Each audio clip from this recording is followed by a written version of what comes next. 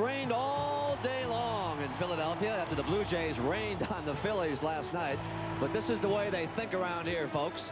Winners laugh, losers say deal. The Phillies are ready to deal. Down 2-1. They aren't letting one lost night erase a season of very hard work. So Philly fanatic and all, here we are for Game 4. The comeback kids, the Philadelphia Phillies, against a team on a mission, the Toronto Blue Jays. Hi again, everybody. I'm Pat O'Brien, and welcome to CBS Sports' continuing coverage of the 1993 World Series. Those drops we saw all day were raindrops, not tears. It's only Game 4, and it could even up tonight with a Philadelphia win. On the other hand, the Blue Jays are as sharp as ever. They benched the American League batting champion and go ahead and win 10-3 last night.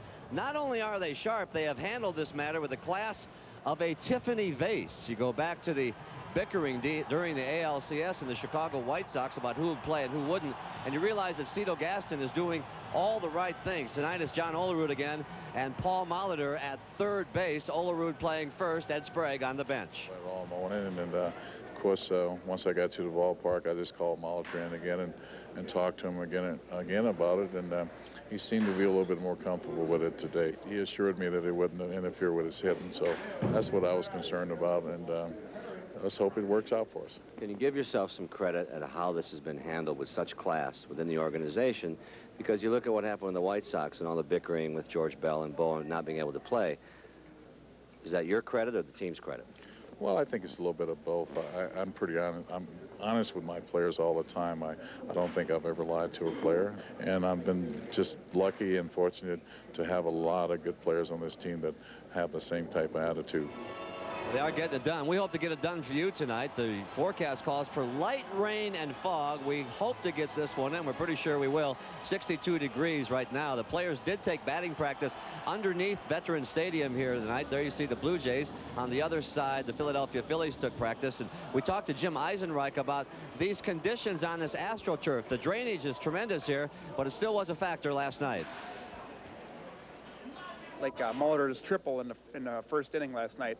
Hit the turf, and if I wasn't there, it was gone. I knew that I couldn't get it after it hit the turf because it just shoots, you know, and that's the main thing. You come up for a throw and the ball's soaking wet, you know, you can't throw it, and I don't throw well anyway, so. Jim Eisenreich. Well, we had a stirring experience here a little while ago. For the first time ever at a Major League Baseball game, an entire orchestra performed the national anthem. The Philadelphia Symphony Orchestra, led by the mayor of Philadelphia, Ed Rendell.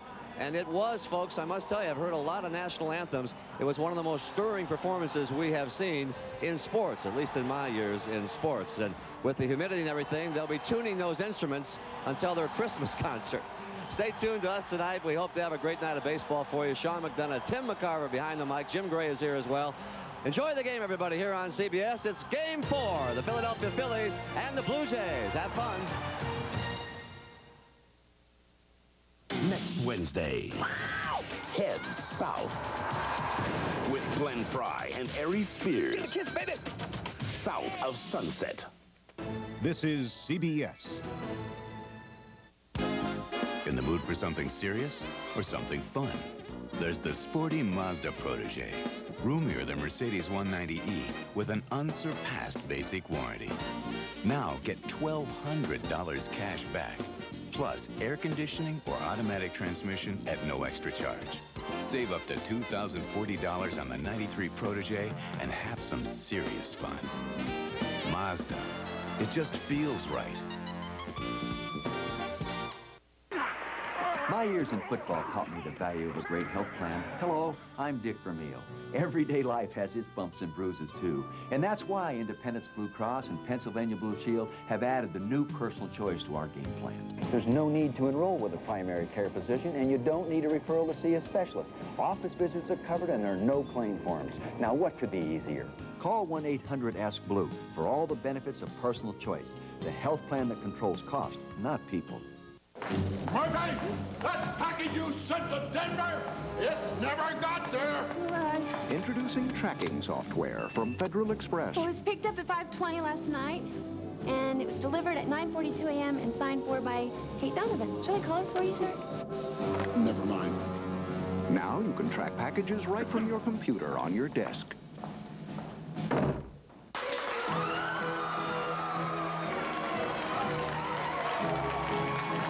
Highlights, player interviews, and fan reaction. Channel 10 News after the game.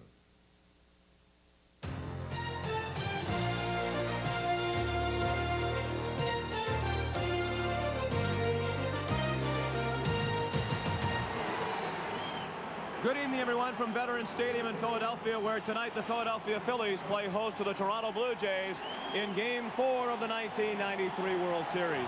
I'm Sean McDonough along with Tim McCarver, and it's great to have you with us. The big news again today leading up to Game 4, Cito Gaston's lineup. He has decided to go with Paul Molitor at third base, John Olerud at first, and Ed Sprague takes a seat on the bench. What about Molitor at third? Well, I think you have to first consider the risk of whether he's going to get a ground ball or not.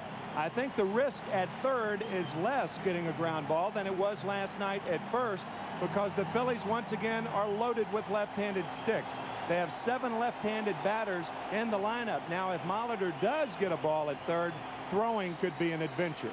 He hasn't played third base in a regular season game since 1990, and during that season he played only 2 games at that position. Another big question leading into the World Series for Cito Gaston was, would he use 3 starters or 4? He decided to go with 4. The 4th starter is Todd Stottlemyre, who had a record of below .500 during the regular season. Well, you could say Stottlemyre is the starter, but the left-hander, Al Leiter, is the starter at large. Cito Gaston telling us that Stottlemyre, he'd love a complete game out of Stottlemyre, but Al Leiter will be in earlier than normal if Stottlemyre gets into trouble early, and the reason for that, he can combat the left-handed batters with the Phillies, possibly make Jim Fregosi make a couple of right-handed switches, and then make him more vulnerable later on in the ball game to right-handed pitching. Stottlemyre was 11-12 during the regular season. As you saw, he'll be opposed tonight by the right-hander Tommy Green. The first pitch from Veterans Stadium in Philadelphia right after this. CBS Sports coverage of Game 4 of the 1993 World Series is brought to you by Oldsmobile. The Prudential peace of mind that comes with every piece of the rock. AT&T, we help put your world within reach. And by Goodyear, #1 in tires.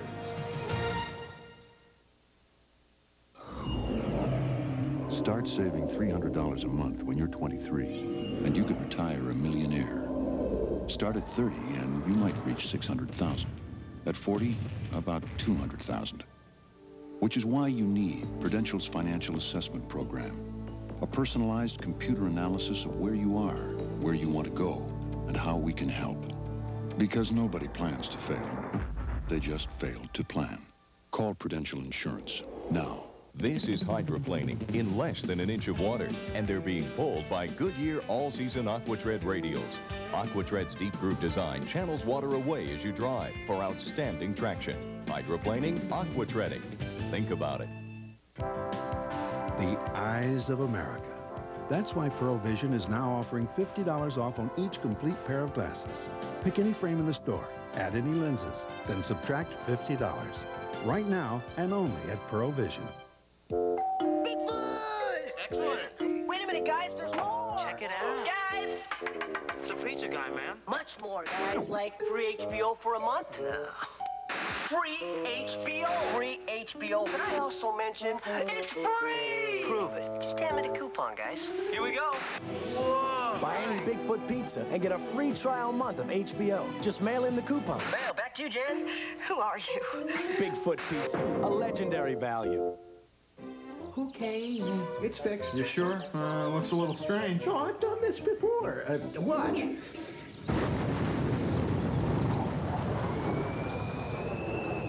Just when you really need it. It's Service Stars Super Savings Days, Friday, Saturday, and Sunday. Service Stars Super Savings Days. Some of us need it bad, real bad. A Black & Decker cordless screwdriver or finishing sander, only $29.99. A 48-inch shop light, just $8.99 at Service Star. Cito Gaston has Ricky Henderson leading off tonight in left field. Batting second, the center fielder Devon White. Roberto Alomar is the second baseman, batting third. The cleanup hitter, right fielder Joe Carter. Batting fifth at first base, John Olerud. Paul Molitor is the third baseman, batting sixth. Tony Fernandez at short hits 7th. The catcher Pat Borders bats 8th. And the pitcher Todd Stottlemyre will hit 9th. The defense for the Phillies, Thompson, Dykstra, and Eisenreich in the outfield. Holland, Stocker, Duncan, and Kruk in the infield. Darren Dalton behind the plate. And Tommy Green on the mound. He pitches very well in this ballpark. 10-0 during the regular season and 1-1 in postseason with the clincher, pitching the clincher against the Braves last Wednesday night. And as Tommy Green warms up, let's check in with Jim Gray. All right, Sean, I spoke with Paul Molitor, and he told me that he feels about a half step off out in the field and that he's playing tentative. He told me that when he takes the field at third base tonight, that it'll be the first time in a long time that he will feel uncomfortable. He said he's not quite close to panic, but he is a little fearful. Sean? And Paul told Jim Gray on the post-game interview last night that he did not expect to play today, and that was the stated game plan of Cito Gaston yesterday. But Cito said he spent all night last night wishing that Molitor could play third base. He talked to Paul again today during the day, and Molitor said, don't worry about being uncomfortable with playing third base affecting my hitting, because it won't. I've been around long enough to be able to separate defense from offense, and I won't let it affect my hitting. And once Gaston heard that, he said, all right, you're in. Charlie Williams, a 13-year veteran of the National League, is the home plate umpire. He's working his first World Series. Tim McClelland at first base, Dana DeMuth at second, Dave Phillips, the crew chief, at third, Paul Runge along the left field line, and Mark Johnson is in right. It is drizzling as the ball game begins, and once they get underway, the decision to stop play is in the hands of Dave Phillips, the crew chief. Here's Ricky Henderson, who had 2 hits last night, raising his mark for the World Series to 3 for 10. First pitch of game 4, fastball for strike 1.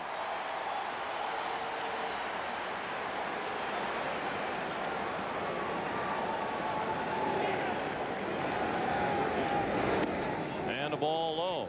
A couple of times already Green has looked down at the mound. You saw him stop in the middle of one warm-up delivery and check out the mound, and he looked down immediately after that ball went in the dirt.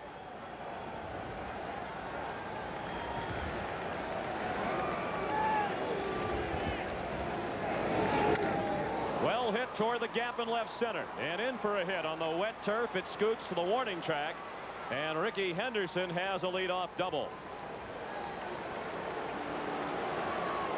Ricky Henderson led off last night's game with a base hit off Danny Jackson. And the one thing the Phillies do not want to do, they don't want to get their crowd out of the game early. And that's what happened last night when the Blue Jays scored 3 in the first. Combination of the hour and 12-minute rain delay and the early rally by the Blue Jays really did take the crowd out of the game last night. As you could tell during our opening, the crowd is ready to go tonight. Devon White is the batter.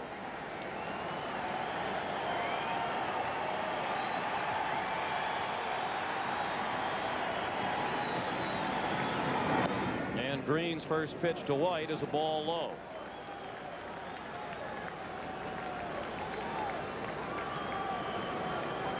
So many stories, connecting stories between these two ball clubs. Devon White, a roommate of the closer, Wild Thing, Mitch Williams, in winter ball about 7 years ago in Puerto Rico. And Devon says, if anything, Mitch Williams has really calmed down since then.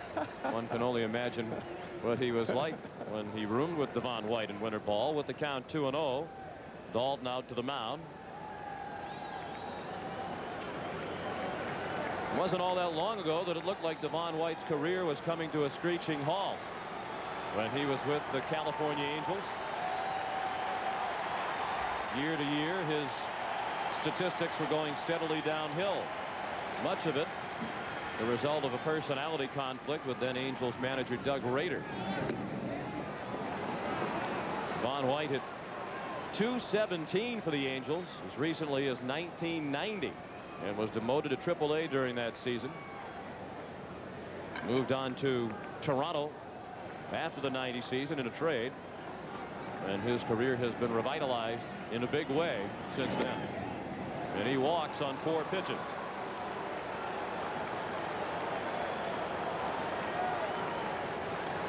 And that'll bring John Kruk in to speak with Tommy Green. Green admitted to being anxious in his Game 2 start in the LCS against Atlanta. Then he settled down and pitched very well in his other start against the Braves. Roberto Alomar is the batter. I think what players look for, especially in postseason play, is controlled anxiety. And you're going to be anxious, you're going to be a little nervous, and that's good. Can't go overboard, however. 5 balls in a row thrown by Green. 1-0 on Alomar. He looks down at third base coach Nick Leyva, former Phillies manager. Alomar had a big night last night that was somewhat lost in all of the hoopla surrounding Paul Molitor's terrific performance. Alomar had 4 hits last night, 3 singles and a triple. Along the left field line, Milt Thompson in a foul ground to make the catch for the first out of the ball game. Alomar's night last night was so good. He was 4 for 5, as you said, Sean. And for those with at least 100 at-bats in postseason play, before that at-bat, Alomar a .362 average, and that leads all players in postseason. But of course, it'll drop about 2 points with that foul out to Thompson, a huge out for Tommy Green and the Phillies. Now Joe Carter, 3 for 11 in the World Series. Joe hit a 2-run homer in Game 2 off Terry Mulholland. No score, just underway in the top of the first. The Blue Jays threatening with first and second and 1 out.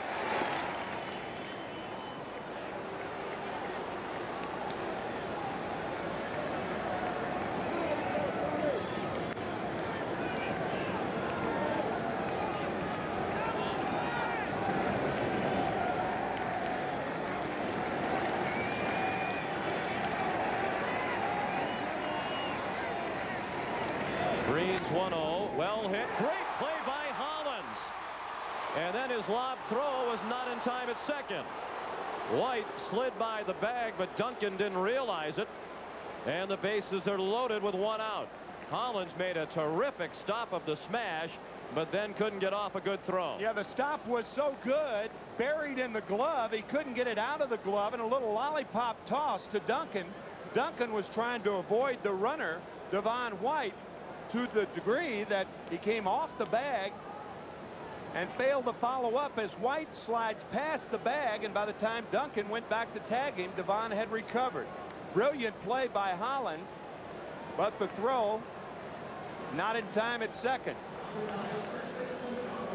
And Duncan's all right. A hard slide, a clean slide, but a hard one by White.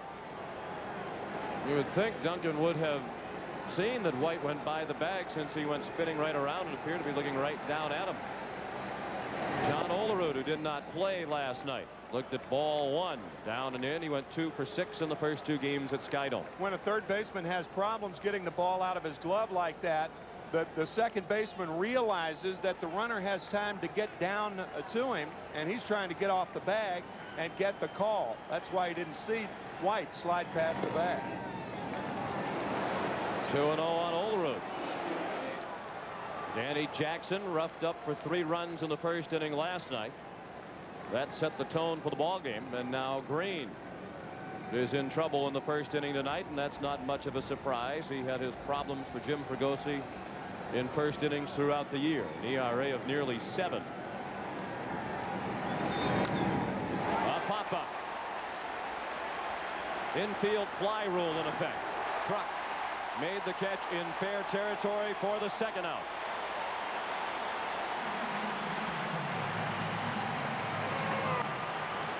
If you're scoring, credit Joe Carter with an infield hit on the smash down to third to Dave Hollins.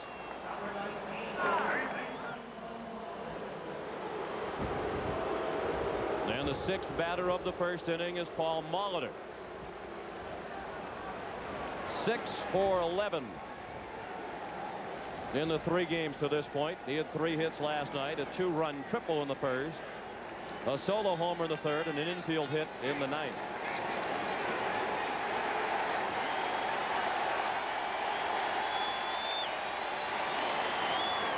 Ball one, low and away.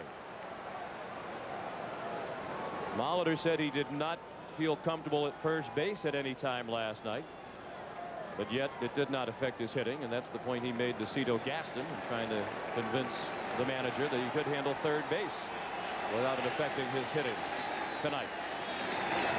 In the dirt, blocked by Dalton, and the runners have no chance to advance. 2-0. The count on Molitor with the bases loaded. Molitor also with some interesting comments in the paper today. He said that his hit that drove in 2 runs, the triple in the first inning last night, helped him relax on defense. He's in another position where a hit would help him relax on defense. No score, top of the first. 2 outs and the bases loaded. The 2-0 to Molitor is ball 3. And Green hasn't come close with any of the 3 pitches to Molitor.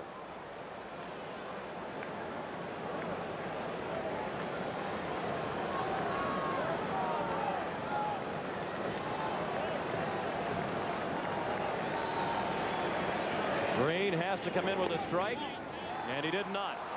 He walks Molitor on 4 pitches to force in a run, and the Blue Jays lead 1-0. And pitching coach Johnny Podres is on his way to the mound.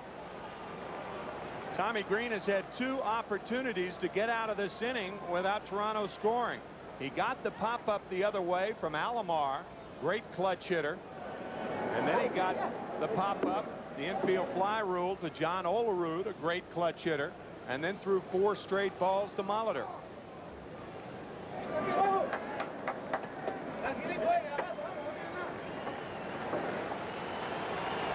Ricky Henderson scored on the bases loaded walk to Molitor. It is Molitor's 5th RBI of the World Series. And the 7th batter of the first inning is Tony Fernandez. He's 4 for 9. He had 2 hits last night. Pair of singles. He drove in 2 runs.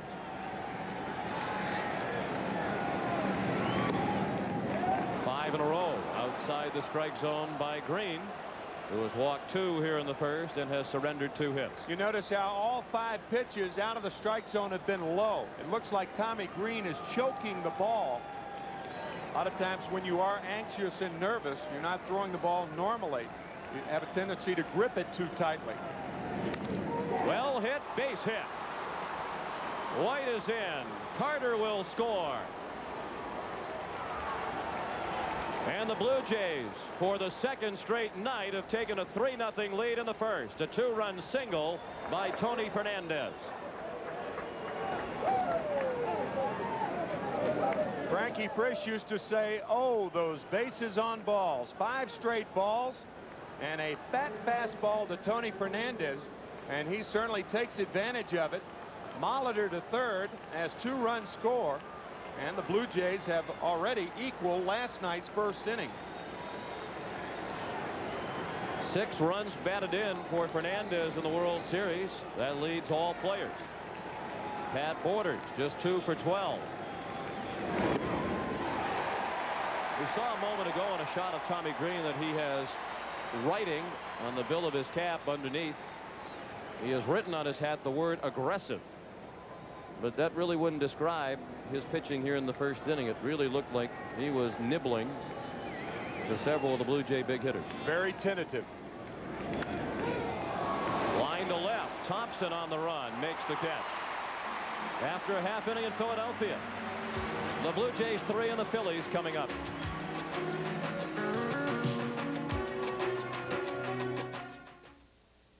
Ever wonder why a hamburger costs $10 in Tokyo? Or why a cab to the airport there runs about $120? Or why their luxury cars seem so expensive, especially when compared to the Oldsmobile 88 Special Edition, which, even with air, automatic, cruise, tilt, anti-lock brakes, and dual airbags, costs just $19,995? It's your money.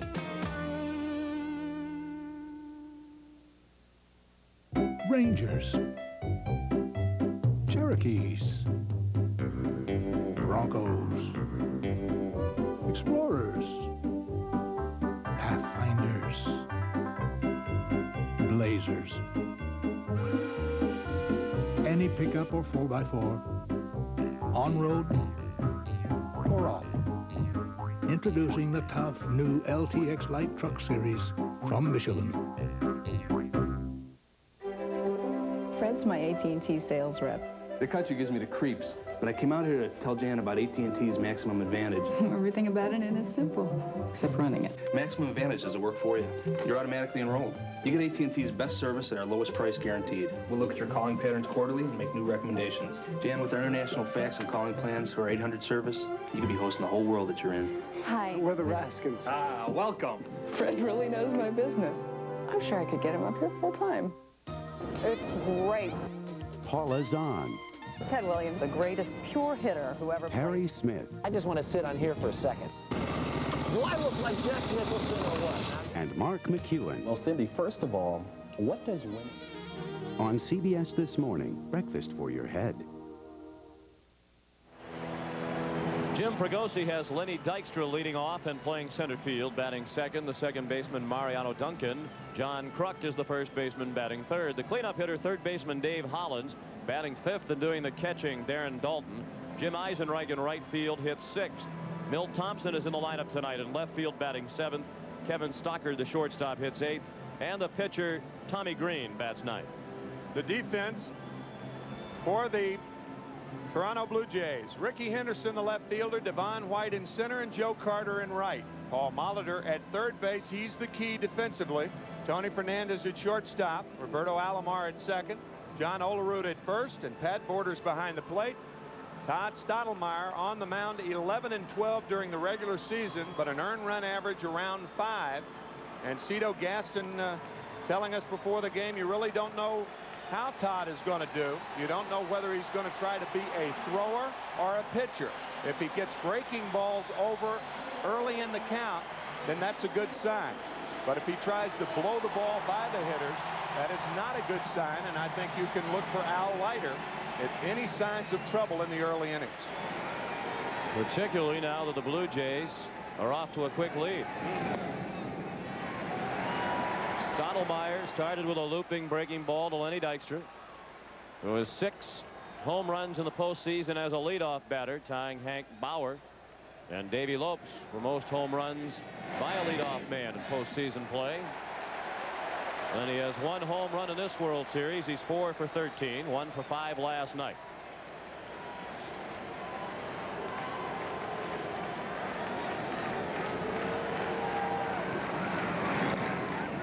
Up high, 3-0. Cito Gaston said, as Tim said, Stottlemyre needs to get the breaking ball over, but also change speeds. He has the tendency to rear back and try to throw everything hard. He has considerable talent, and it's been frustrating to the Blue Jays that he hasn't put it all together. And he starts on an ominous note, walking Dykstra on 4 pitches.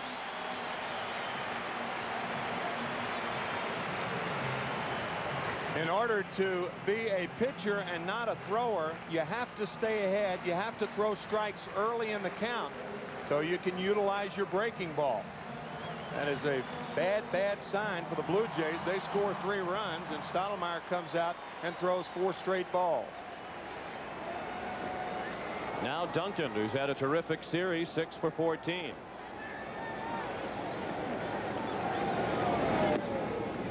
Taking all the way, he looked at a breaking ball for strike 1.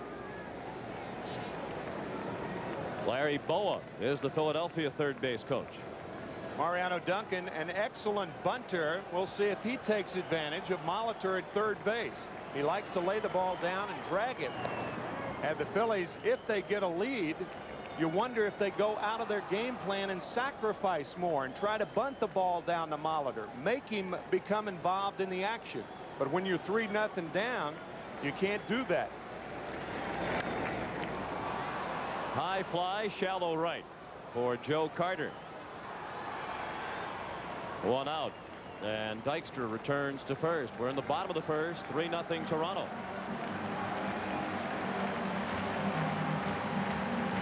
The top of the order has not been the problem for Philadelphia as they trail in the World Series 2-1. Dykstra, Duncan, and Kruk have combined to hit .436, but the rest of the team is hitting Only 250. Kruk is the leading hitter in the World Series. 7 for 12, a .583 average. Middle of the order has been killing the Phillies. 4, 5, and 6 spots, batting 198 for the first 3 games. They have got to have production from the middle of the order, as most teams do.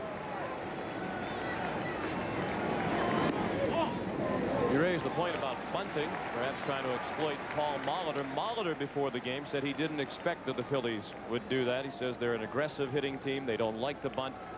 I doubt that they'll go away from what has been so successful for them during the year.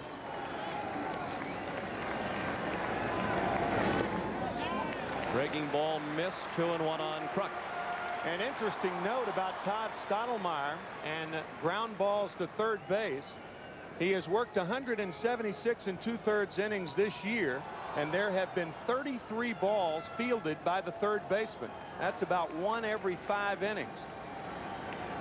And with the left-handers the Phillies have up there, you'd have to think it was going to be less in this ball game. Unless you get a guy like Al Leiter in there, a left-hander, and then the Phillies move their right-handers in there, and that could change the picture. Something to think about. Dykstra has 1 stolen base in the World Series in his only attempt.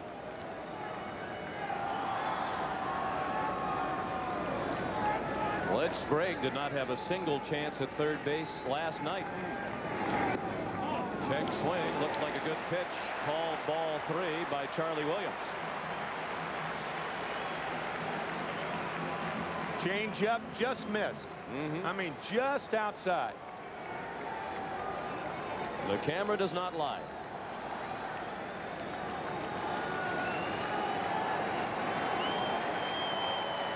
The 3-1 is a strike. Dykstra runs. There is no throw. And Lenny Dykstra has his 2nd stolen base of the World Series. With a count 3 balls and a strike, the catcher has a tendency to stay behind the plate a little longer than he would normally do. And the reason for that, he wants the strike. Borders stayed back there a little longer, and Dykstra steals uncontested. And the payoff to Kruk, he struck him out. Good fastball by Stottlemyre for the 2nd out of the inning. First strikeout of the night for Stottlemyre. That's the best fastball he's thrown so far. Little extra giddy up on this one, and in a good spot. Outside corner.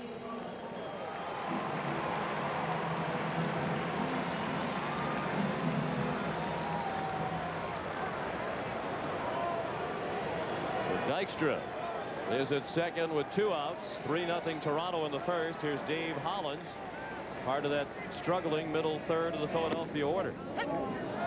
He's 2 for 11 with only 1 RBI through the first 3 games. Hitting coach Dennis Menke thinks Hollins is trying to hit the ball too hard. Perhaps he has a little extra adrenaline flow in the World Series. It's the same for pitchers and hitters. Pitchers who don't pitch well try to throw it too hard, and hitters who don't hit well try to hit it too hard. If you're a hitter and you're trying for those 5-run homers, that's not the right formula. Good pitch. 1-2 on Hollins.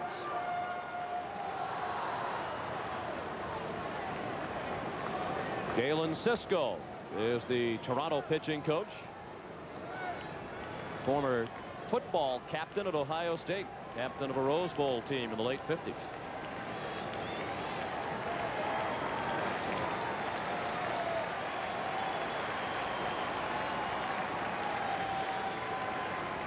The 1-2 is high.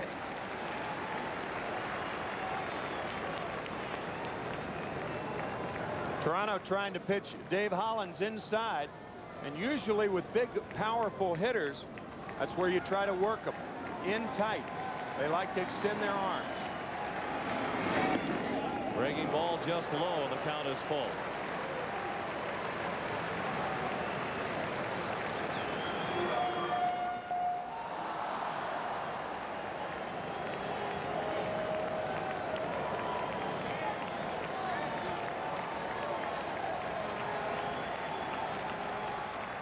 Fastball low. And Hollins draws the second walk of the inning thrown by Stottlemyre. Green walked 2 in the top of the inning, and the Blue Jays made him pay. So the tying run is at the plate. Here's another struggling Philly. Darren Daulton 2 for 12. Dennis Menke thinks his problem is that he hasn't been seeing the ball well enough, that perhaps his stance was too close, so they've gone to a more open stance. He took extra batting practice yesterday.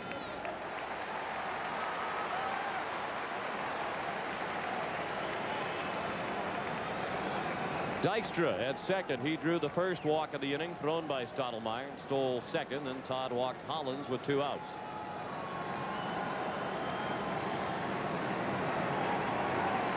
Stottlemyre is 28 years old, from Yakima, Washington. 6'3", 195 pounds. He misses low and in. And that brings Borders to the mound with the count 2-0. Sean, you mentioned Darren Daulton's problems.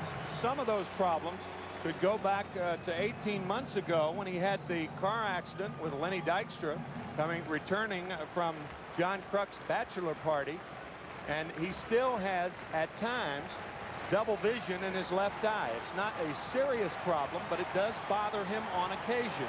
And that could add to his woes here in the World Series. The 2-0 is ball 3. And Stottlemyre is in danger of walking the bases loaded.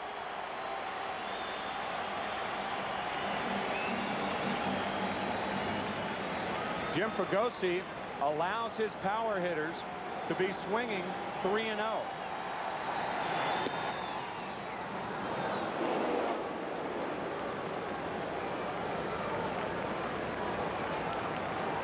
Three and 1 now.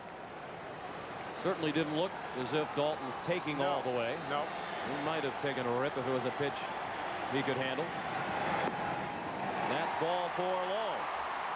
3 walks have loaded the bases for Philadelphia in the first. The Blue Jays lead 3-0.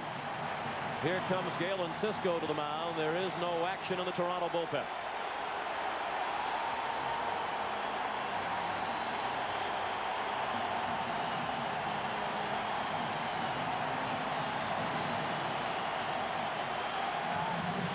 Jim Fregosi thought the key to last night's game was after Toronto scored the 3 runs in the top of the first inning, his team then squandered a great chance to score in the bottom of the first when they had runners at second and third and only 1 out. Fregosi said even if we only got 1 run in that instance, we would have felt like we were right back into the ball game. We would have had a little bit of momentum. Danny Jackson didn't pitch all that poorly after the first inning, but they did not score, and that set the tone for the rest of the night. Yeah, the thing about that is you answer immediately. They score 3 and you come back with 1 or 2, you're very much more in the game.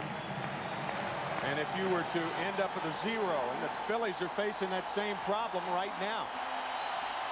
Jim Eisenreich leads the Phillies in runs batted in with 5 through the first 3 games.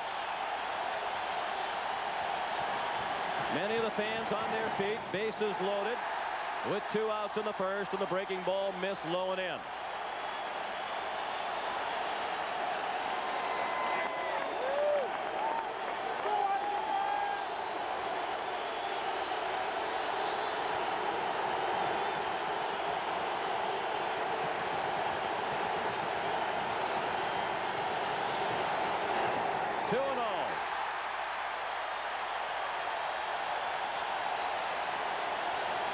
The crowd has returned.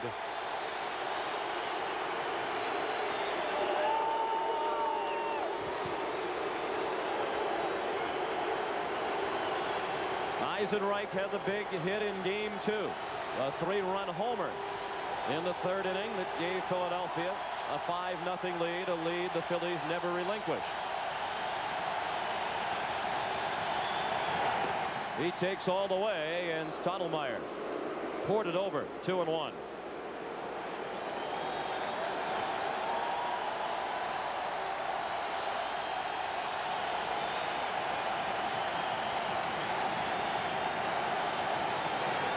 Ball 3.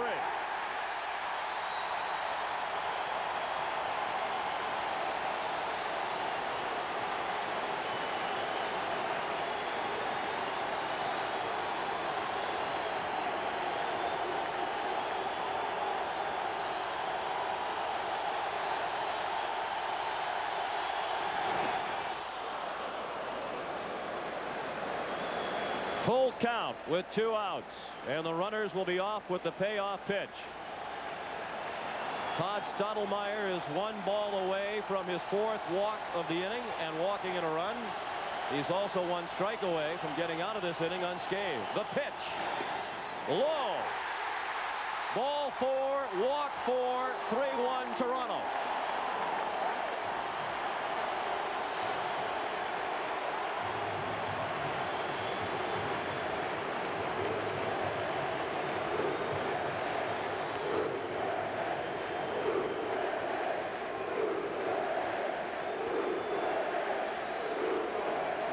Still no action in the Toronto bullpen. And that's a surprise to me from what Cito Gaston told us before tonight's game. And as you pointed out, Sean, especially with the 3-run lead. Because the Phillies are going to continue to throw up left-handed batters to face Stottlemyre. And if they stay true to their season-long form, they'll remain very patient and make Stottlemyre prove that he can throw strikes consistently. Thompson took the first pitch, as you might expect, and looked at a ball low. The Phillies have scored without a hit. It's 3-1 Toronto in the bottom of the first.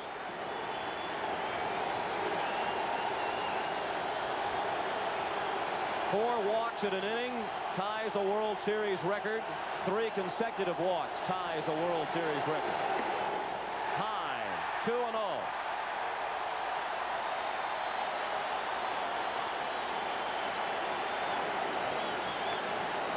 Stottlemyre has thrown 31 pitches in the first, 21 of them balls.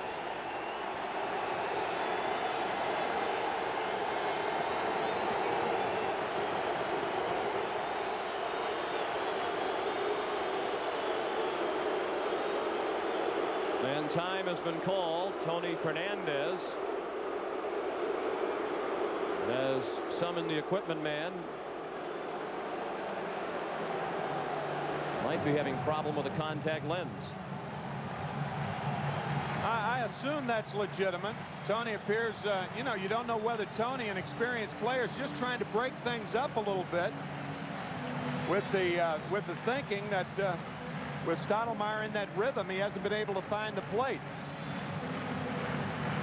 If that's the case, he's taking one for the club. 1 eye drop or 2, that is. But you wonder if this would help or hurt Stottlemyre. Certainly he's not in a groove right now. But this delay also might give him more time to think about the problems that he is having. Like a field goal kicker. Right. With this start tonight, Todd Stottlemyre and his father Mel have made history as the only father and son pitchers to start World Series games. Mel Stottlemyre started 3 games for the Yankees in 1964 against the Cardinals. 1-1, had a no decision in 1 and lost game 7 to Bob Gibson. He went head-to-head 3 times with Gibson. Todd Stottlemyre just threw strike 1. 2-1, the count on Thompson, the 7th batter of the inning. Well, maybe the delay helped. All of a sudden, Stottlemyre has thrown 2 strikes.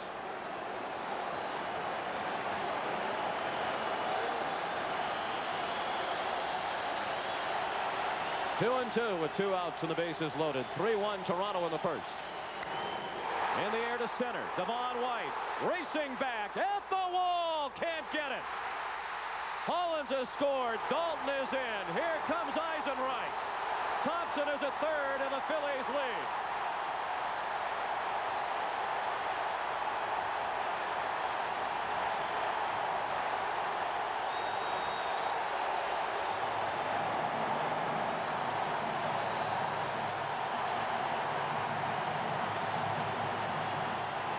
Bases clearing triple for Milt Thompson. Coming into the postseason, Thompson had not had an extra base hit since August 25th. And in postseason, he has doubled, homered, and his biggest hit, a triple. And Devon White appears to be all right, as that right ankle appears to be stuck in that padding in center field. And then coming down, his right foot appeared to turn over, but he appears to be all right. and still no activity in the bullpen, and I cannot believe that. Nor can I. 4 walks, a triple, 8th batter of the inning. Kevin Stocker, he bounced one foul. He went up there swinging at the first pitch despite all the control troubles of Stottlemyre. So it's 4 runs on 1 hit for Philadelphia, 3 runs on 3 hits for Toronto. And what a first inning this has been. The first time in World Series history, in fact, that each team has scored 3 runs or more in the first inning.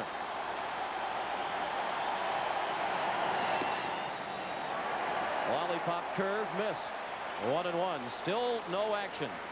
And you saw Al Leiter throw his hands up, perhaps as if to suggest, why isn't there somebody warming up?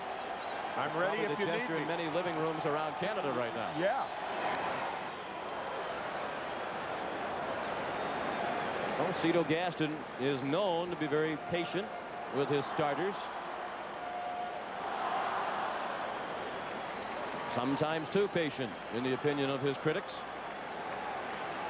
Patience over a 162-game season is a lot different than patience over a 7-game maximum World Series. The 1-2 pitch. Slapped down to first. Olerud wins the race to the base, and that ends a wild first inning. After 1, the Phillies 4, the Blue Jays 3. Hold on. I don't just overnight the package. Yeah, sure. Overnight it. Might as well overnight it. Overnight this. Overnight that. Overnight. Overnight. Sometimes overnight is overkill. So kick the habit with priority mail from the Postal Service. It's not overnight, but it's fast delivery, special handling, and 2 pounds is only $2.90. Good morning. Thanks. When overnight is overdoing it, remember, we deliver for you. Call and we'll start today. They say good pitching beats good hitting any day. The Achieva Special Edition by Oldsmobile. Check out this slow curve. How about a backdoor slider? Here comes one all loaded up.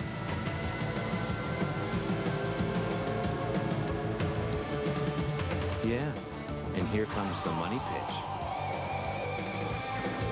It's your call.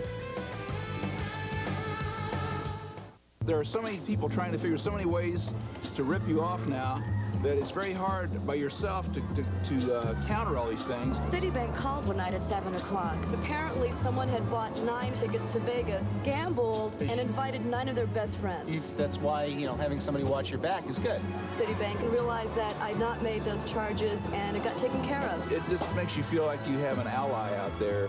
Just a few of the many people who rely on the security of not just Visa, Citibank Visa. Put your heart into it. Be tough. I am not going to pay a lot for this muffler.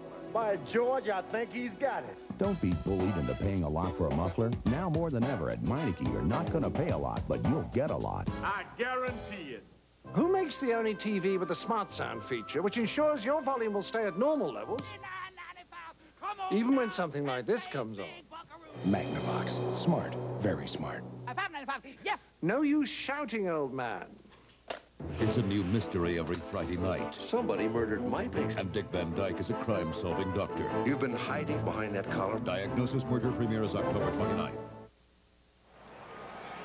When Devon White went up on the padding with his right foot, you'll notice that something falls down there. That is, it was not thrown from the stands, but it was one of the things that held the partitions together out there, the little coupler. And it fell off, I guess, a fastener of sorts to fasten those partitions together.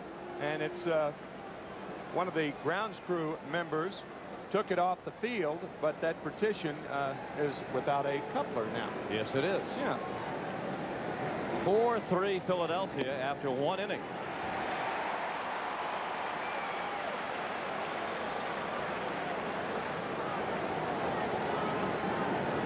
Todd Stottlemyre leads off. And Tommy Green level with his opposite number at 1-1.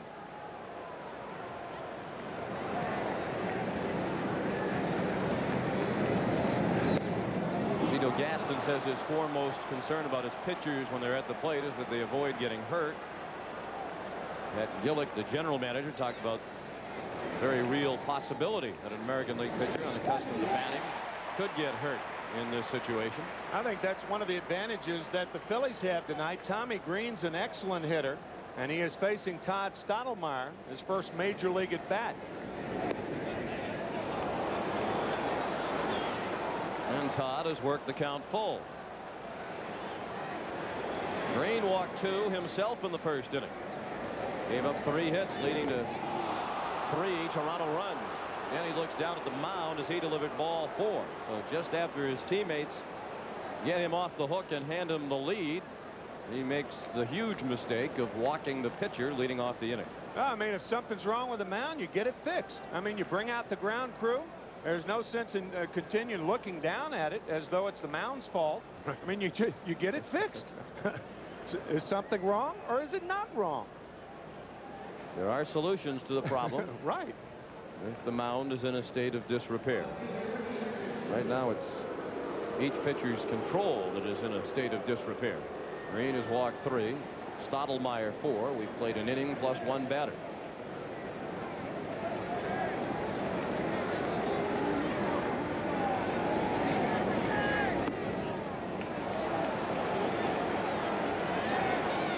With the 6 bases on balls between these two teams in the first inning, that tied a World Series record for most bases on balls in an inning by both clubs. You have to go all the way back to 1926 to find the last time it happened. Rickey Henderson up there with a count of 1-1.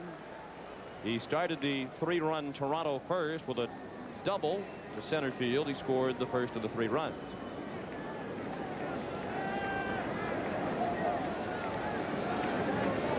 We have word from the Toronto dugout that Tony Fernandez has gone to the clubhouse. Apparently he still has something in his eye, and they're trying to ease his discomfort.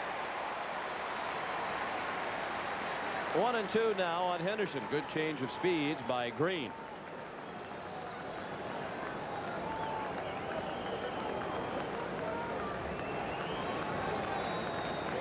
Stottlemyre at first, representing the tying run with nobody out in the second.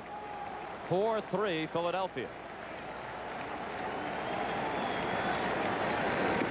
Breaking ball just outside.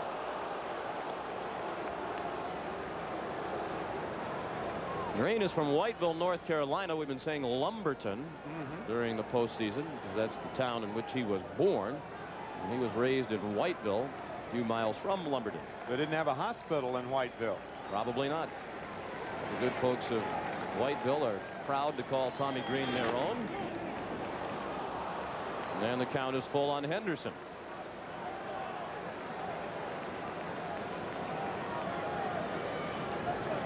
Interesting situation here. If you're Cito Gaston, do you send an inexperienced base runner who's your starting pitcher with a count 3-2 and nobody out to Rickey Henderson? I would doubt it, since he has expressed so much concern in this series about players getting injured. Stottlemyre is not running, and it's fouled out of play to the right. Well, if that's true, if he's not running and you detect he's not running, there are ways to combat everything in baseball. If you're Jim Fregosi, why not play John Kruk behind Stottlemyre if there's almost no chance of him running? And he certainly wasn't running on that pitch. May not make a difference with a right-hander up there, but with Devon White up there it could.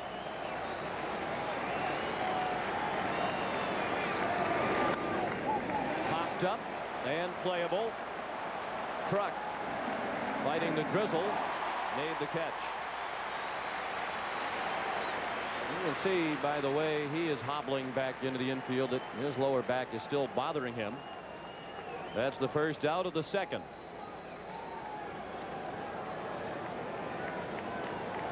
Game 1 went to Toronto. Roberto Alomar was the star with his defense and a 2-run double. Jim Eisenreich had the big hit of game 2, a 3-run homer capping a 5-run Philadelphia third. The Phillies even the series, and then last night Paul Molitor paced the 10-run Toronto attack.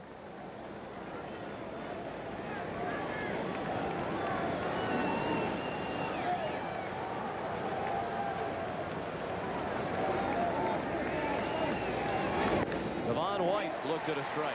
He walked and scored in the first.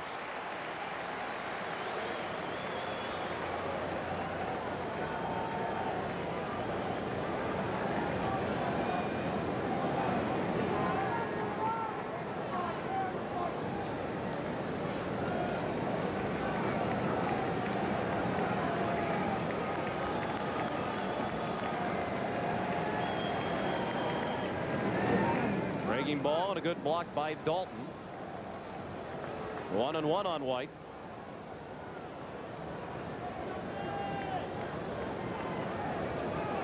Tony Fernandez is now back in the Toronto dugout, seated alongside Ricky Henderson.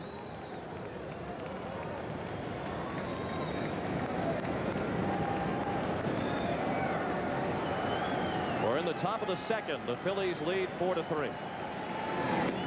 Good breaking ball. 1-2.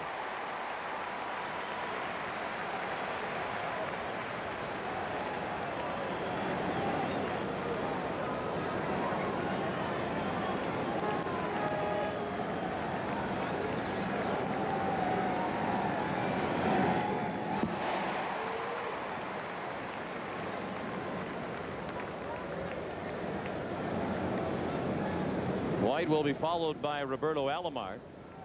And with Devon at the plate, John Kruk has been playing a couple of steps behind Todd Stottlemyre, the runner at first.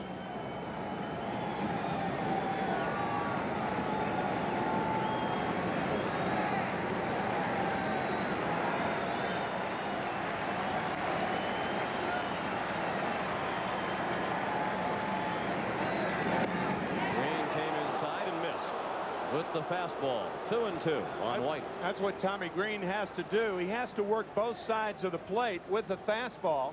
As you can see, that ball clearly inside. But when Tommy Green gets into trouble, he's like most pitchers. He finds the fat part of the plate.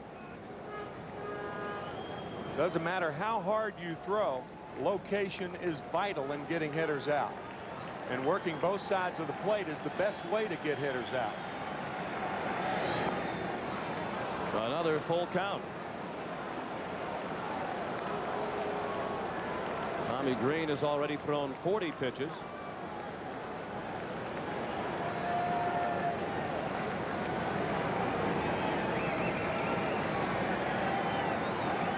Stottlemyre threw 38 pitches in the first, and that is strike 3.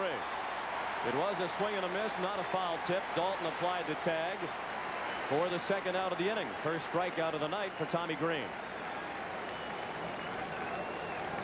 Looked like the ball was on the inside part of the plate, a cross-seam fastball.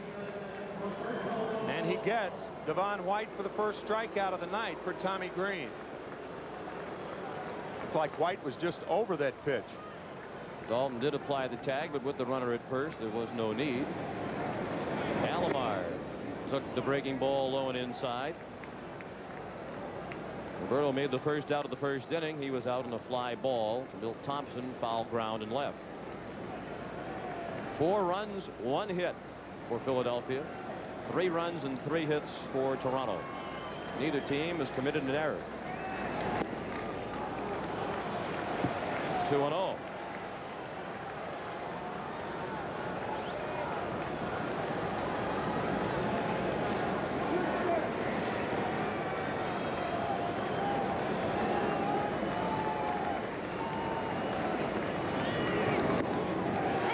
Fastball, 2-1.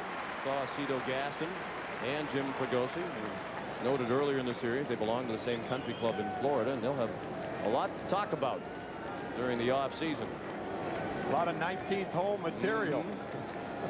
First inning alone would be a couple hours worth of rehashing. Chopped up the middle, base hit. Stottlemyre around second, and he'll try for third after hesitating. Stalker's relay out at third.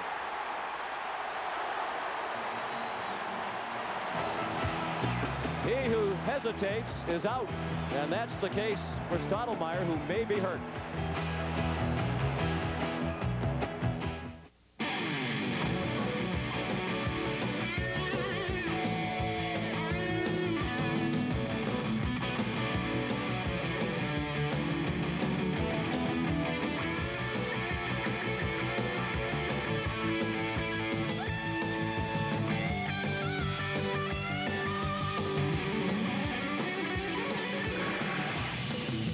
new Camaro. What else would you expect from the country that invented rock and roll? For the first time, there's a saw that combines a 12-amp motor, dust collection, and an auto brake. So there's no limit to what you can build. Introducing the Quantum Circular Saw, new from Black & Decker. Brave athletes challenge the notion that Kellogg's Frosted Flakes are just for kids. I play for the Mariners, but deep down, I'm a Tiger fan. Oh, go on. Frosted Flakes have the taste adults have grown to love. They're great.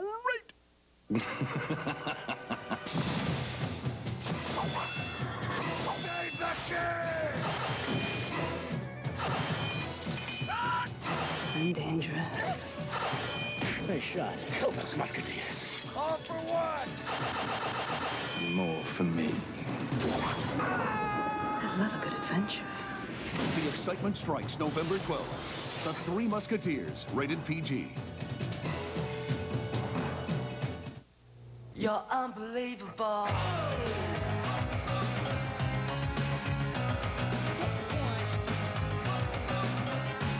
You're so unbelievable.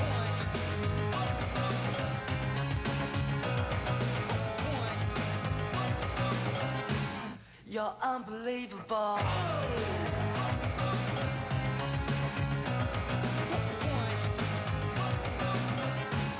You're unbelievable. A thank you message from Major League Baseball. Get your game cards ready and stay tuned for the Budweiser World Series Classic Play at the end of the 5th inning. You could win $100,000. You're looking live at Todd Stottlemyre, who is still in the Toronto dugout. He just arrived in the dugout, spending all the commercial time on the field, being tended to. You saw the cut on his chin as a result of this play at third. This is the most aggressive base running by an inexperienced base runner that you will ever see. The tag was hard. Stottlemyre tried to decoy Lenny Dykstra. It is cut off by Kevin Stocker. The throw is on the money. The tag is hard, but it appeared that he scraped his chin going over the bag. And he slammed his own chin into the ground even before Hollins put the tag on him. Yeah, He right. was still chin to the ground after the bag, but it looked like perhaps his inexperience in sliding caused him to scrape his own chin before the tag was even made. It's interesting that a pitcher is usually used to giving chin music and handing it out instead of receiving it. Well, he gave it in this instance to himself. Well, the good news is he's going to be okay and will continue on. Bloodied by the Phillies in the first was Todd Stottlemyre, and by his own control trouble. And now that goes back to the point we were making about Cito Gaston, his concern that his pitchers would be hurt while batting or running the bases, and it didn't take long for that to become a reality. Fortunately, in this instance, not a serious injury. This is game 4. There's one game remaining to be played in this series here at the Vet, and it's tomorrow night. 8 o'clock airtime on CBS. That's Eastern time, with the first pitch at 8:12. And then game 6 and 7, if necessary, at Sky Dome Saturday and Sunday. Von White and Joe Carter waiting as Stottlemyre warms up.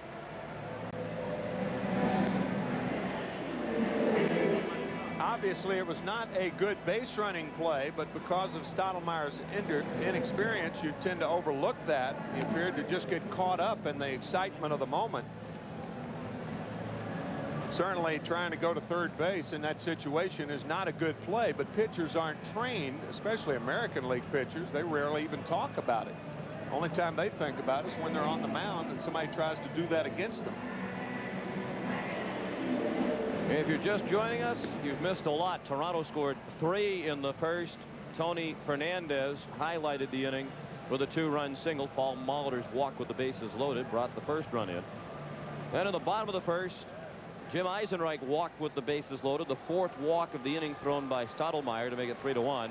And then with the bases loaded, Milt Thompson ripped a triple off the fence in center to score 3. And it's 4-3 Philadelphia as the Phillies come up in the second with batters 9, 1, and 2. Tommy Green, the pitcher, then Lenny Dykstra and Mariano Duncan.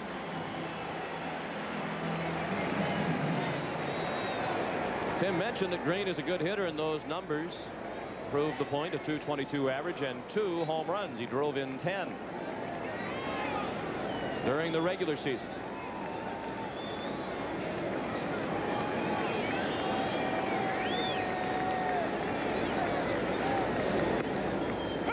Breaking ball for strike one. John, I've seen Milt Thompson play in the National League for 7 years, and I don't think I've ever seen him hit a ball as far to center field as he hit that triple.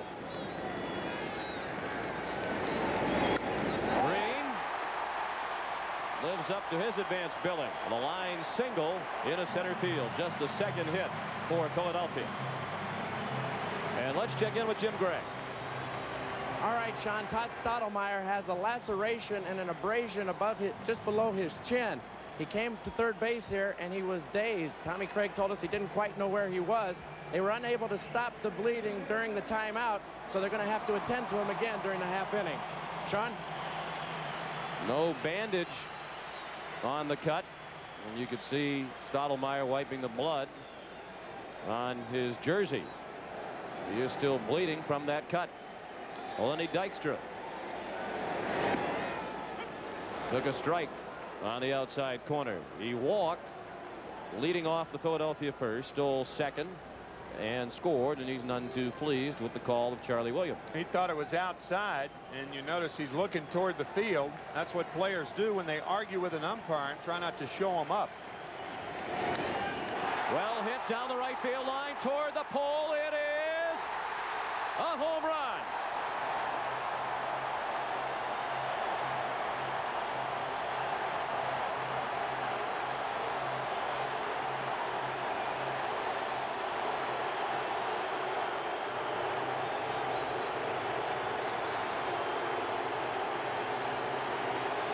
Case of the Phillies and his chin, Todd Stottlemyre can't do anything to stop the bleeding.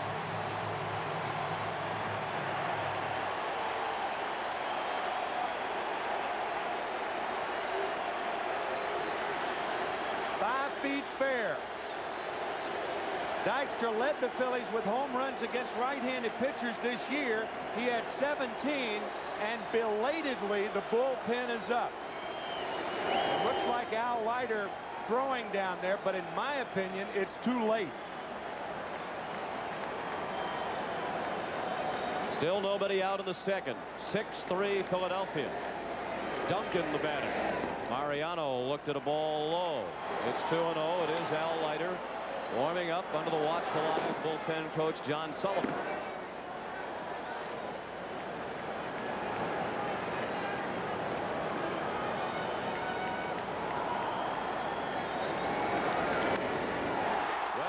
Center, but playable by Devon White.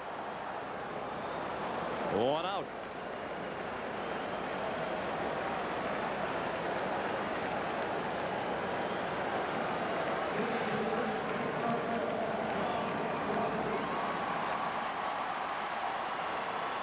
I guess baseball managers have game plans like football coaches, and for some reason it appears that Cito Gaston went away from his game plan of using Leiter immediately to back up Stottlemyre after explaining that to us before the game.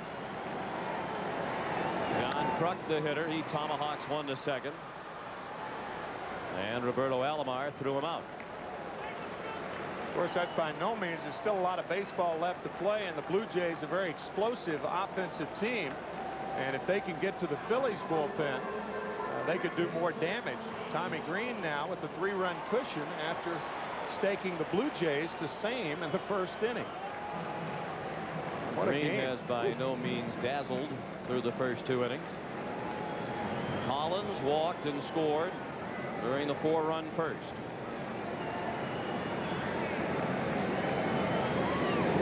And he looked at ball 1 high. 6-3 Philadelphia in the second. 6 runs, 3 hits for the Phillies, 3 runs, 4 hits for the Blue Jays.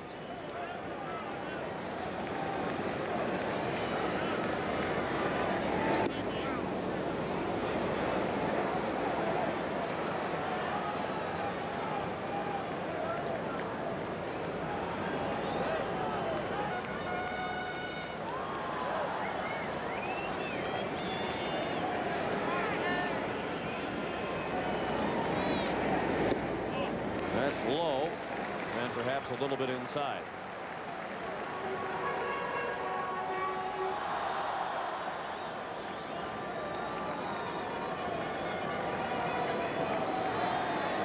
The 2-1 pitch is a strike. 2 balls, 2 strikes, 2 outs. Bases empty. 2 runs in this inning for Philadelphia on the home run by Lenny Dykstra. It was the 2nd home run in the World Series for Dykstra. The payoff pitch upcoming as Stottlemyre missed inside with the 2-2.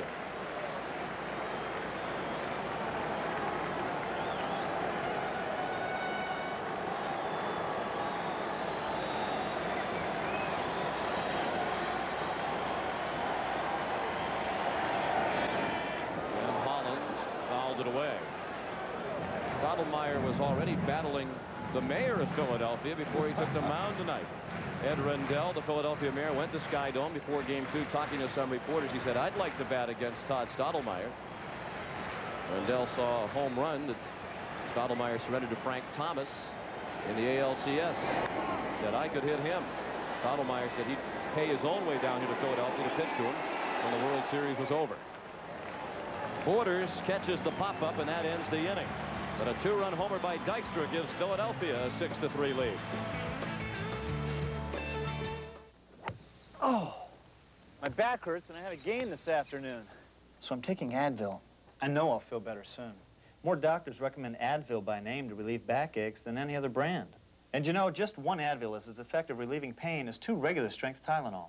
With Advil, there's no reason to let a sore back keep me from swinging. So now I can think about my game instead of my back. Advil, advanced medicine for pain. Movie dinner. I love this place. It's not a party without the new Burger King Everyday Value Menu. Don't you have any refreshments around here? The Value Menu has tasty flame-broiled burgers fixed your way for just 99 cents. Anything you want. Almost. Like, can you get with a $1.99 croissant sandwich combo? No problem. And a Whopper Value Meal for only $2.99 every day. You know who we're doing it for. For me. Check your Burger King Value Menu for their everyday low prices. We all gonna shoot over to Burger King. Burger King? Try the new Everyday Value Menu. It's the jam. The simpler my life is, the better. I don't need more stuff. I need good stuff. I sure don't need a car that costs as much as my parents' house. I think my car should be an ostentatious display of common sense.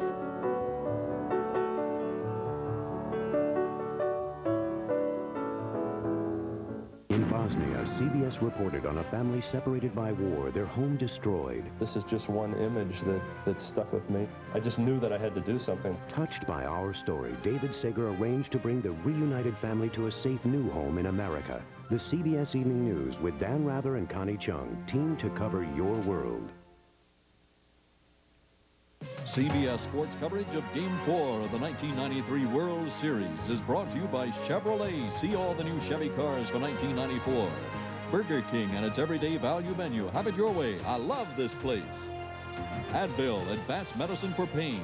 And by American Airlines, something special in the air. Sean McDonough with Tim McCarver, Pat O'Brien, and Jim Gray back at Veterans Stadium, where the Phillies have bloodied Todd Stottlemyre for 6 runs, and they lead 6-3.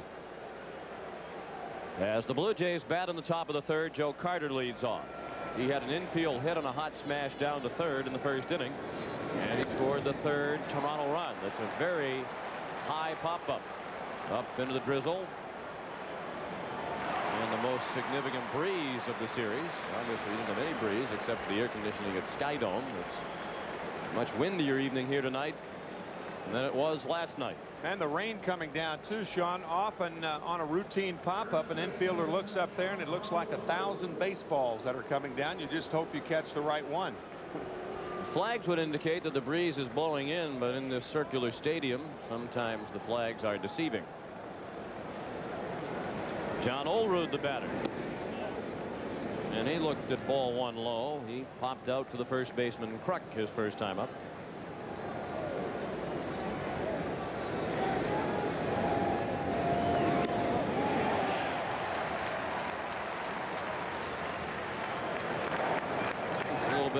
poolside as well here tonight. That young fan came well prepared.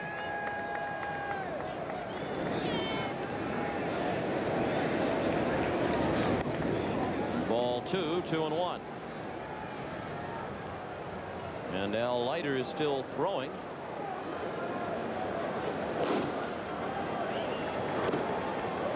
Stottlemyre would be the 6th batter of the inning. Anthony, strike 2, 2-2.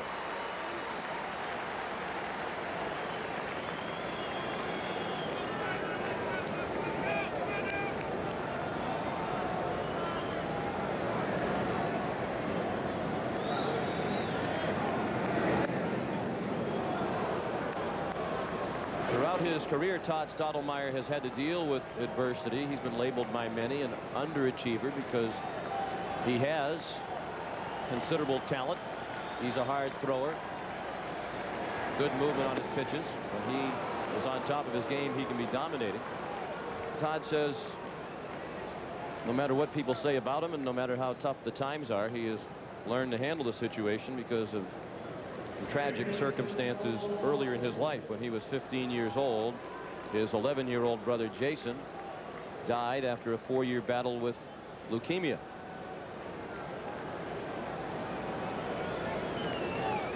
And Todd Stottlemyre says, every time I go between the lines, I know Jason is watching. During the battle, Todd Stottlemyre was the person who donated his bone marrow to help Jason along. They were extremely close.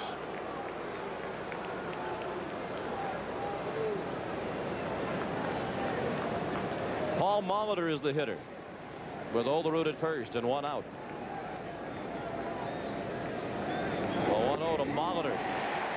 Rare swing at a bad ball by Paul, and it's 1-1.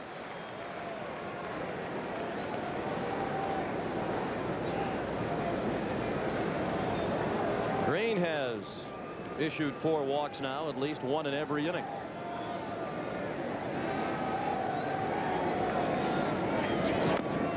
Chopped foul.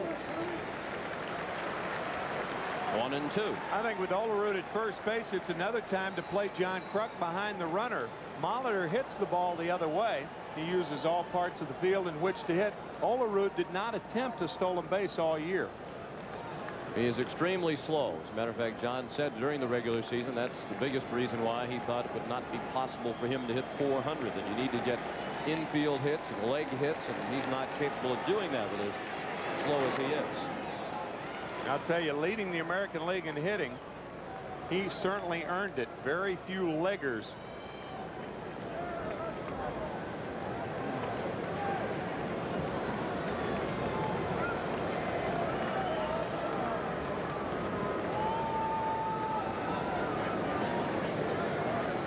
There was so much talk last night about Olerud, leading hitter in the league, sitting out. But if Molitor had been the one to sit out tonight, it would have been the second leading hitter in the league who had to go to the bench.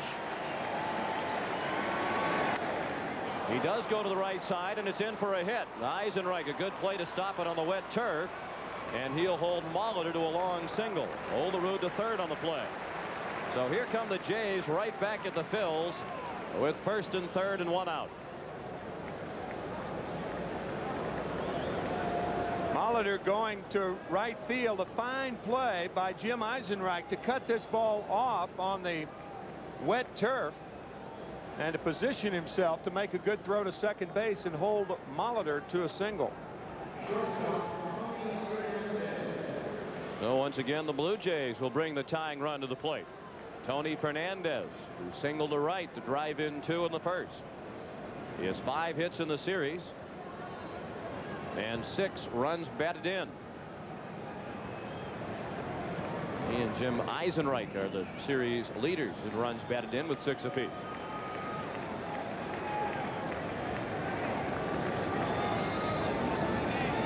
Tommy Green's first pitch to Fernandez, up and away.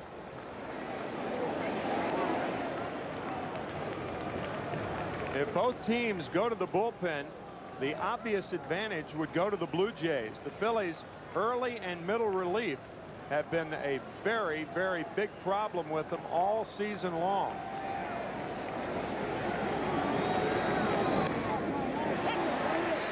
it's very important for the Phillies and Jim Fregosi to get a lot of mileage out of Tommy Green this evening. Green has already thrown 60 pitches. And he's only one out into the third. Green is 26 years old. Big fella at 6'5", 219 pounds. Started his career in the Atlanta organization. Was out of options, so they put him in the trade to Philadelphia, along with Dale Murphy. Jeff Parrott, Jim Batcher, and Victor Rosario went to the Braves in August of 1990.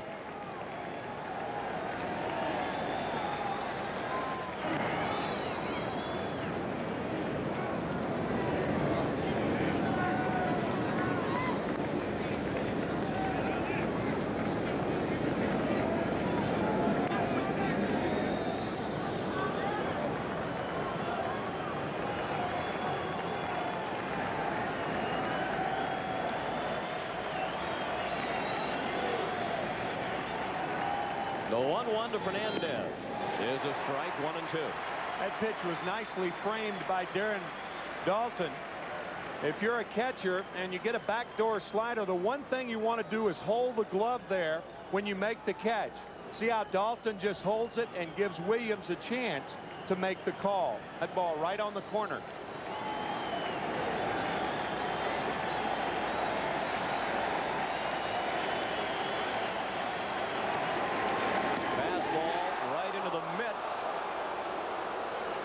Perhaps Dalton was set up just outside that time. 2-2. Well, when the pitcher is that much ahead of the batter, a catcher will set up a little bit off the plate and hope to get the ball about 2 or 3 inches off the plate, and that's where that ball was. Just wide. To level the count at 2-2. Borders is on deck, and then Stottlemyre is scheduled.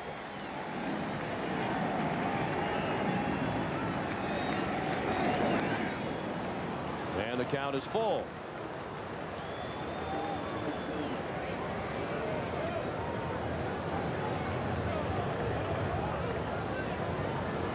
I think you'll see Molitor running here, even though the Blue Jays are down 3-2. By sending the runner on a ground ball hit to the middle infielders, you do prevent the double play. Fernandez is a very tough man to strike out. He only whiffed 26 times and 353 at-bats after joining Toronto from the Mets. So Molitor does run, and Fernandez lobs one to right. It falls for a hit. Olerud is in, Molitor to third, and the Blue Jays are within 2. It's 6-4. Tony Fernandez with his third RBI of the night.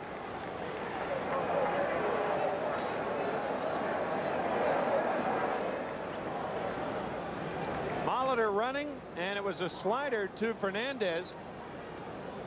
And he pops it into right field. He is now 6 for 10 on the series with 7 RBIs. And here comes Johnny Padres, the pitching coach, to the mound. There is action in the Philadelphia bullpen. It's right-hander Roger Mason. Of course, Fregosi had to dip into his bullpen early last night. Used Ben Rivera and Bobby Thigpen more than an inning. Larry Anderson came in to finish off. Fregosi said it's possible we'll see David West earlier than his usual role in the 7th or 8th inning tonight because of the depleted bullpen. You get the feeling that both teams are going into double figures tonight in runs scored? I think so. We might have one of those 12-10 deals. Last walk wins. The way this one has gone. Borders the batter. He is the go-ahead run at the plate. The tying run is at first. And still only 1 out in the third.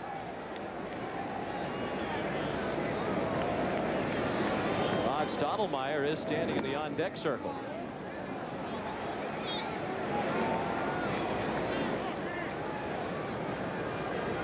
But there is action in the Toronto bullpen. Al Leiter again. That indicates that at the very least, Cito Gaston is thinking very seriously about batting with Stottlemyre. And why wouldn't he be? Stottlemyre has struggled mightily to this point. Base hit. And it's a one-run game. Borders a single to left. Molitor in from third. It's 6-5. First RBI of the World Series for last year's World Series MVP, Pat Borders.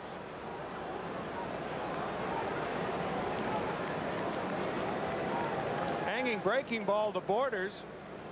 Holland's way off the line at third base, but Borders finds a hole. All three singles, Molitor, Fernandez, and Borders have been hit very, very hard, and that might be all for Tommy Green, and I think it will be. It will be, and it will be all for Todd Stottlemyre as well, as he has been pulled back for a pinch hitter. Rob Butler was introduced as the hitter, and Roger Mason will be summoned by Jim Fregosi.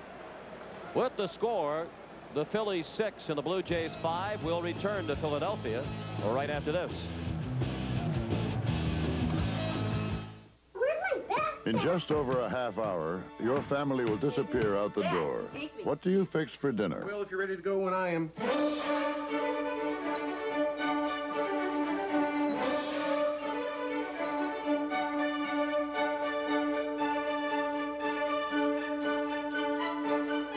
It's quick. It's easy. Oh, I invited Bobby over. It's beef. Hey, Bobby, pull up a chair. It's what's for dinner. Introducing the Quantum Random Orbit Sander. It works 4 times faster than a finishing sander with swirl-free results. So now you can tackle any project from start to finish. The new Quantum line from Black & Decker. Brave athletes challenge the notion that Kellogg's Frosted Flakes are just for kids. I play for the Mariners, but deep down, I'm a Tiger fan. Oh, go on. Frosted Flakes have the taste adults have grown to love. They're great. Okay, it's fixed. You sure? Looks a little strange. Oh, I've done this before. Watch.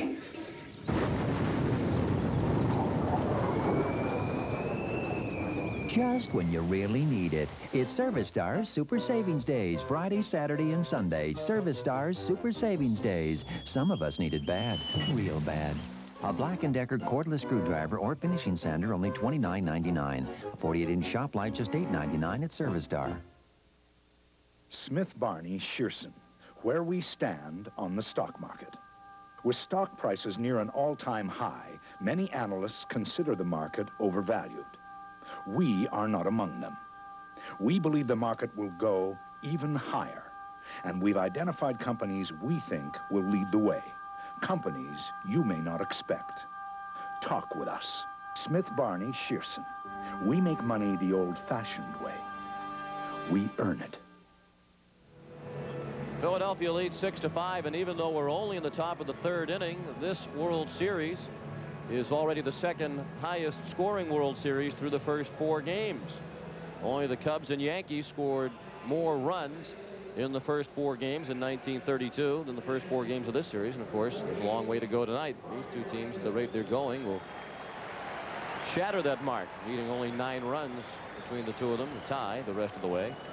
Interesting that both Tommy Green and Todd Stottlemyre departed at the same moment. Green for a new pitcher, Stottlemyre for a pinch hitter. Here's Roger Mason making his 3rd appearance. Roger Mason has worked 13 innings in postseason play and given up only 1 run. He gave it up in game 2 against the Blue Jays. This is his 3rd appearance of the series. And native Canadian Rob Butler is up for the first time ever in the World Series. He's a rookie in 1993. And he's a Toronto native. He's the 6th Canadian-born player to wear the Blue Jays Major League uniform. The others, Dave McKay, Paul Hodgson, Rob Ducey, Denny Boucher, and Vince Horsman.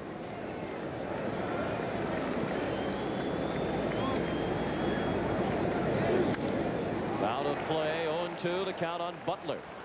They talk about the Phillies being a throwback. A lot of their players throwbacks. Well, Robbie Butler certainly a throwback. He looks like he could have been a player in the 20s with his socks up that high. It's fashionable now in Major League Baseball to wear your pants almost like pajama pants with elastic on the bottom. I think George Hendrick was the first to go to the pair of slacks. A fashion statement that has been copied many times since. But you've seen the pants worn much higher on several players lately. Jim Thome, another young player for Cleveland, who has the socks all the way up to the knee. The 1-2. He tied him up. It's Weekly to first on a hop. Kruk to Stalker, and that's all they'll get. They erased Borders. The play goes 3-6. And now the tying run in the person of Fernandez is at third with 2 outs. Butler safe on the fielder's choice. When a ball isn't hit hard to the right side of the infield with runners on at first and second, the shortstop realizes he can't get the double play, but look at the fake throw by Stalker and then look to third, perhaps allowing Fernandez to round the bag too far and then to throw behind him. That's a young shortstop with an experienced play, and that's what Jim Fregosi talks about when he talks about Kevin Stalker. And even though he had only 70 games this season, he is a guy that you'd think had been around for 10 years.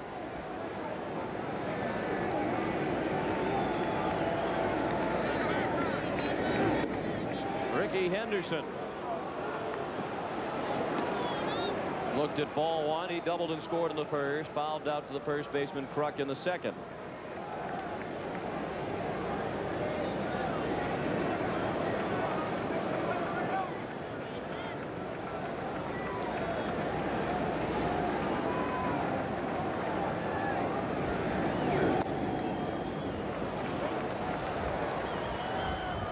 Two-0 now on Henderson. Top 7 hitters. How about those batting averages in this series for Toronto? Marky Anderson, Johnny Oates, and other American League managers have said many times you can't expect to go through that part of the batting order without being damaged. It's more or less been the case for the Phillies in this series. Tying run at third, go-ahead run at first, and a count of 3-0 on Henderson.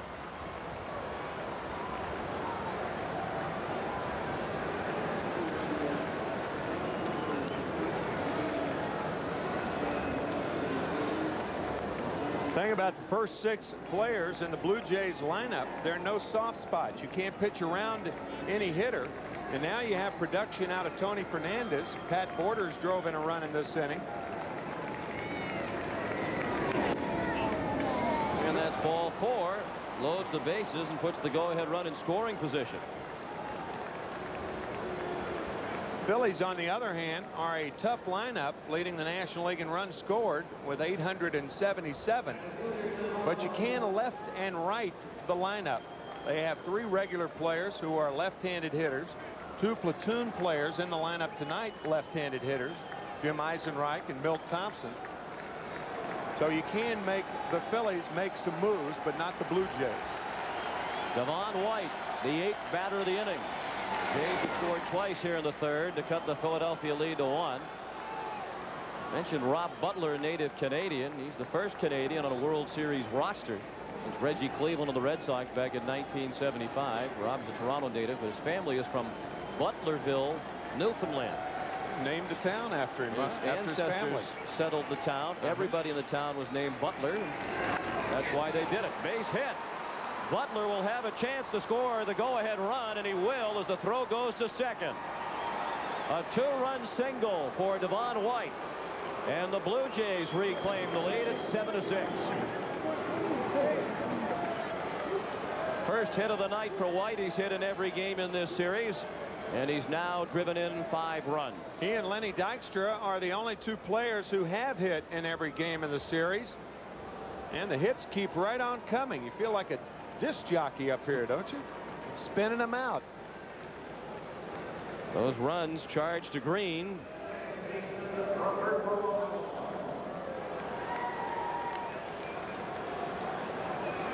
The run scored by Borders charged to Green. The run scored by Butler.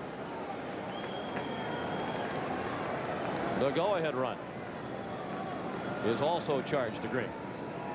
He is the pitcher of record. 7 runs on 8 hits for Toronto, 6 runs and 3 hits for Philadelphia. And the Jays have batted around here in the third. Robbie Alomar, the 9th batter of the inning. He singled to center last inning. That was the inning-ending play as Stottlemyre was thrown out at third, trying to go from first to third on the single by Alomar.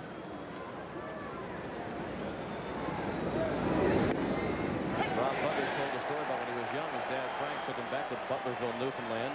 They went to a softball game. He said every player on the field had the name Butler on his back. About 200 families live in Butlerville, Newfoundland. What a thrill for Rob. In his first World Series game, he scores the go-ahead run.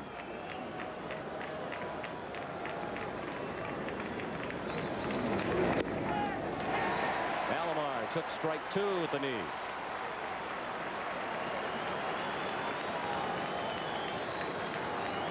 If you're just joining us, this game has been played in a light drizzle throughout.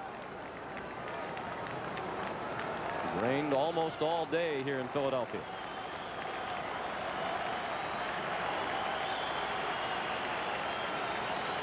First and second with 2 outs.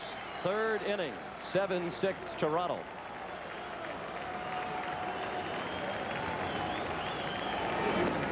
The runners go, and it's a double steal for Henderson and White. Both with outstanding speed, and they were able to steal and move up without a throw. There was no play on Ricky Henderson. There was, however, a play on Devon White. Watch how he delays to make sure Henderson runs before he runs. The trail runner must be sure that the runner at second base isn't faking going to third. He's got to be sure he makes it. So a double steal against Roger Mason. And 2 more men in scoring position. And those 2 runners are the responsibility of Mason. Green's line complete, 2 innings and a third. And he allowed 7 runs, all earned. You might think about walking Alomar in this situation if the count weren't 2-2. But I think Mason's going to try to get him to go after a ball in the dirt. The problem with that thinking is Henderson's on third. Wild pitch, he scores. The 2-2. Probably not where Mason meant to leave that breaking ball, up high. And the count is full. Green 2 1/3. 7 runs, all earned on 7 hits. He walked 4 and struck out 1. Relieved by 35-year-old veteran Roger Mason. Popped up and out of play.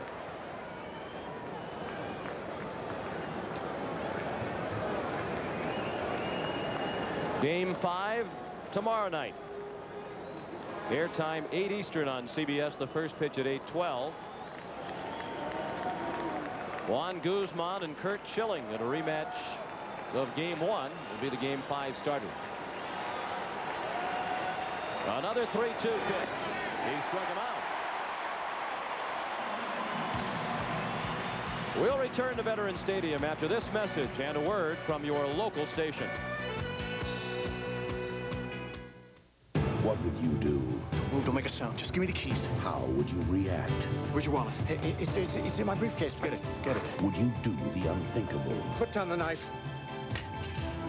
Experience TV's most shocking hour. Experience Emmy's best drama. The season premiere of Picket Fences in 2 days. John Ritter and Marky Post are moving back home. I thought everyone around here was supposed to be happy. They were when I left. Maybe you should leave again. Hearts Afire returns next Wednesday. This is CBS. Is Spectrum 2 on thin ice? On the Channel 10 News after the game. Ben Franklin, please. It's his agent. Benji, baby. Of course I got your message. I can't afford to miss messages, especially yours. You're my #1 client, Ben. George, sit. Yeah, that's why I have answer call here at the house, Ben. Yeah, I get my messages through the phone. It even takes them while I'm on the phone. You should get answer call, too. Trust me, Ben. Who got your picture on the $100 bill? George, love you. Call 1-800-426-2017 and save on the service connection. U.S. Healthcare. Sometimes the best medicine of all is a good laugh.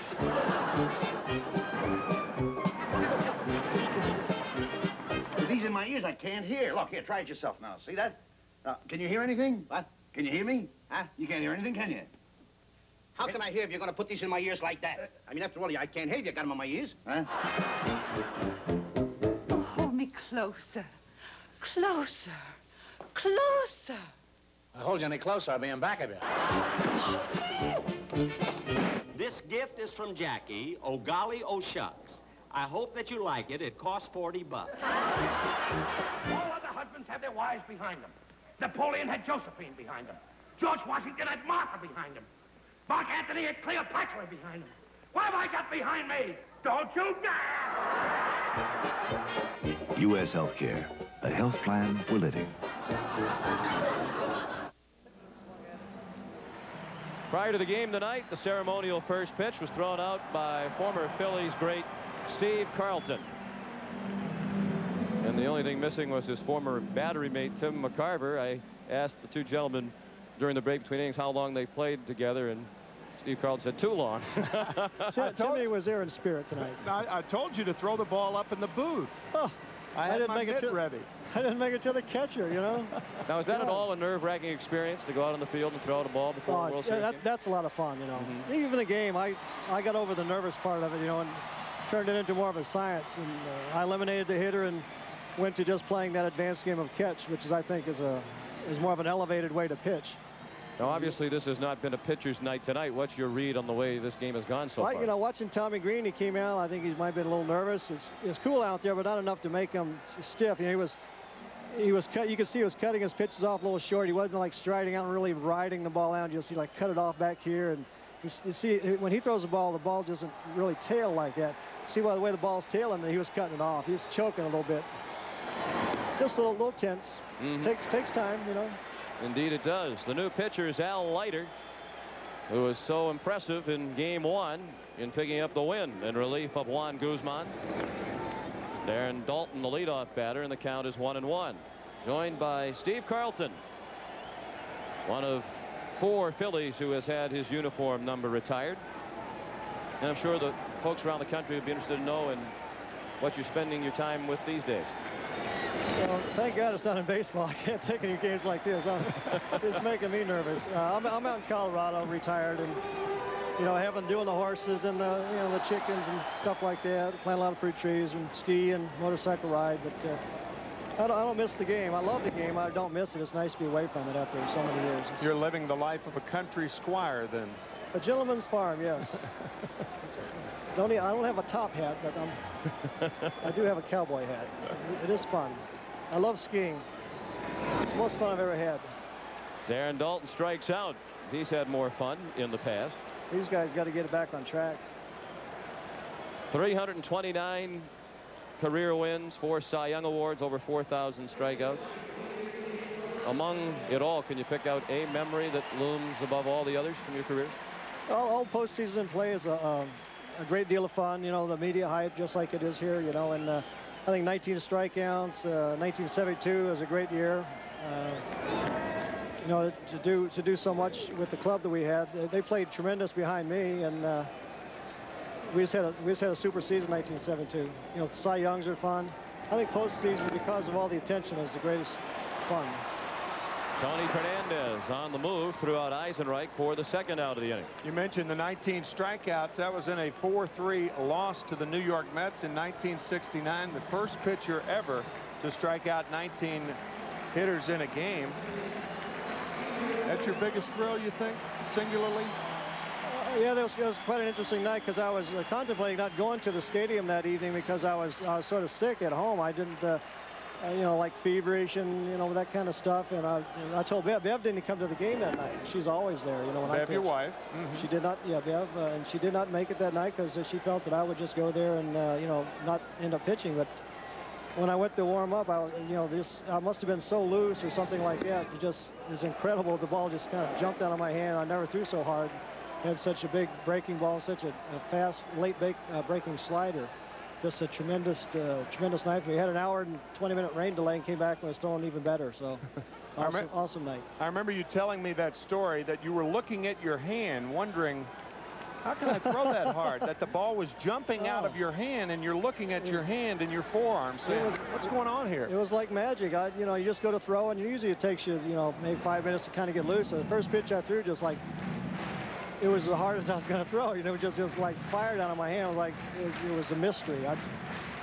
what a night, you know, just to throw the ball that hard. Now I know how Nolan Ryan feels, you know, his whole career. At one time, you were ahead of Nolan Ryan in strikeouts. Yeah, we went one-on-one there for a while, but Nolan had me in age, and he had me in velocity and a lot of things that I knew he was going to outlast me, and he went on to, you know, strike out almost. It was approaching 6,000 guys, so he's way ahead of me, 1,600 strikeouts, and I don't think that'll ever be broken. Tremendous arm. Tribute. Great athlete. Full count on Thompson. The triple, driving 3 runs in the first. Broken bat to Roberto Alomar, and he throws him out. Steve, thanks so much for the visit. Congratulations on the honor of throwing out the ball tonight. Oh, thanks, gentlemen. Thank you. After 3, 7-6, Toronto.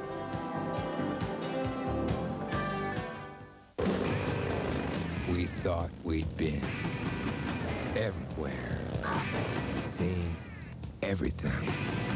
We were wrong. We're back to the bone. We're back to the bone.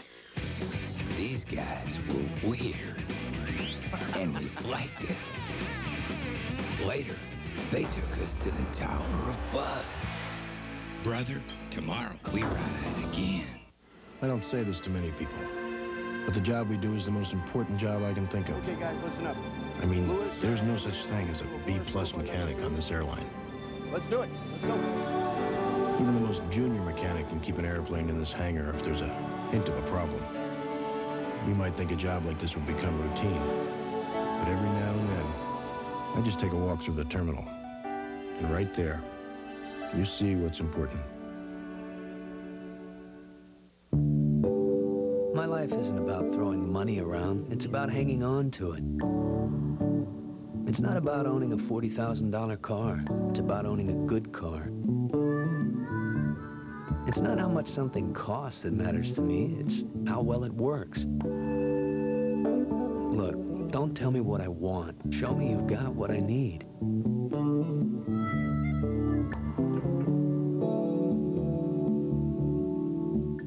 It's Red Lobster's Big Combo. 4 great tastes, just $8.99. Or our Bigger Combo. 5 delicious seafoods. Or our Biggest Combo. 6 tempting tastes. Big, bigger, biggest combo starting at $8.99 only at Red Lobster.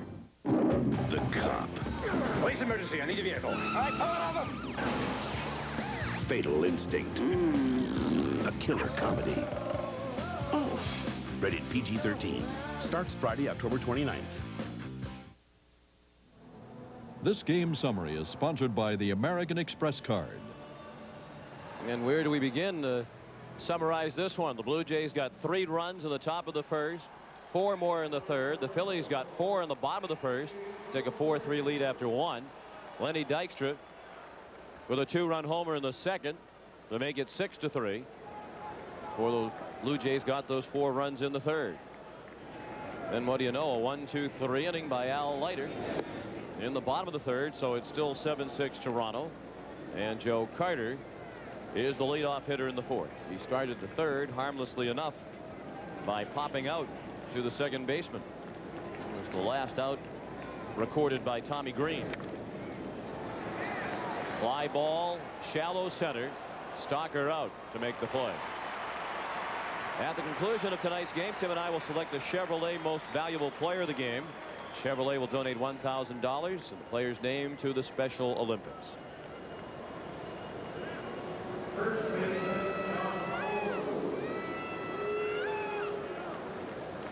With the early departures of Green and Stottlemyre, this is the first time since Game 1 of the 1966 World Series that each starter was knocked out within the first 3 innings. That was a series between the Dodgers and Orioles. Dave McNally lasted only 2 1/3 innings in Game 1 of the '66 series, and Don Drysdale went 2 innings. Frank Robinson, the winner of the Triple Crown that year for Baltimore. And with John Olerud hitting, John Olerud, if the Blue Jays win the series, will be the first time that a batting champion has played on a World Series winner since Frank Robinson back in 1966. In on the hands and a loop to Hollins, who stepped in front of Stalker.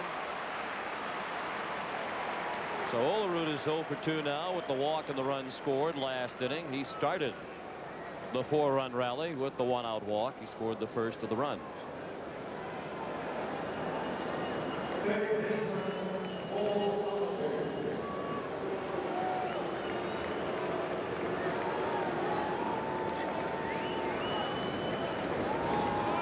Paul Molitor, the batter. He walked with the bases loaded.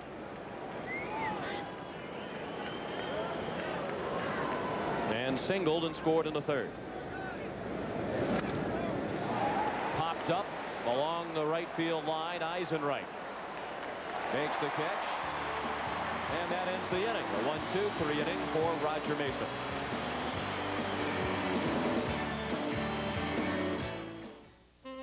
Examine this carefully before you buy your next car.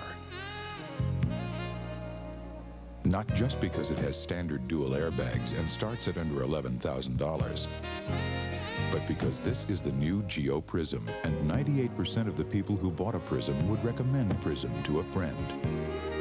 So before you buy your next car, foreign or domestic, call 1-800-GET-TO-KNOW and get to know Geo Prism. Your friends would. Broncos, Cherokees, Pathfinders, any pickup or 4x4, on-road or off. Introducing the tough new LTX Light Truck Series from Michelin. My dandruff and itch are awful. I'll try anything. Denorex tingles. Head and Shoulders doesn't. Both have effective dandruff medicine, but Denorex has something extra that tingles. That's why I started using Denorex. No flakes, no itch. Denorex, the serious dandruff shampoo. When I decided to fix my porch myself, I couldn't quite believe it. So, who comes to the rescue? Well, handy he's not. And since when did you get all this energy? Ever since you got me started on breakfast with grape nuts. It's like you said, this box is full of great mornings. Look, it's right here. Fat-free, natural energy source. I said try it a few mornings. And I did. And it does help keep me going. You know, Dad, I think I have inherited your handiness. Yeah, I think you inherited my toolkit. That's what he's got. Post Grape Nut cereal helps keep you going strong all morning long.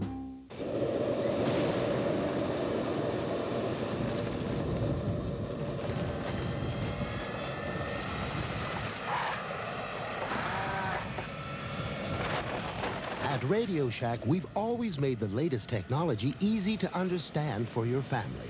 And now our CD-ROM computers make it easy to bring entire libraries to life. Experience the power of Tandy multimedia computers. Only at Radio Shack. The Saints were undefeated until last Sunday when... Hello, Pittsburgh. Now they have to regroup against the Falcons. Look, there it is. Sunday on CBS. We're big fans. Welcome back to Veterans Stadium as we head to the bottom of the fourth inning. I'm joined by a man who is synonymous with the World Series, the only man to be the MVP in both leagues, Frank Robinson. And Frank, how do you begin to analyze this game? Well, you don't. The only thing I can understand is why is it so difficult to throw strikes? I just don't understand that. Frank, would you like the general manager? You are now an assistant general manager for the Baltimore Orioles. Would you like the general manager manage once again? Well, the idea right now for me, Joel, is to be a general manager one day. I would not rule out being a manager again, but it'd have to be a very special situation. Would that situation occur in Baltimore, possibly? Would you like to go back to the Orioles? Not as a manager, no. My ambition is to be a general manager, and I say it'd have to be a very special case to become a manager again. My ambition is one day be a general manager. We hope you obtain it. Let's go back upstairs to Sean. Thank you, Jim. First batter of the inning, Kevin Stocker out on the pop-up to Tony Fernandez at short. And all of a sudden, 7 Phillies in a row have been retired by Toronto pitching. Stottlemyre retired the last 3 he faced. And Al Leiter's entered the ball game and set down 4 in a row. We're in the 4th inning, and the Blue Jays lead 7-6. Roger Mason will bat for himself. And he looked at strike 1. And Cito Gaston has achieved in the early going what he wanted to achieve with Al Leiter. He had Al Leiter pitch against Jim Eisenreich and Milt Thompson, 2 left-handed batters. And the reason that Jim Fregosi left them in, it's really too early to take them out, especially with nobody on base. So Fregosi will save the right-handed hitters in Cavilla and West Chamberlain. I ducked too, by the way. Yeah, that looked like it was coming right into the living room of everybody watching. What about 3-dimension? That 3D, it would have really looked like it was coming right at us. But that's the reason that Fregosi is saving his right-handed batters. Mason hit it pretty sharply, but right at the center fielder White for the second out. So the thing is, Gaston has got Fregosi right now, any way you look at it. If he leaves the left-handers in, then he's got Leiter pitching to him. And then if he brings the right-handers in, that sets it up for later on for a guy like Danny Cox or Dwayne Ward or one of the right-handers in the bullpen. Mike Timlin. Yeah. Yeah, Timlin more than Cox tonight, since Cox worked a lengthy inning and a half last night. 2 outs, bases empty.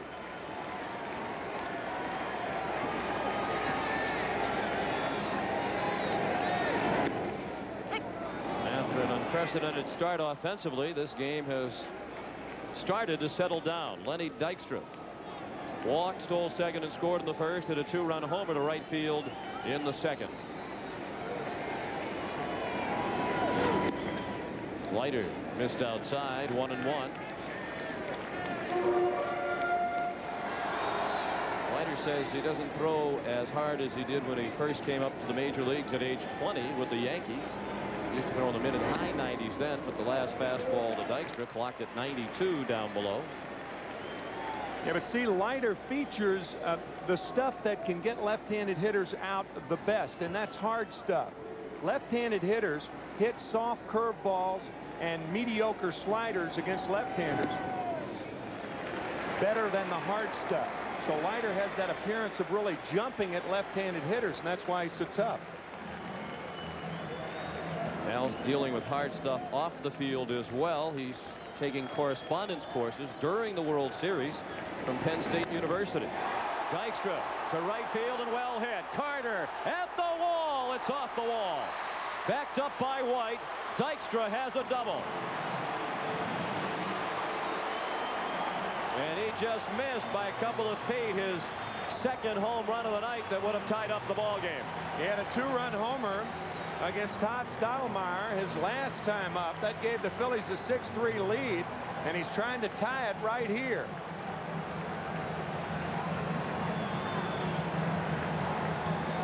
By about 3 feet. Joe Carter back, realizing that Devon White's going to be there to back him up. Looked like Dykstra was kind of in his home run trot.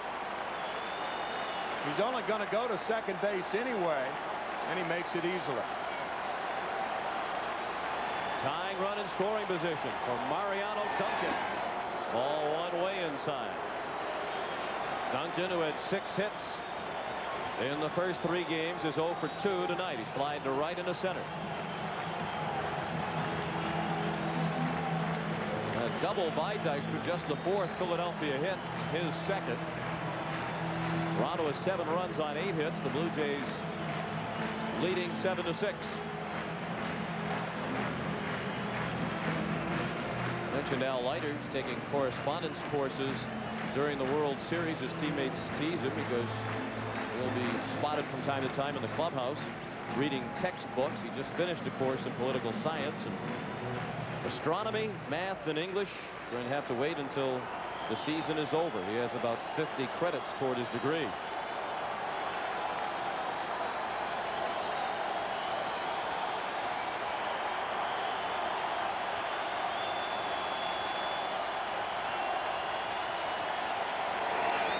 Ball 2, low and in. Dave Stewart, by the way, will be the pitcher in Game 6 if the series goes back to Toronto. And for that to happen, the Phillies will have to win at least 1 game either tonight or tomorrow night.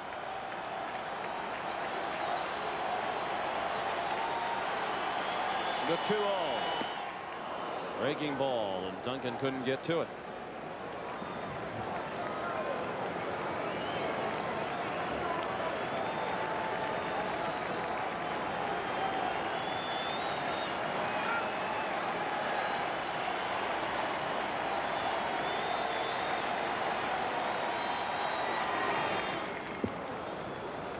Al Leiter is hoping that it won't be necessary for the series to return to Toronto for a couple of reasons. The first being, as you noted, Tim, that if it doesn't go back to Toronto, that means the Blue Jays are world champions. The other reason is his cousin Dan is getting married this weekend in Clearwater, Florida, and he'd like to attend the wedding.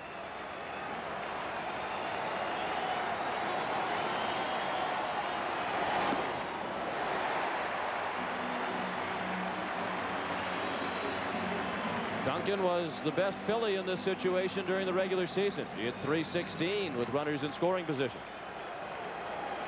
Despite the 6 hits in the first 3 games, he has only 1 RBI. Payoff pitch. Little looper.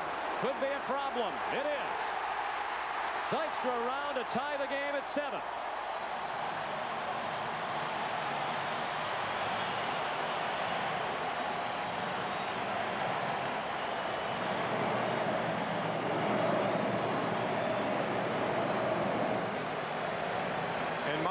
Duncan proves that he led the Phillies with runners in scoring position. But Dykstra. Remember that graphic we had before game 1? Lenny. Well, it's been Lenny tonight. He has scored 3 times, a 2-run homer, 2 RBIs, a double, a stolen base, and a walk. He's been all over the place. And now Duncan represents the go-ahead run at first. 7-7 the score in the 4th inning. John Kruk is 0 for 2 tonight. He looked at a ball high. He is struck out and bounced to second. Now 7 for 14 in the World Series.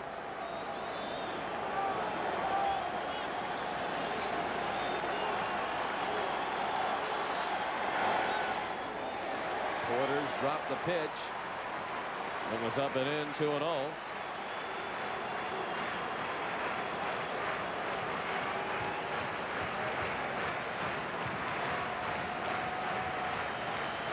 Leiter from Toms River, New Jersey.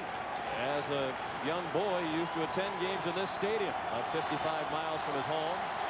Paid 50 cents. Come down with youth groups as a child and sit out in the center field bleachers. Kruk to right. Carter makes the catch. And that ends the inning, but the Phillies tie it. And after 4, the score is 7-7.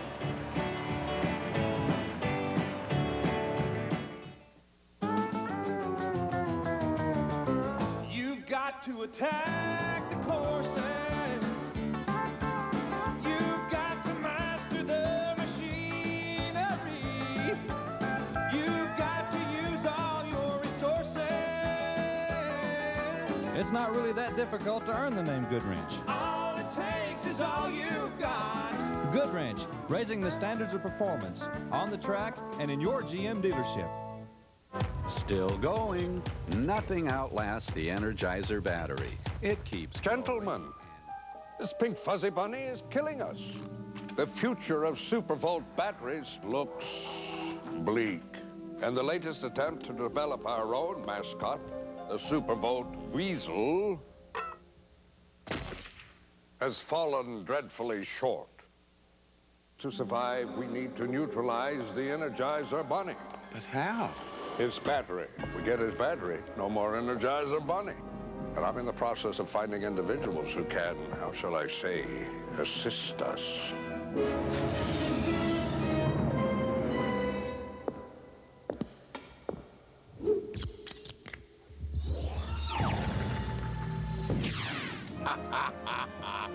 Say goodbye, Mr. Energizer Bunny.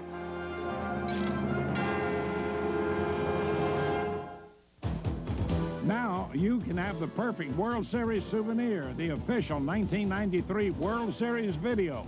Highlights of all the spectacular players and plays from the Championship Series and the World Series. To order the 1993 World Series video for $19.95 plus shipping, use your credit card and call 1-800-671-2233. That's 1-800-671-2233. A message from Major League Baseball. A look back at Game 4 of the 41 World Series. Here it comes. He swung, fouled the ball, swung at the ball and missed it. The ball gets away from the catcher, and Henrik goes to first. And now Well, let's see whether the umpire is going to decide he fouled it or whether it was a clean strike.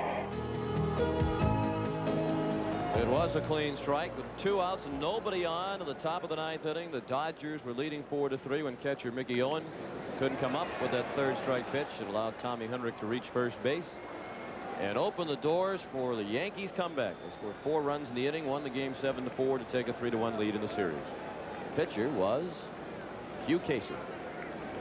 The pitcher here is Roger Mason, now back in a tie ball game. And facing Tony Fernandez, who fouled the first pitch away. Now a ball. Fernandez, an offensive start tonight for Toronto. You can say that about just about everybody.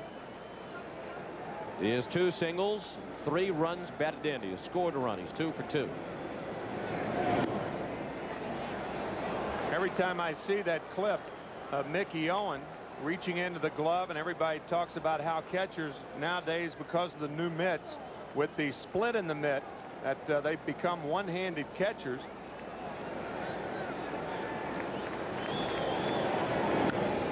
Well, Mickey Owen, had he had a mitt like that, probably makes that catch easier. Should say easily. Bill Dickey told me that until you become a one-handed catcher, you're not a proficient catcher. And I found that to be true. Darren Dalton with the split in the mitt. Catchers use that almost like a first baseman's mitt now, but there are the critics that say that catchers reach for too many balls. They don't get their body in front of it.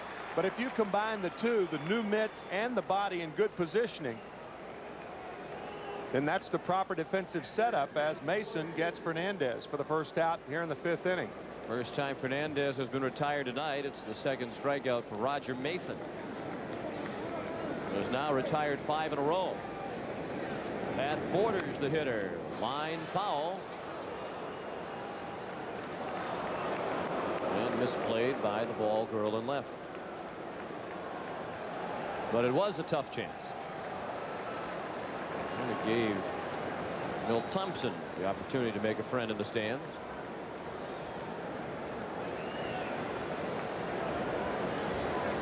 Borders singled and drove in a run in the 3rd.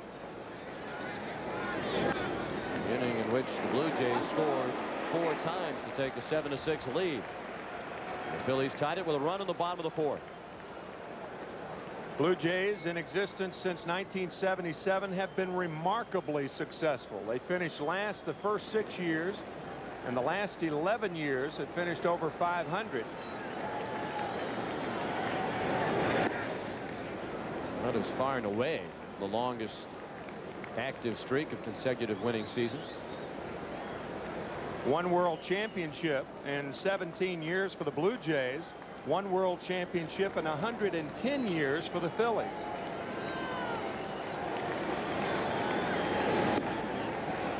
Ball inside. We could certainly make an argument for the Blue Jays organization as the best in baseball. Pat Gillick and his staff do a tremendous job. They have outstanding prospects in the minor leagues and have had that for many years. They do things in a very first-class manner. Of course, they have a lot of money with which to work, owned by a brewery. They draw over 4 million fans. They have national TV contracts in Canada in addition to the money that they get from the national TV contracts with CBS and ESPN. But organizations have proven that just to have the money, that's not enough. That's for sure. New York Mets lost 103 games this year. The New York Yankees haven't been to postseason play since 1981. The Dodgers haven't seen postseason play since 1988. Wealthy clubs. Leiter down the left field line. Fair ball. Bouncing into the corner. Retrieved by Thompson. And Al Leiter has a double.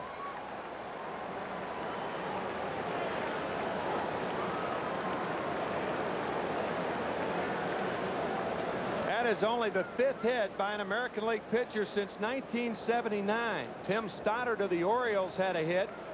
And then Mike Moore in the 1989 series had a double as Leiter doubles down the line. And then David Cohn last year for the Toronto Blue Jays had 2 hits in 1 game. In game 2. So Leiter represents the go-ahead run. At second base with 2 outs in the 5th inning for Rickey Henderson, who has doubled, popped out, and walked.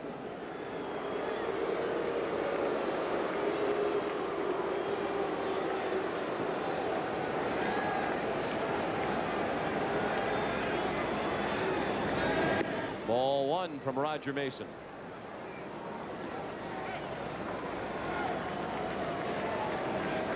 For the most part, since 1976, pitchers on both sides have not been a factor. Tim mentioned only 4 hits for the American League pitchers since then, prior to the hit by Leiter. National League pitchers have only had 9 hits since 1976.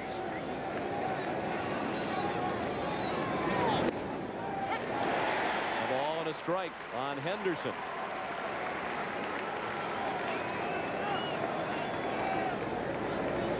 Easily over the inside corner.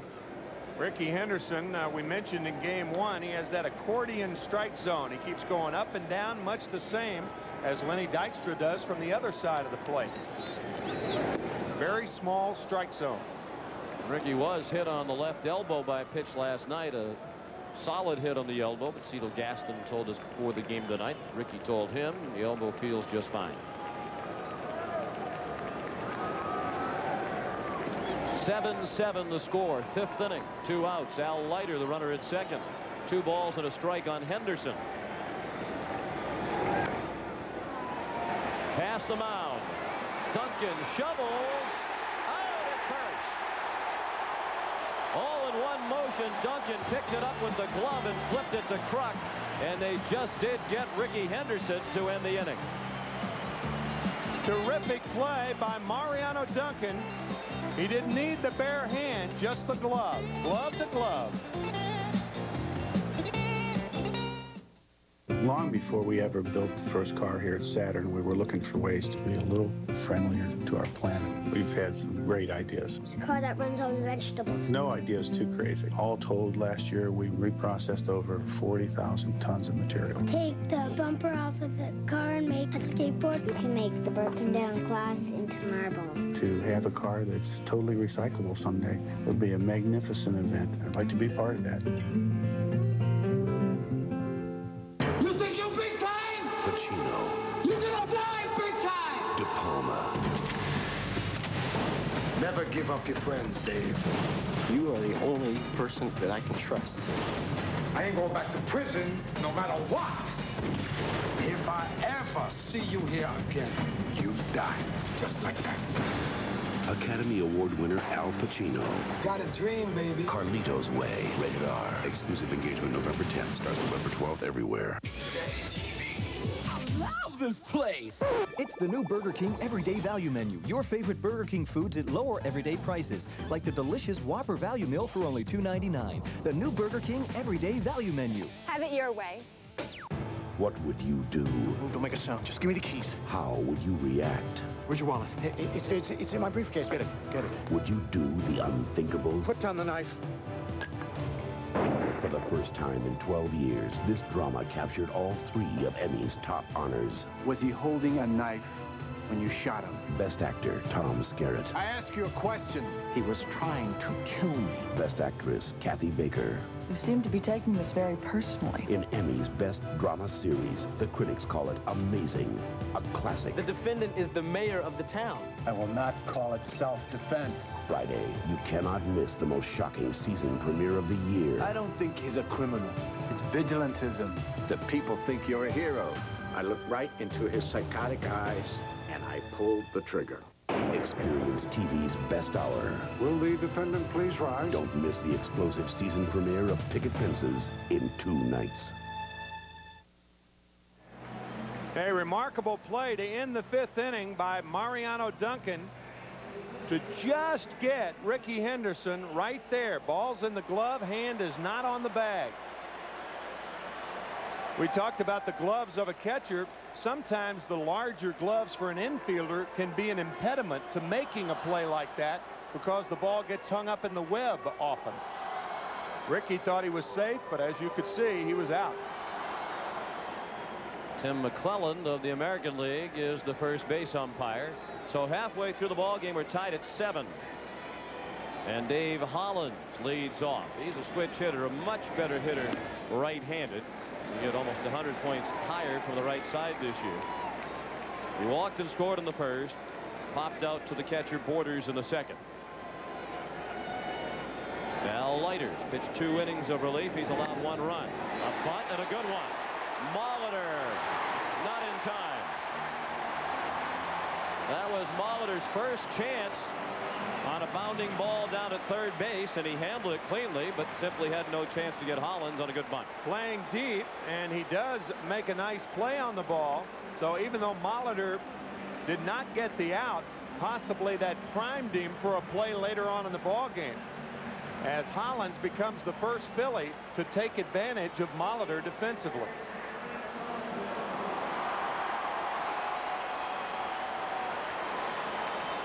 And Hollins has been struggling. That might be what it'll take to get him going. Sure. Darren Daulton, another one, mired in a slump. Jim Fregosi hates the word slump. He prefers to use the term mix-ups. He agreed before the game that Hollins and Daulton are experiencing mix-ups.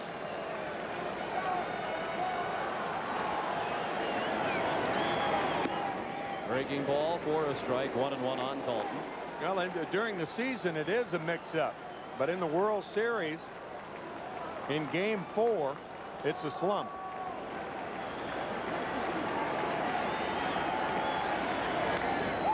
Well hit down the right field line. Carter drifting toward the pole. Home run.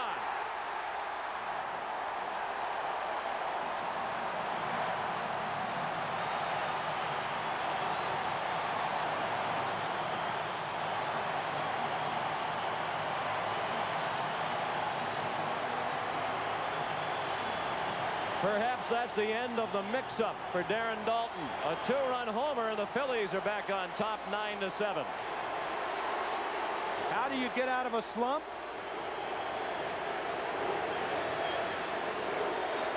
Catch a slider on the sweet part. Daulton, with awesome strength, muscles the ball out and right and gives the Phillies the lead again. And Eisenreich bunts the other way. A good bunt. Alomar can't make the play. He tried to duplicate the play made by Duncan, but Eisenreich has a bunt hit. So 2 bunt hits in the inning with the home run by Daulton sandwiched in between. Hollins started the inning with a bunt down the third baseline, and now it's Eisenreich's turn. Way too late. Olerud misses the ball, and Cito Gaston wants to talk to Al Leiter now. He has given up 3 straight hits here in the inning. 5 of the last 6 Phillies who have batted have had a hit. 2 of the 3 hits in this inning, bunch singles. Eisenreich's hit his first of the night. And the entire infield, with the exception of Fernandez, is involved in the conference of the mound. There is no action in the soaking wet Toronto bullpen. The rain has not dampened the spirits of the 62,000 plus of the vet tonight.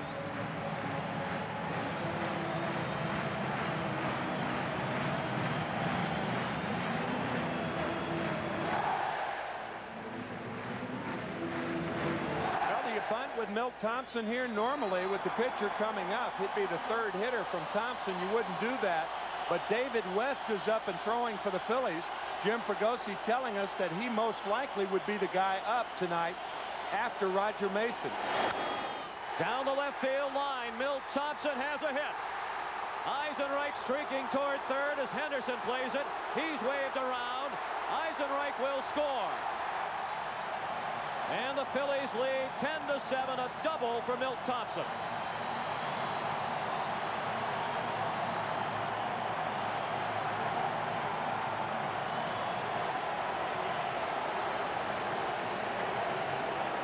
Sometimes in a meaningless game, a guy can get an opportunity to play the next night. In the blowout last night, the only time Thompson hit, he hit a home run.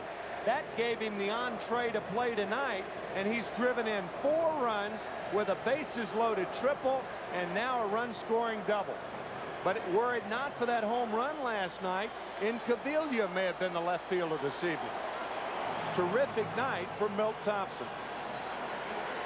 4 straight hits in the inning, the last 3 by left-handed hitters against the lefty Leiter. Stocker, a switch hitter, bats from the right side. He's 0 for 2 tonight. 0 for 1 against Leiter. He popped out against Al in the 4th. And the first pitch fouled away. You could see Stocker trying to go to the right side, and the reason for that is Roger Mason is no longer in the game, or won't be, once the pitcher spot comes up, because Ricky Jordan is on the on-deck circle.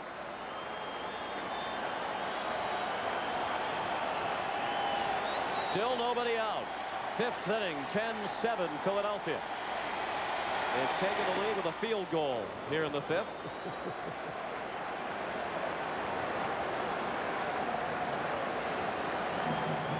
Oh, 0-2 the count on Stocker. Bear in mind that the man warming up in the bullpen, David West, has never retired a batter in World Series play. Stocker down to third. Nice play by Molitor for the first out of the inning. It was hit sharply. Molitor fielded it, looked the runner back, and made the throw to Olerud, and it was right on the money. Paul Molitor has played only 3 games at third base in the 90s. He played 112 games there in 1989, but he has such marvelous instincts.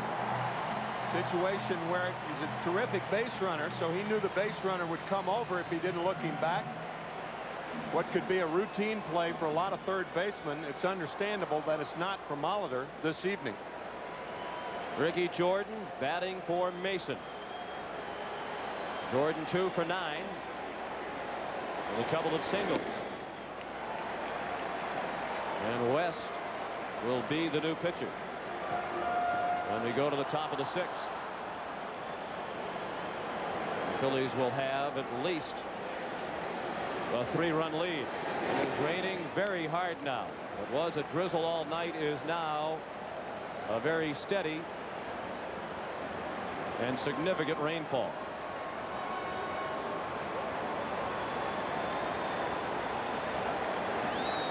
And umbrellas pop up everywhere. The man charged with stopping the game, he deems it necessary, is Dave Phillips, the crew chief, the third base umpire tonight. Fernandez throws out the pinch hitter Jordan for the 2nd out. There has never been a rain-shortened official game in World Series play.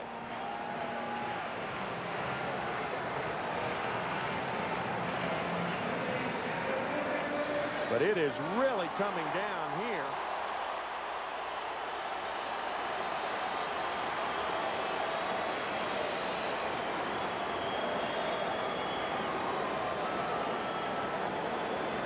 And once the Phillies record their 3rd out, this game is official.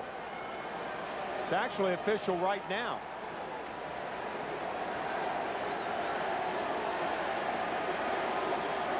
Dykstra the batter. And he looked at a ball inside. He's been on base all 3 times tonight and has scored 3 times. He walked, stole second, and scored in the first, and a 2-run homer the second. Just missed a home run with a double off the wall and right in the 4th, and scored again. And he hits one deep to right. Forget about it. Way out of here.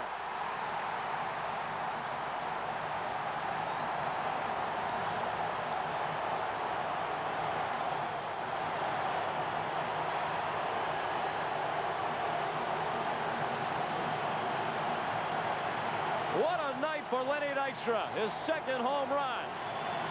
He's driven in 4. He scored 4 times. And the Phillies lead 12-7.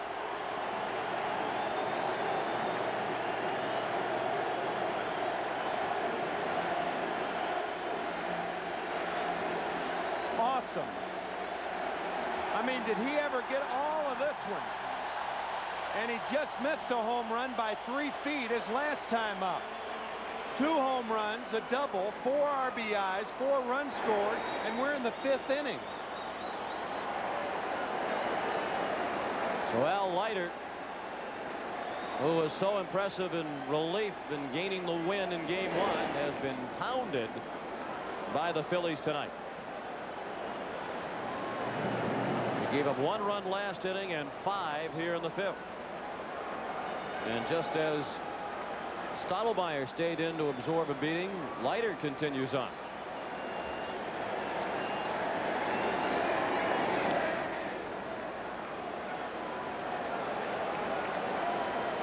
Two home runs tonight. 9 for his career in the postseason.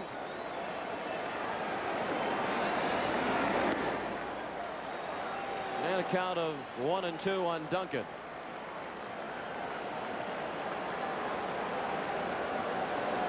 We should know that Lenny Dykstra has fewer postseason at-bats than any of the players whose names you saw on that list.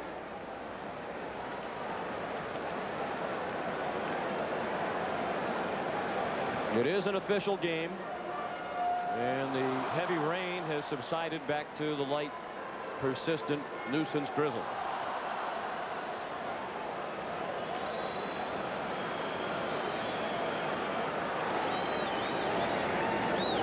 Duncan stings one through the middle. His second hit of the night. And the Phillies have batted around in the 5th inning against Al Leiter. And here comes Cito Gaston. 6 hits in the inning, 5 runs, a runner at first as Leiter departs, to be replaced by Mark Eichhorn. With the score, Philadelphia 12 and Toronto 7. We'll return to Veterans Stadium right after this.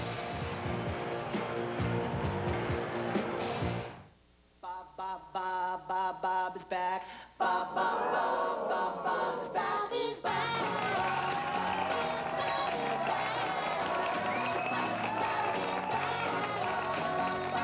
The Bob you love the Friday night, the cherry burns and Betty wine. Bob is back on CBS. Hunger in the United States is at a record level. The best estimates are that there's 30 million people that are hungry in this country. There are many, many infants and young children who suffer from malnutrition. There's just no excuse for that kind of tragedy. What Share Our Strength does is we get resources to communities so that they can feed more people more effectively. It's going to take a lot to solve hunger in this country. We're grateful for American Express card member support in helping to provide a meal every time they use the card. Now till December 31st, use the American Express card to help feed millions of people. The charge against hunger is a battle that we can win. Everybody thinks programming a VCR is so incredibly complicated. Record Channel 3 Sunday, 7 p.m., 8 p.m. What's the problem? Magnavox, the only VCR with Smart Talk remote. Smart, very smart.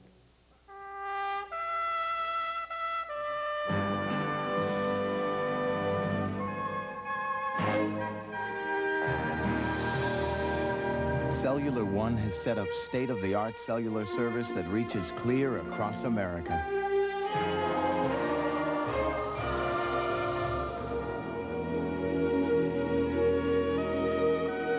Beautiful, isn't it? Really want to pass the test. That test's going to be hard. Bradshaw's test, we got to study. Yeah, really I'm sure got it's to going study to be this some tough thing. questions on Terry Bradshaw, yeah. I don't know. Doesn't look good for us. All crib sheets and study aids will be confiscated before the exam. That's Sunday on the NFL Today. This is on tape moments ago. Cito Gaston arguing with the umpires, and that's Mark Eichhorn, who came in from the bullpen, and apparently the wrong pitcher came in. It looked for a while, based on the way Gaston was arguing, that they were going to make Eichhorn stay, but they allowed Cito to send Eichhorn back to the bullpen, and Tony Castillo has been summoned. We didn't even see Castillo down there warming up in the bullpen. No, nor did we see Cito Gaston touch his left arm. Usually if a left arm if a left-hander and a right-hander are warming up, a manager will go to the arm that he prefers, and Cito Gaston's argument was that he was going to the left-hander. And now Jim Fregosi is being apprised of those moves, but Eichhorn obviously was not in the game.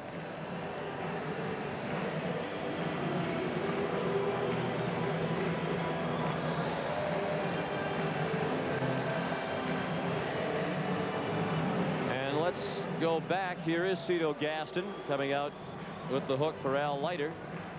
And he did gesture with his left hand, pointed to his left arm, and then pointed to the bullpen with his left. So he did send out the call for Castillo. The wrong man simply ran in.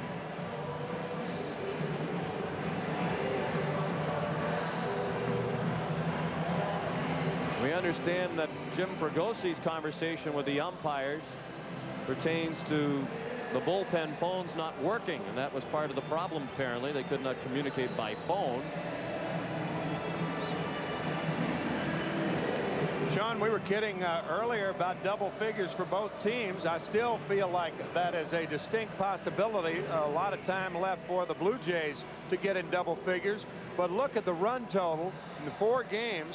Only the Cubs and the Yankees in 1932 have scored more runs than the first 4 games in this series, and we still have a lot of baseball left. Man, a lot of balls hit hard tonight. Yes, indeed. We're only in the 5th inning. Tony Castillo warming up. If you're wondering, the record for runs in a single World Series game of any length, extra innings, 9 innings, all encompassing, 22 runs. So we're already at 19. With a long way to go. 22 runs scored by the Yankees and Giants in 1936. Game 2 of the World Series won by the Yankees over the Giants 18-4. Now, I don't think anybody watching tonight would pick the under. Let's check in with Jim Gray. All right, the problem which has occurred is Cito Gaston wanted a left-hander to come to the game, but his telephone down to the bullpen was not working. So he came out to the mound and signaled for a left-hander, except for there was no one warming up. So the umpires all convened, and they've decided to give Toronto Blue Jays just as much time as they need to warm up a left-hander. Let's go back upstairs to Sean. Yes, and that's why we didn't see a left-hander out there, because there wasn't one warming up. And Tony Castillo will get as much time as he needs because of the malfunction of the bullpen phone. And the way the night has gone for the pitchers, he may never throw a pitch in earnest in this game. He'll probably still be warming up at 2 a.m. Tonight on The Late Show with David Letterman. Isn't that an interesting segue? Dave's guests are Dan Rather, actress Penelope Ann Miller, and the musical group The Gin Blossoms. That's later tonight, probably much later, on The Late Show with David Letterman here on CBS. Now all of the umpires, with the exception of the plate umpire Charlie Williams, are conferring out by the shortstop position. And we have been told that both teams have been issued walkie-talkies that they can use to communicate with the bullpens.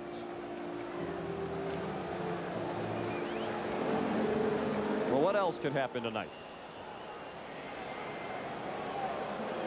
12 runs, 11 hits for Philadelphia, 7 runs, 9 hits for Toronto. We're in the 5th inning. When play resumes, Philadelphia will have Mariano Duncan at first base with 2 outs, and John Kruk at the plate. Darren Dalton, a 2-run homer much earlier in this inning off Al Leiter, who worked 2 2/3. Thus far charged with 6 runs all earned on 8 hits, including 2 home runs in this inning. The other 2-run homer by Dykstra. Leiter didn't walk anybody. He struck out 1. Take a look at the 2 home runs by Lenny Dykstra in the 2nd inning off Todd Stottlemyre, the starter, about 5 feet fair. And most recently off Al Leiter, and I mean, he hit that one a ton. And again, he just missed a home run by about 3 feet.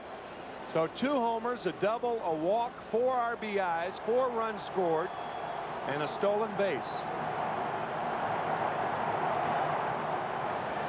And he's a guy, 7 years ago when he came into the major leagues that people used to refer to as a little pepper pot. That is correct. In fact, it was a man named Howard Cosell who turned him that. We congratulate Howard and Marty Glickman for their recent selection, induction to the American Sportscasters Association Hall of Fame. John Kruk, the batter. Back in our direction, 1 strike. Of course, ordinarily we'd just go ahead and write it down. Lenny Dykstra is the Chevrolet most valuable player of the game tonight, but not with the way this game is going. There are a lot of others who are competing for that honor. And they've done it all without anything from Kruk. He's 0 for 3. There's the leading hitter in the series coming into tonight. With all this offense on both sides, Kruk does not have a hit. He has struck out, bounced to second, and line to right. Tony Castillo, native of Lara, Venezuela.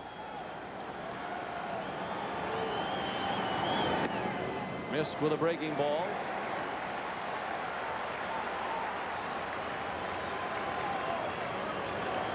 Talked about Cito Gaston's game plan tonight to start Stottlemyre and then have Leiter as the starter at large.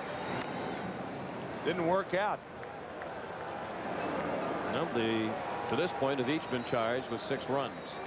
Robert E. Lee said ideas are easy to conceive but less easy to execute. And I think that's the case so far tonight for the Blue Jays.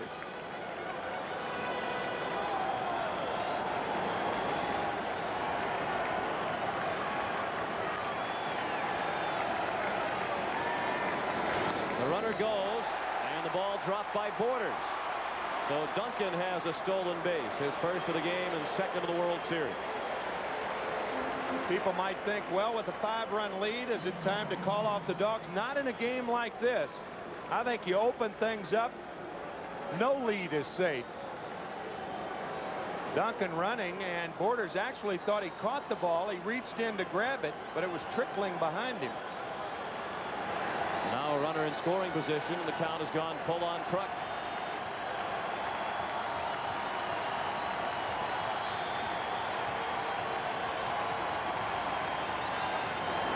Duncan takes off on the 3-2 pitch, and Alomar retires Kruk. A long inning for Philadelphia. The Phillies get 5. They had 2 2-run homers by Dykstra and Dalton.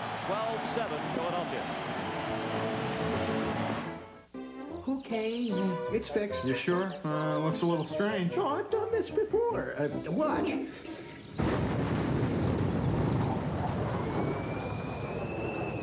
Just when you really need it. It's Service Stars Super Savings Days, Friday, Saturday, and Sunday. Service Stars Super Savings Days. Some of us need it bad, real bad. A secured tulip lock set is only $4.99. Service Star windshield washer fluid, just 69 cents at Service Star. We have to have a communication system that never fails. Patty was losing calls. Losing calls to her could possibly mean losing a life. If the ambulance crews can't talk to the dispatch center, we can't run an ambulance business. If I could bring my monthly cost down, I could afford to budget state-of-the-art telephone system. That's what MCI did. I had a great sense of responsibility. MCI backs the product. You try to do the good thing. She sat there and really listened. Introducing one of the most visually distinct automobiles you've ever seen. If we show it to you now, you'll be so busy looking that you won't be listening, and you won't hear about its precision handling, sophisticated safety systems, and that it's the most technologically advanced Celica Toyota has ever created. Okay, now you can look. The all-new Celica. Watch out, it's coming. Senior year. For tough headaches, I took Tylenol. But sometimes it didn't get rid of all the pain. Today, I take Advil. For my tough headaches, 2 Advil work better than 2 Tylenol gel caps. I've learned what works better for me. Advil. Advanced medicine for pain. When the doctor told me to come in right away, I was scared. But this burning pain was real. Was I relieved when my doctor said Mylanta? For heartburn, Mylanta is the antacid doctors recommend most. My doctor said Mylanta. Get out your game cards. It's time for the Budweiser World Series Classic Play. Game 4, 1986. Gary Carter hit 2 home runs as the Miracle Mets tied the series with a 6-2 win over Boston. Carter's 2 home runs. Write it down. You could win $100,000 from Budweiser. There's bullpen coach John Sullivan of the Blue Jays with the walkie-talkie. The bullpen phones are not operating at the moment. And chances are there isn't anybody out in the bullpen who would want to answer the phone the way this game has gone anyway. There's some relief pitchers hoping those walkie-talkies go on the fritz. Ordinarily, you'd like David West's chances of improving his World Series career ERA because it is infinity. In the 91 World Series and this one combined, he's faced 8 batters without retiring anybody. He pitched in 2 games for Minnesota in 91. And all totaled, he's given up 6 runs in his World Series appearances without recording an out. His ERA is infinity.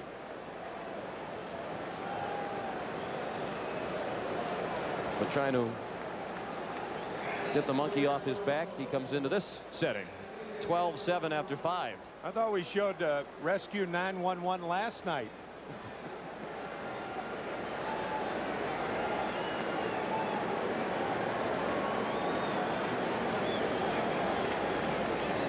Devon White rings one down the line. So West throws 1 pitch, and it's another hit against him in World Series play. Devon White, a bullet of a double along the ground and down the left field line, leading off the 6th. Well, I mean, this is a low tracer by the drawn-in Dave Hollins. By him before he has a chance to go to his right. By the time he moved to his right, the ball was by him. Check the reaction. Players refer to that as a seed. That was a seed down the left field line. And Devon White has 2 more hits tonight. 6 for the World Series. The World Series record has allowed the first 9 batters that he has faced in World Series competition to reach.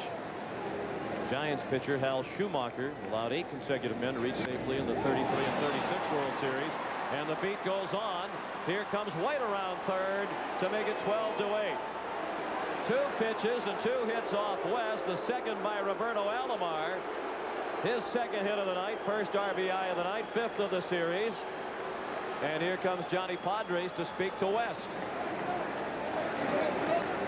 So far tonight, it is almost as though the players have been hitting the ball off tees.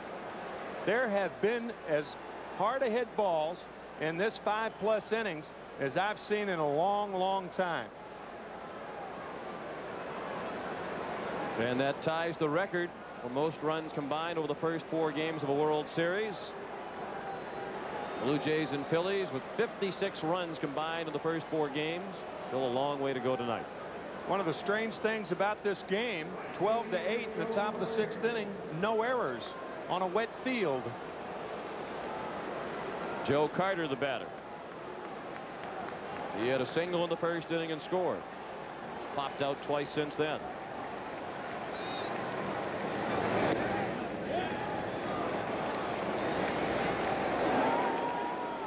There are other pitchers who have an ERA of infinity for their World Series career, but none of them have allowed as many runs as David West. He's now allowed 7.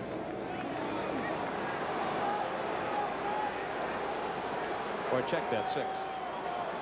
He had 5 allowed coming into tonight. 2-0 the count on Carter. His first 2 pitches were strikes that were ripped for hits. His next 2 balls to Carter. Olerud on deck. There's a strike. There has been some speculation that lately West is tired. He's unaccustomed to being a relief pitcher. He appeared in 76 games during the regular season. But David disavows that theory. Says, I am not tired. Fatigue has nothing to do with it.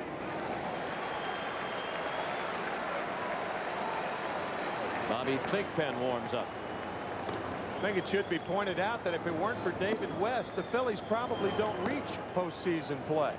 He was terrific all year long as the Yes, left-handed setup man, combining with Larry Anderson to the right side to help Jim Fregosi get to Mitch Williams.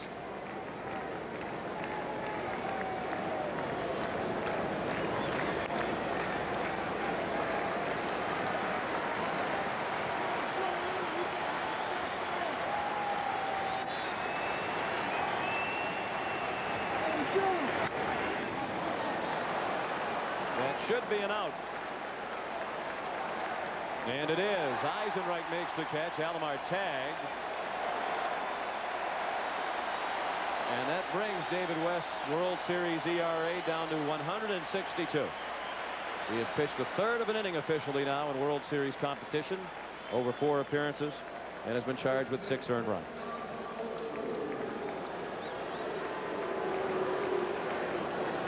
It's a big number, but it's a heck of a lot better than infinity. Now Olerud.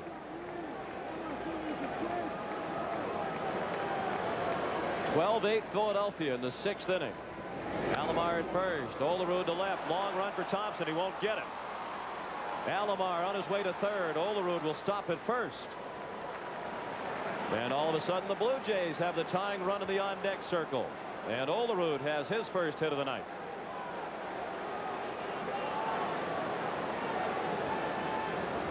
A little slicer down the left field line, and Thompson makes a nice play to hold Olerud to a single. At least the double play is still in order. And I think you're going to say that again, tying run in the on-deck circle. I think you will make that comment again before this game's over. Paul Molitor, the batter.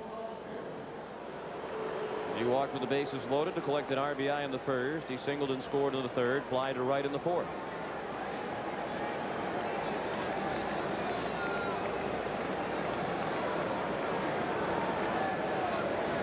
Tony Fernandez, potential tying run in the on-deck circle. The Blue Jays are now out hitting the Phillies 12-11. Out. Hit him on the knee.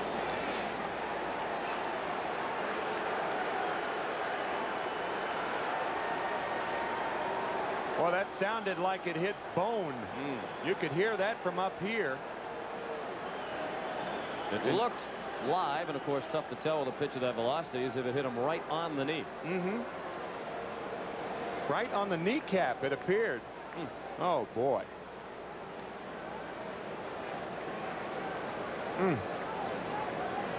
Mentioned last night with Ricky Henderson hitting, the ball was a glancing blow that hit Henderson on the left elbow, and this appeared to be a glancing blow that hit Paul Molitor.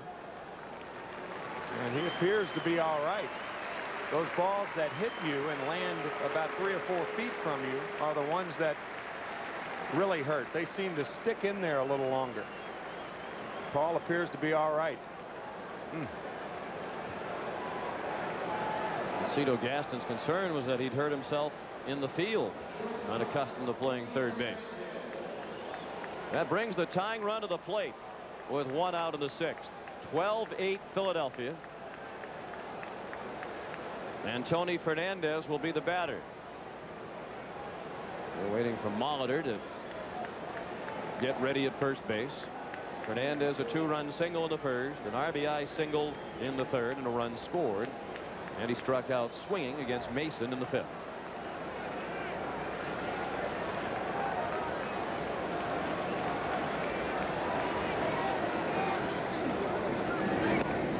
You wonder if Mason had reached the end of the line because he had pitched 2 2/3 innings of scoreless relief. Of late, he's been their best middle and long reliever, but Jim Fregosi, already ahead in the game, elected to hit for him for more offense. And Jim told us that David West would be the 3rd pitcher tonight following Mason if Tommy Green got in trouble. Now there again, Fregosi going back to the season, I mean, he understands that West hadn't retired anybody in World Series play, but he's not going to let that affect his selection. And how can you? Who else are you going to go to, really, when you think about it? Unless you left Mason in. Of course, we don't know if he was about out of gas after 2 2/3. 1 ball and 2 strikes on Fernandez. I think what Fregosi was thinking also in a game like this, what you're trying to do is outscore the opposition. You know it's not going to be any one-run affair unless it's 15-14 or a game like that, the way this game's going.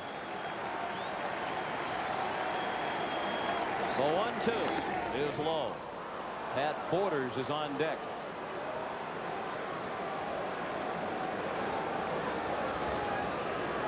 It's a big reason why Fernandez has 7 runs batted in. Lead all players in this World Series.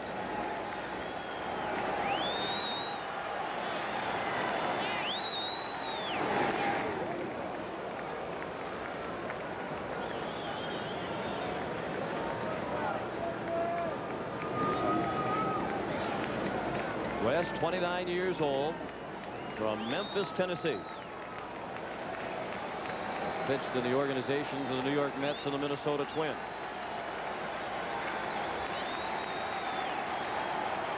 His 2-2 is slashed foul.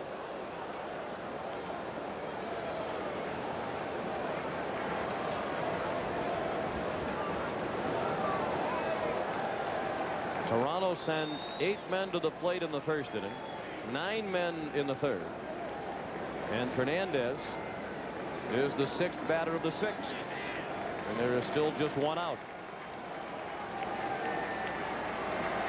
West has given up 3 hits in this inning, and he has hit a batter.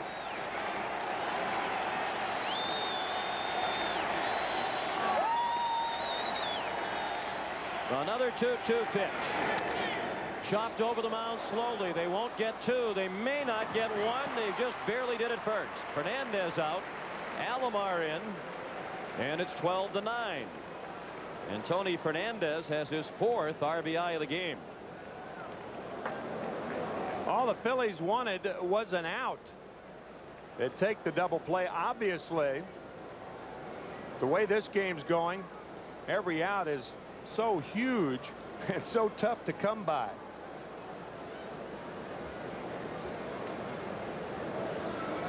So the Blue Jays have scored twice off David West here in the 6th. And they have 2 more in scoring position with 2 outs and Pat Borders coming up. And Jim Fregosi has had Bobby Thigpen throwing in the bullpen.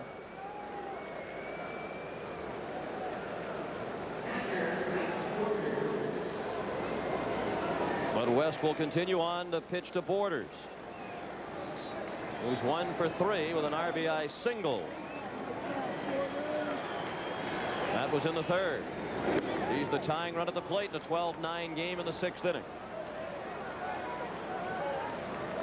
And these 2 teams are now 1 run away from the highest scoring game in World Series history.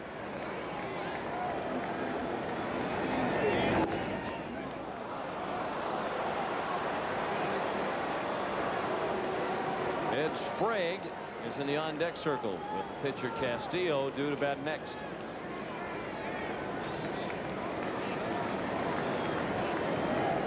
Borders ahead 2-0. To right center. Eisenreich hesitated, then had to pick it back up. He put it away, and that ends the inning. The Blue Jays get 2, and we'll return to Veterans Stadium after this message and a word from your local station. You know the zip code for Beverly Hills. You've been to a place off a street named Melrose. Starting next Wednesday, there's a new place for LA action. Having fun, boys? Head south with LA's wildest detective team. You know, you're a little overdressed for Compton. So are you, Bubba. Yeah, but I look good. Glenn Fry and Ari Spears. Give me a kiss, baby! South of Sunset premieres next Wednesday. This is CBS. Introducing Roy's Reuben. I used to date a guy named Reuben. With corned beef, melted Swiss, sauerkraut, and Thousand Island untoasted rye bread. It's a little bit sour, a little bit sweet. Yeah, that was Reuben. We serve it up hot. Yeah, that was Reuben. But hurry, it'll only stick around a few weeks. Yeah, that was Reuben. A woman of a kind taste for Roger.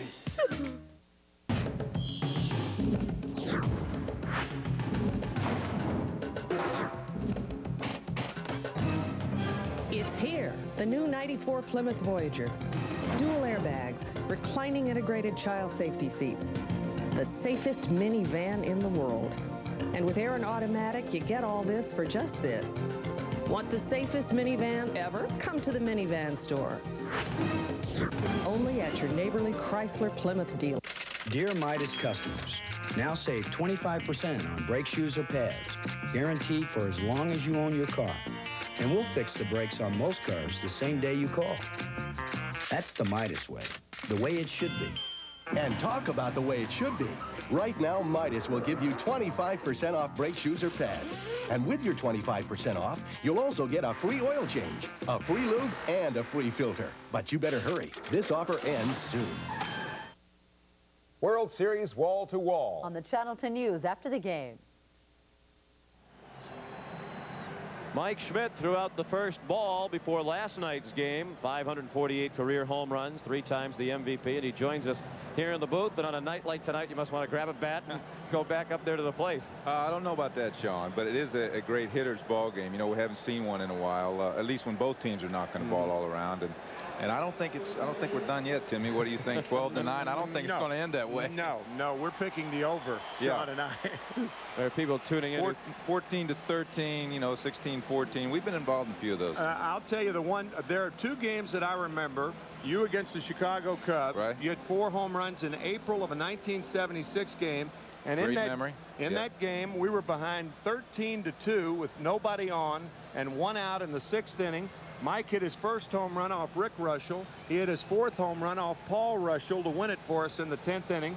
We win 18-16, and the other game was in Chicago when we won 23-22, and the score after 1 was 8-7.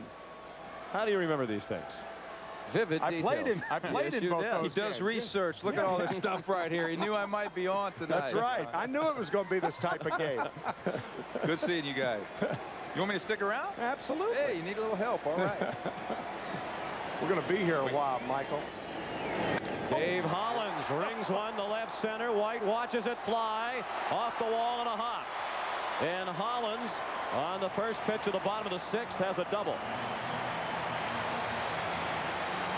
Timmy, you described that. I think you're supposed to jump in right there. This is a tracer to left center, another one. Perhaps the best thing that happened to Dave Hollins was the bunt single in the 5th inning that opened the door to 5 runs scored by the Phillies. Hey, if I could comment on that, I'm sitting with Robin Roberts. At the time, it was 7-7. This is your cleanup hitter, right? Right. Not a bad play if you're 2 or 3 runs down. The cleanup hitter, drop a bunt and get on. But 7-7 and bingo. That started this whole thing off. Sure did, with Molitor at 3rd, taking advantage of it. Dalton followed that bunt single last inning. It seems a lot longer ago than that, with a 2-run homer. That got the Phillies off and running toward a 5-run 5th. They lead 12-9 after Toronto got 2 in the 6th. The hits are now even at 12 apiece. That's the first off Castillo. That's sliced to left. And Ricky Henderson, in fair territory, made the catch. 1 out. And Hollins back to 2nd. We're at Veterans Stadium in Philadelphia. Sellout crowd of 62,000 watching a slugfest in Game 4 of the World Series. Toronto leads 2-1, but in Game 4, Philadelphia has a 12-9 lead. Sean McDonough with Tim McCarver, Pat O'Brien and Jim Gray, and joined in the booth at the moment by Mike Schmidt, one of the 4 Phillies who has had his number retired. Tim Eisenreich, been on base twice with a walk and a bunt single. He has scored twice and driven in 1. Timmy, you probably talked, you know, I go to bed around 10:15 every night. So I miss a little the end of these games occasionally. Have you discussed Eisenreich's health problem that he rebounded from and came back? Oh, absolutely. We covered that in the first 2 games. Hollins running on the pitch. Eisenreich fouled it off. Mike is referring to the battle with Tourette syndrome waged by Eisenreich that caused him to leave professional baseball for the better part of 4 years. Eisenreich said he never lost sight of his dream with medication to stabilize his situation. He's back in the big leagues and playing in the World Series. 4 years. Let's see. I retired in '89. This is '93. I think maybe his muscles and bones were a little younger at the time, so I forget it. No thoughts of coming back. Yeah, no. Having too much fun, Sean. The 1-1 is popped up right in the middle of the infield. And Borders makes the catch. And along the main concourse here at the Vet, the Phillies Hall of Fame. And a fan caught eyeing the plaque of Mike Schmidt. And in a couple of years, it's going to be another Hall of Fame for Mike Schmidt. And Timmy, isn't next year Steve Carlton's eligibility year? Lefty will be eligible next year. I think maybe you and I might have to get a reservation up there. I think August next. I think that's a good point. I know you will. Oh, absolutely. You might be doing part of that speech, right? Have you started writing a speech? No, I haven't. Thompson off the glove of Alomar, waved around his Hollins, and he will score.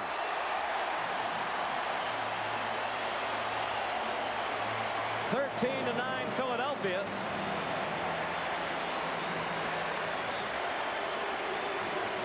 And we'll await the scoring. They have scored a hit from Milt Thompson, a smash that was sharply struck, but ordinarily Alomar comes up with that one. Yeah, he really does. And with a man on second and 2 outs, what an infielder wants to do is knock the ball down and prevent the runner from scoring from second. But on this slick turf, I guess it's more forgivable than under ordinary circumstances. That's a good point. Milt sure has come up big in the postseason. I mean, the catch in Atlanta that could have turned the postseason around for the Phillies. That catch in itself. And Jim Fregosi deserves credit for putting him back in the starting lineup tonight. Thompson now is lacking only the home run to hit for the cycle. He's driven in 5 runs tonight with a triple, double, and single. Well, he had the home run his last time up last night. That's right. The cycle in his last 5 at-bats. It's pretty strong. Some real strong offensive performances. You know what happens in games like this is everybody's getting off. You know what I mean? All the hitters have hits. They all feel good. There's really not anybody in the game pressing at this moment for a hit. Everybody's getting their knocks and they're getting their punches in, and it's really a hitter's game. It's going to be. It's not over. That's why the bullpen pitchers broke the telephones out there, so the call can't reach them. Timmy, you know how easy it is to hit in that 4th at-bat when you already got 3 hits? Absolutely. Feel comfortable and locked in, and nobody in the world can get you out. And that's how the hitters are feeling right now. How do you feel if you're Kevin Stocker and you're 0 for 3, the way this game has gone? Eventually, you're going to get a couple of knocks.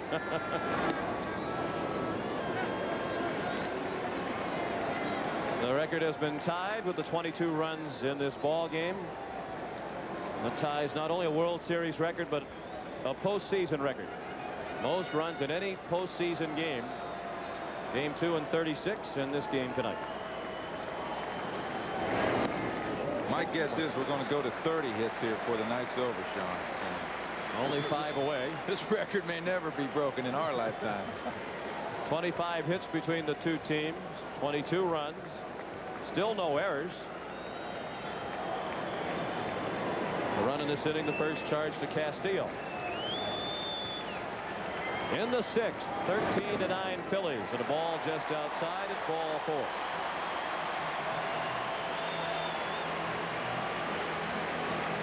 Believe it or not, that's the first walk thrown by Toronto pitchers since Stottlemyre walked 4 in the first inning. Timmy, do you have any remembrances early when Stottlemyre was pitching of the Bert Hooton game? I sure did. We talked about it last night. October 7th, 1977, when the Dodgers had scored the 3 runs in the top of the first inning to take a 3-0 lead.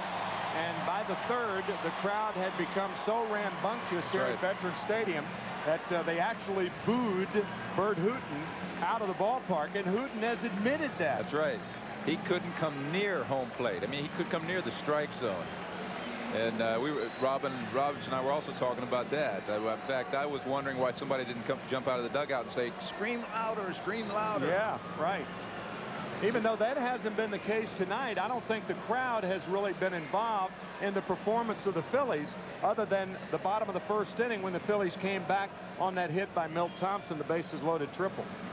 Cito Gaston at the mound. Wes Chamberlain has been introduced as a pinch hitter for the pitcher West.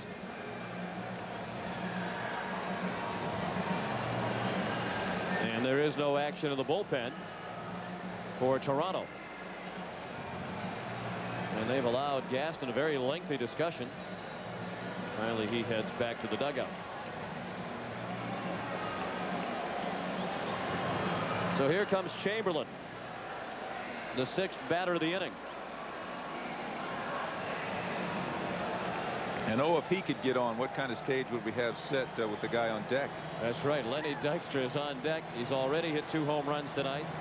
Has driven in 4 and scored 4. But first, Chamberlain with 282 with 12 homers during the regular season while platooning in right for the most part with Jim Eisenreich. He's up with first and second and 2 outs. 1 run in here in the 6th. Castillo's first pitch a strike. Any way you look at it, this young man's got to be pretty nervous. First at bat might be his first at bat of the series. I'm not sure. He has appeared briefly prior to tonight, but for the most part has been a spectator because of the right-handed starters thrown by Toronto.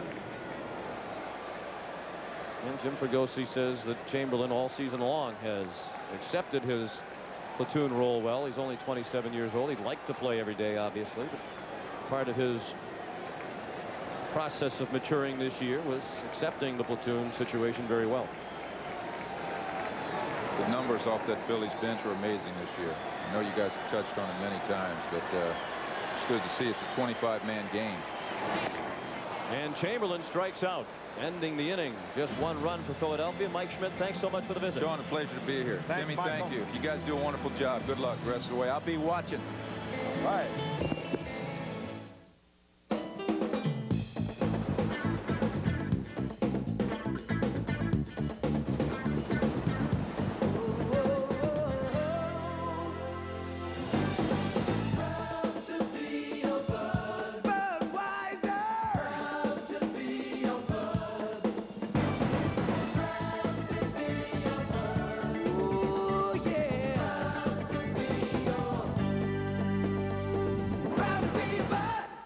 Critics are calling Rudy an unforgettable real-life Rocky, one of the best movies of the year. In this lifetime, you don't have to prove nothing to nobody except yourself. Stand up and cheer for Rudy, rated PG.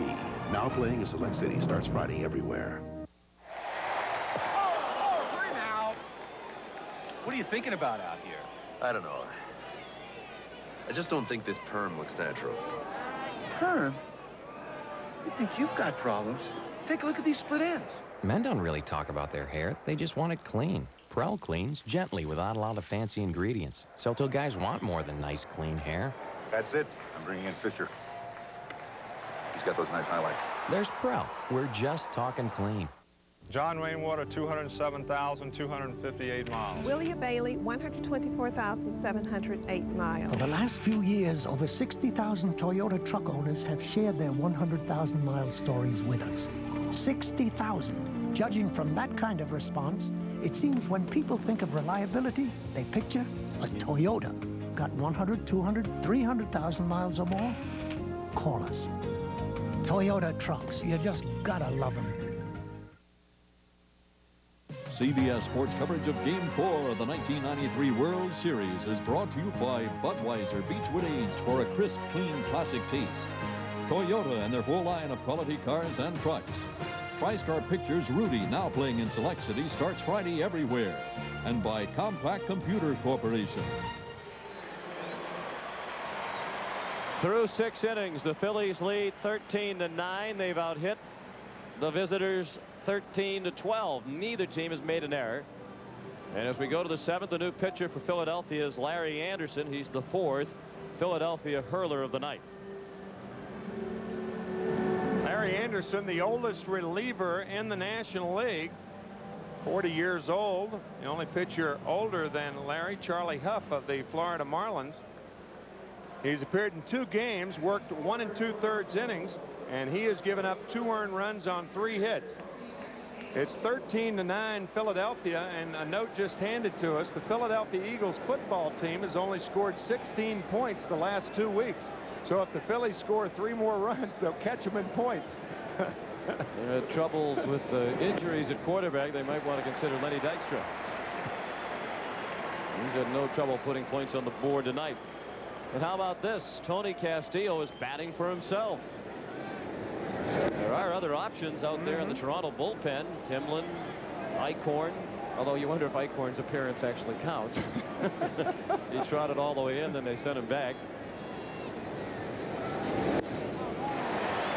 Well, I would imagine that Cito Gaston, all of a sudden his emphasis has shifted over to getting someone out, figuring that if you can't get him out, it doesn't matter how many runs that are scored. I don't know if I agree with that particular point, but I believe that that's Cito's thinking right now, that Castillo stands a better chance of getting the Phillies out over the next 2 innings. Or 3 innings, as far as Cito is concerned. I guess if it goes to 3, it'll be Dwayne Ward in there.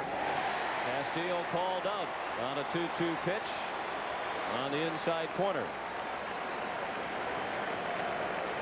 That's the slot that Larry Anderson likes to hit more than any other spot.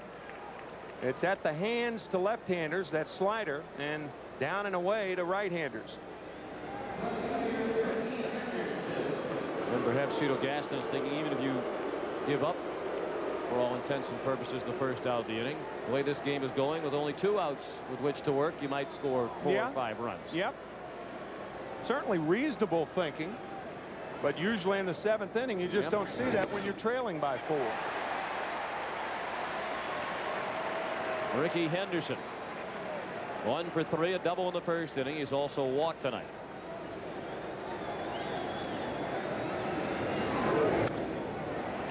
Larry Anderson spent 9.5 years in the minors before he finally established himself as a major league pitcher. He had brief appearances in the majors over that 9.5 years, but most of that time was spent in the minors. And so that experience made him learn to appreciate every aspect of being a major leaguer.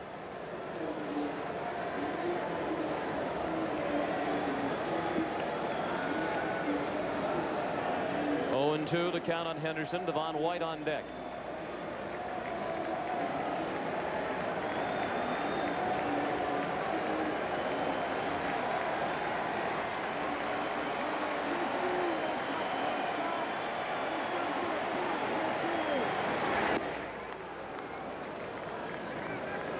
Out in the bullpen, Mitch Williams has been doing some stretching.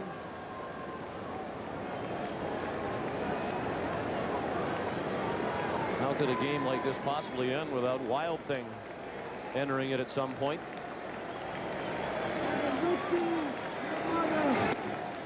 Two and two.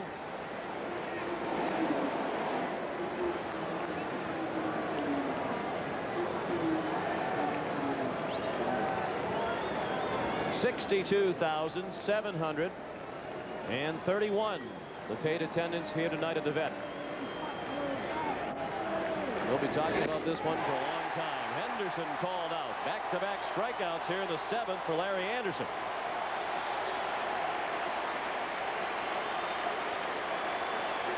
This slider starts inside and ends up over the middle of the plate, but you could see that tight spin of that slider to Ricky Henderson. The ball's actually right down the middle of the plate, but it started inside and fooled Henderson.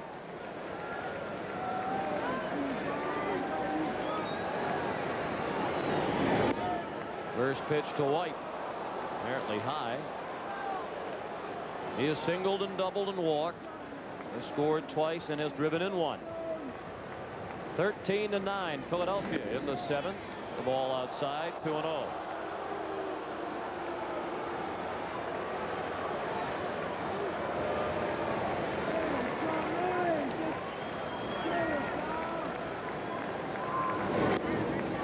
At the belt, a strike.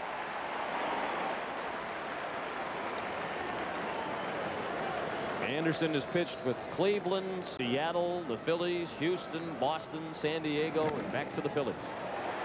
A pop-up in foul ground, playable. Hollins puts it away. A 1-2-3 inning for Anderson. 7th inning stretch, 13-9 Philadelphia.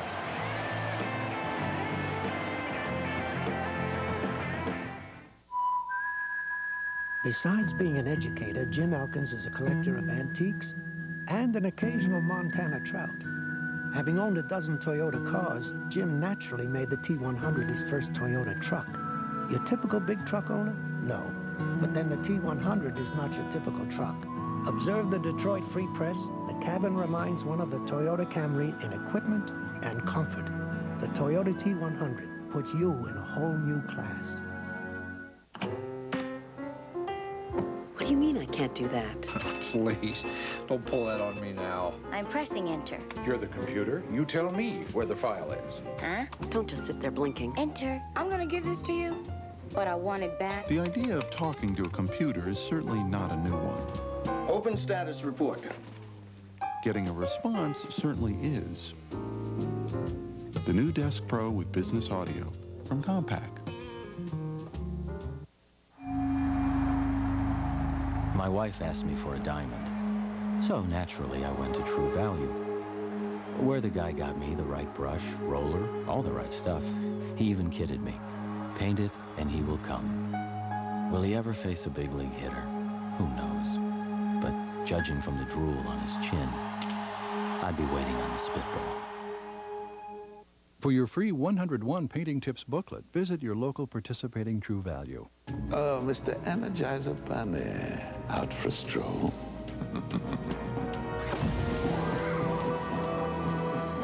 My matter desolidificator will put an end to your precious little source of power. Your hippity-hoppity days are over.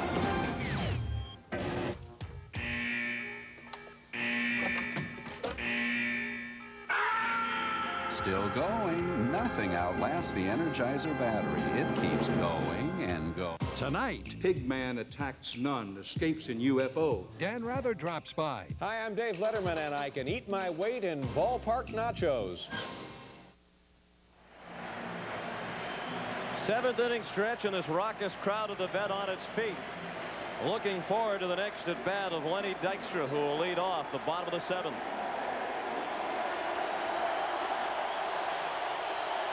He has already had a huge night, 3 for 3, with a pair of 2-run homers, a double, and a walk. He has scored 4 times.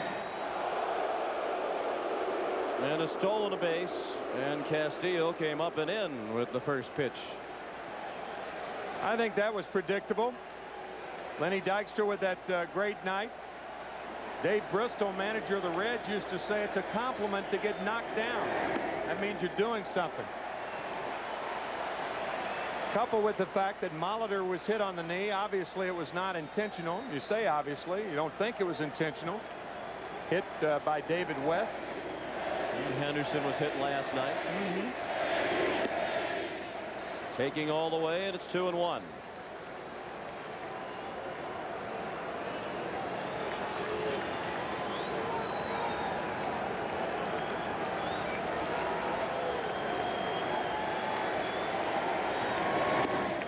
Good breaking ball. It had Dykstra bending out of the way. Dykstra, the first Philly ever with 2 home runs in a World Series game. This is only Philadelphia's 5th trip to the World Series.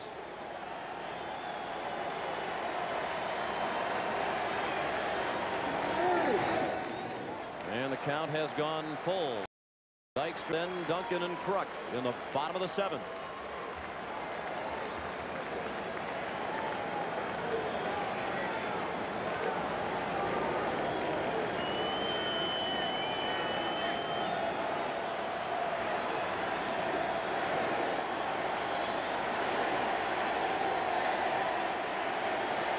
The payoff pitch on the ground. Nice play by Alomar with the backhand. And they retire Dykstra for the first time tonight.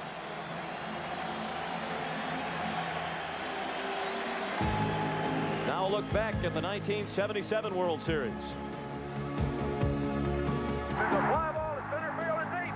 That's going to be way back, and that's going to be gone. Reggie Jackson has hit his 3rd home run of the game.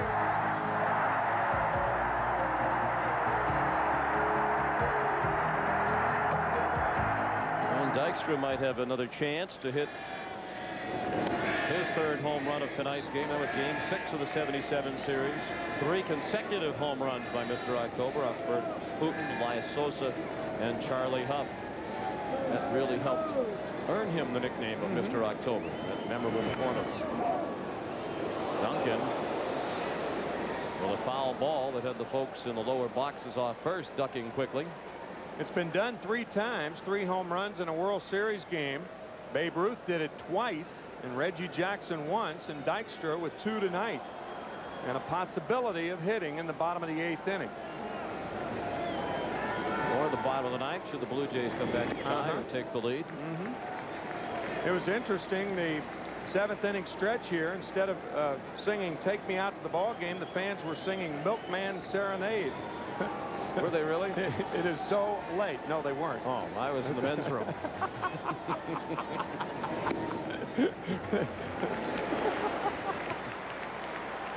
Sometimes you have to be brutally honest in this job. 3-1 the count. I mean, the game is past the 3-hour mark. Duncan over the head of Castillo. Fernandez safe. And Duncan has his 3rd hit of the night. All of them singles. And that's 3 singles in his last 3 at-bats from Mariano. Castillo tries for it. He can't get it. And by the time Fernandez makes a nice play, the throw's too late. Duncan just beats it.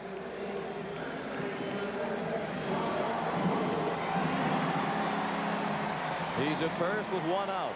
There's been so much talk about the length of these games, and they have all been at least 3 hours and 16 minutes, the first 3. John Kruk, the batter. He is 0 for 4 tonight. Phillies have put 13 runs on the board without anything from Kruk. The longest 9-inning World Series game, 3 hours and 48 minutes. That was in 1979. Game between the Orioles and Pirates. This game started at 8:14 Eastern time, so we're at 3 hours and 10 minutes already, 38 minutes short of the record, and still a long way to go.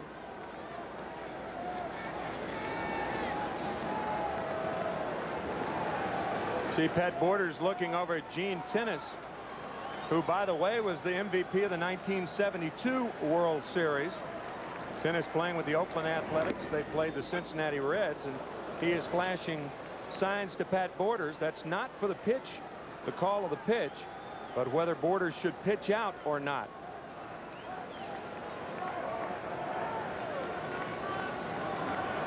Was Tennis, the bench coach who took over and ran the Blue Jays a couple of seasons ago when Cito Gaston was out of commission with back problems. Cito said his back has been much less of a problem this year. It still bothers him from time to time, and a drizzly, damp, raw night like tonight can't help. Nor can the score.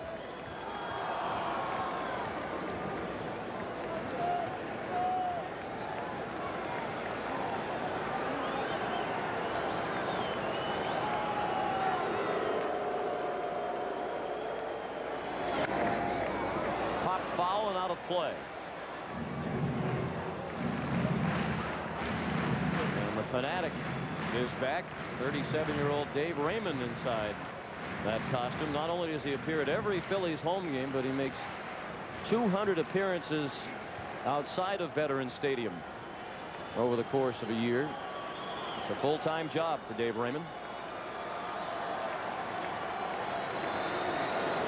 And a job he does extraordinarily well.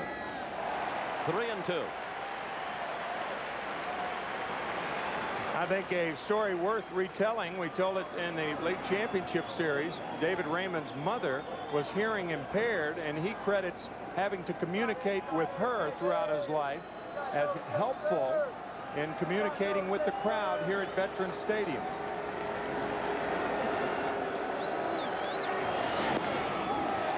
Ball 4. Duncan was running with the 3-2 to Kruk. Kruk is aboard for the first time tonight. That's the second walk thrown by Castillo, the 6th issued by Toronto pitching tonight. Phillies have scored in every inning except the 3rd, and they have 2 men on with 1 out here in the 7th for Dave Holland, who has scored 3 times tonight. He walked and scored in the 1st, had a bunt single and scored in the 5th, doubled and scored last inning.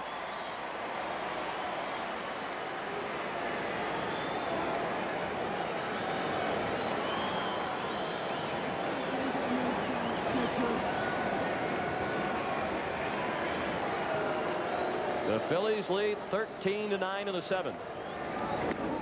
Appeared to slip out of the hand of Castillo. 1-0 on Hollins.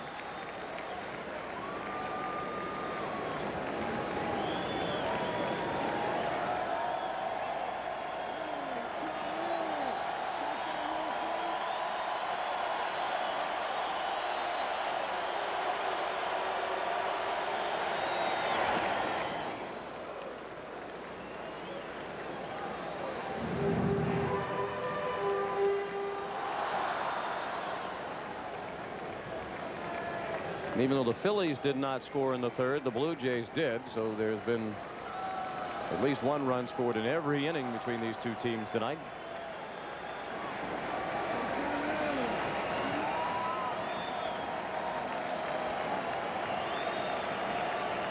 And Hollins steps out with the count 1-1. Borders goes to the mound to speak with Castillo.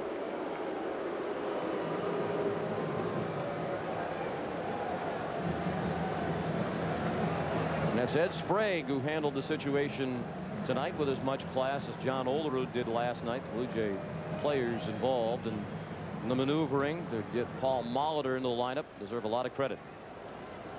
Matter of fact, before the game in the clubhouse tonight, Sprague was going over the scouting reports of the Philadelphia hitters with Paul Molitor and giving him advice on where he should position himself for each of the hitters.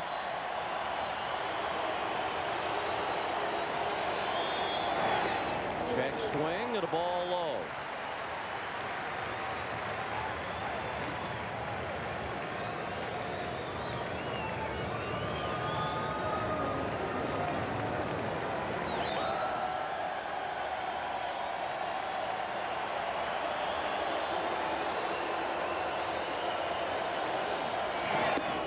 And another ball low, and a count of 3-1 on Hollins with Darren Dalton on deck.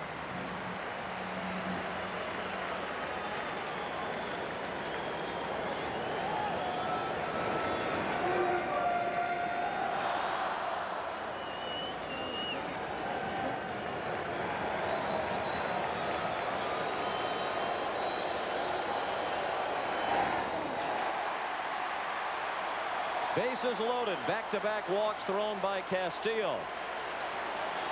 He has pitched an inning in 2/3. And Galen Cisco, the pitching coach, is on his way to the mound.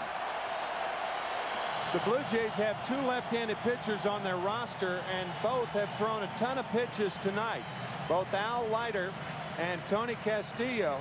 So what that may do is take him out of action tomorrow night, which puts a lot of pressure on Juan Guzman, who'll be the starting pitcher tomorrow night, to go deep into the game against the Phillies.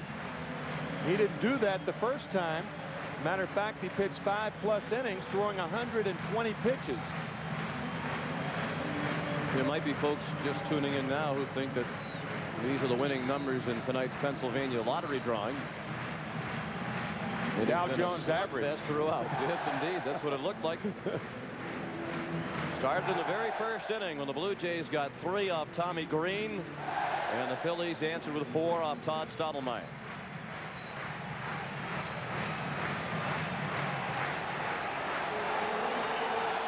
It's a 4-run lead for Philadelphia. They have a chance to break it wide open.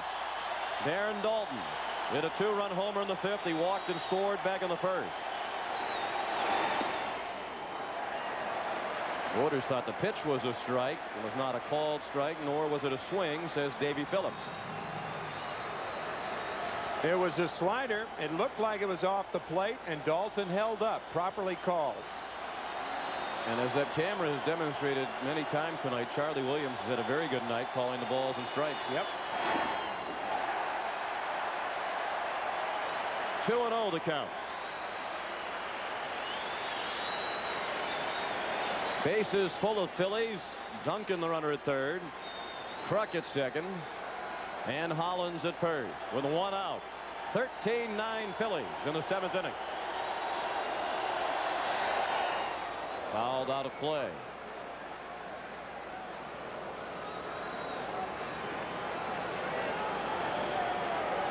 Darren Dalton has been up more than any other player in the major leagues this year during the regular season with the bases loaded 29 times.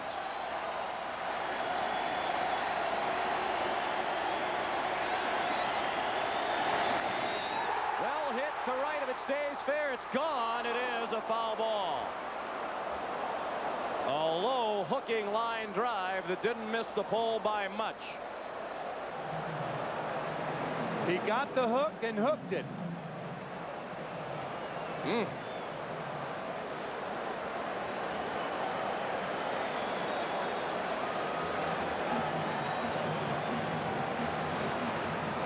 And Castillo breathed a sigh of relief.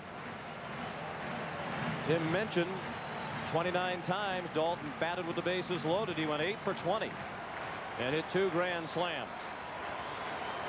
30 of his 105 runs batted in during the regular season came out of bases loaded situations. The 2-2 pulled foul past Mel Roberts in the first base coach's box.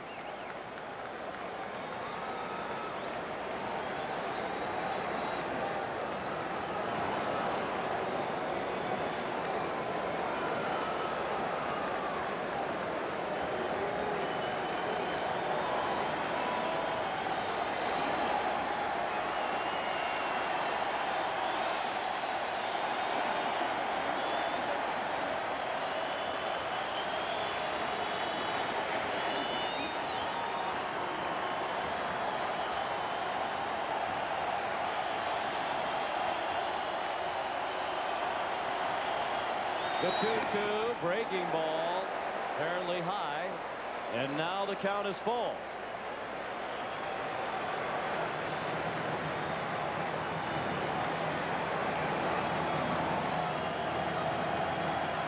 There is no action in the Toronto bullpen.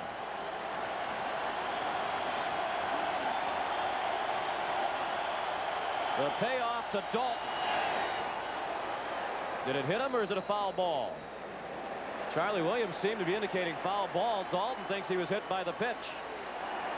And now Charlie Williams is saying go to first, and he's waving the runner in, and that's going to bring Cito Gaston out to argue, because Williams threw his hands up in the air as if to indicate it's a foul ball.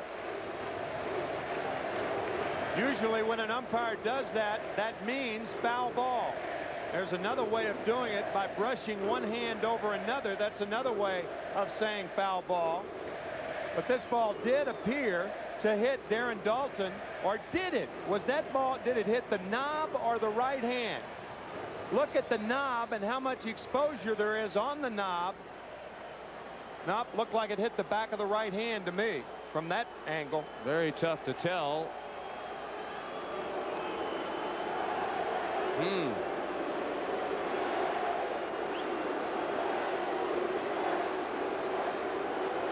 Boy, it looked like from knob. That angle, it looked like a knob. From Sure behind did. him, it looked like the knob. I think when an umpire is in doubt, the only thing that he can rely on that is usually genuine is the reaction of the player. A player can't think fast enough to act like it hit him. He's got to immediately grab something, and that's what Dalton did. And judging from that, the ball hit him, even though the pictures are inconclusive. So another run for Philadelphia. 14-9. Eisenreich first ball swinging, and it's a pop-up. Kruk does not tag as Fernandez made the catch in shallow left. And tonight, folks, you have watched the highest scoring game in Major League Baseball postseason history. 23 runs. This is postseason game number 779 in Major League history. And more runs have been scored tonight than in any other game. I've always said 779 is a charm. I've heard you say that many times. Bill Thompson fouled it off, rattled the mask of the umpire Charlie Williams. Thompson's had a great night. A 3-run triple in the first to give the Phillies a 4-3 lead. He doubled a drive and a run and scored in the 5th. Had an infield hit to drive and a run in the 6th. 5 runs batted in. The World Series record is 6, and he has a great shot to do it with 2 men in scoring position. Up the middle slowly. Alomar flips to Fernandez. They force Dalton, and that ends the inning. 1 run for the Phillies in the 7th. We go to the 8th. 14-9 Philadelphia.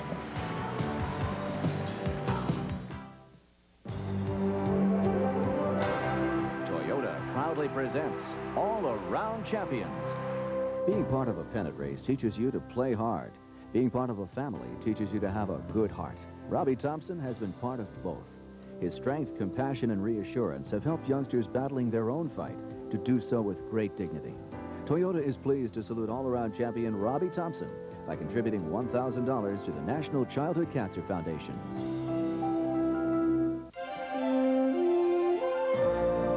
No matter how far the journey, the need to make it home is basic, instinctual, undeniable. The 1994 Toyota 4Runner. For the way there, for the way back.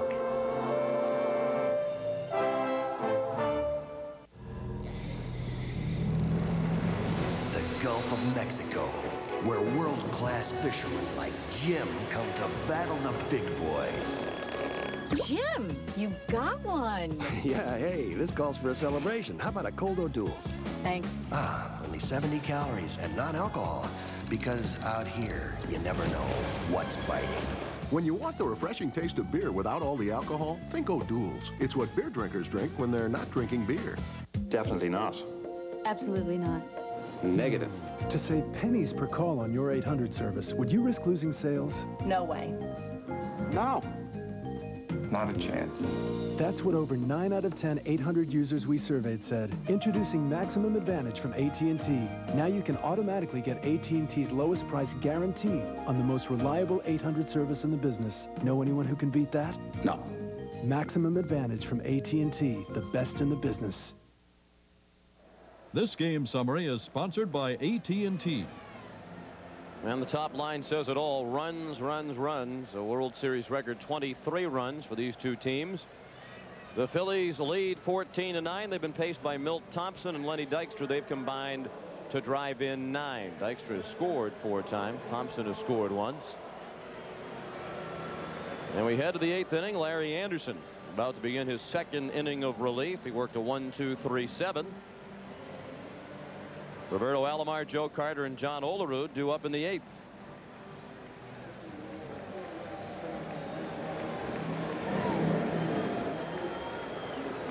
Alomar digs in with 2 hits and 4 trips. He singled a drive and a run and scored in the 6th against David West.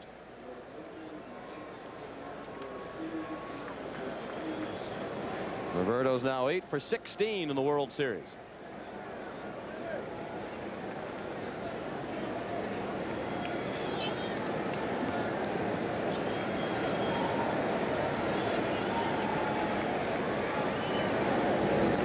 Anderson's first pitch of the 8th is strike 1.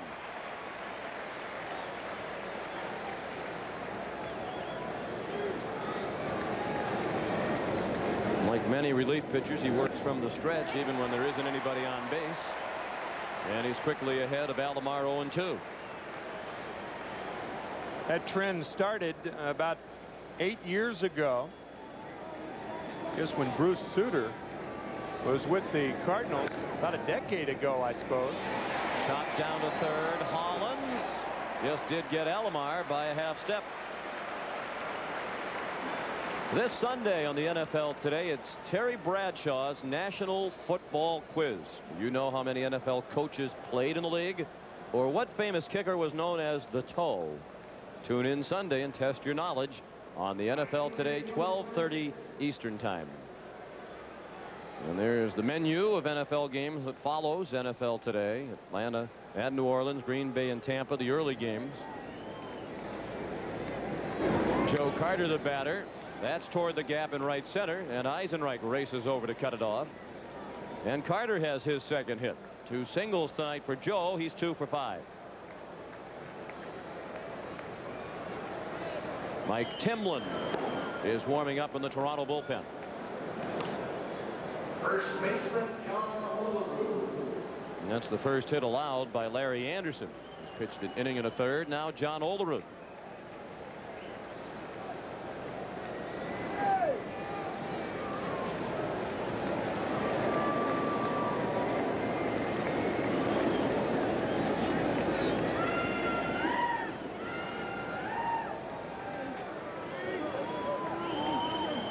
John Kruk was holding Carter on initially, and Darren Dalton calling the attention to it from the bench.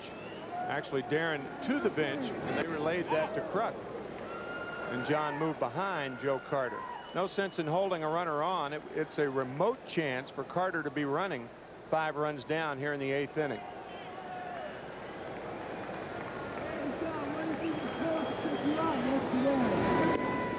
John Olerud says the first time he ever used a wooden bat was as a major leaguer. Through Little League and youth baseball, high school and college ball, he used a metal bat, aluminum bat, and then of course when he left Washington State, he went right to the majors without ever playing minor league baseball. His adjustment period to the wooden bat was as a major leaguer. He said that definitely affected him during his rookie year.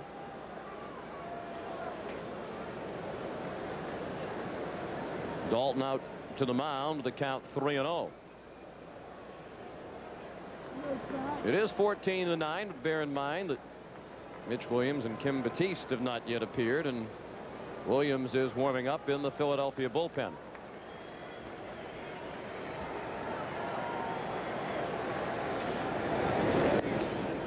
And that's ball 4. Anderson walks Olerud on 4 pitches. So the Blue Jays have only scored 2 runs since the 3rd. That's a very low scoring pace the way this game has gone. Have first and second and 1 out. And here comes Johnny Padres to the mound. He'll need a new pair of shoes when the game is over. And Mitch Williams has been throwing for several minutes now.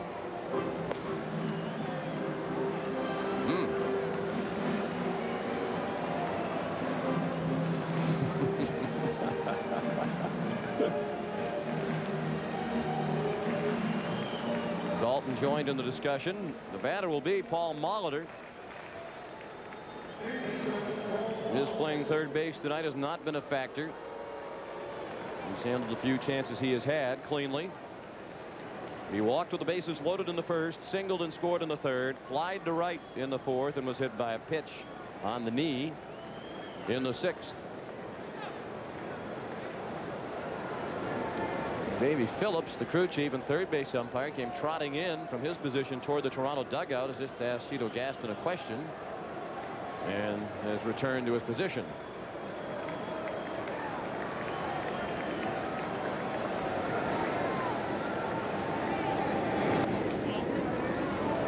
Ball 1 low and away.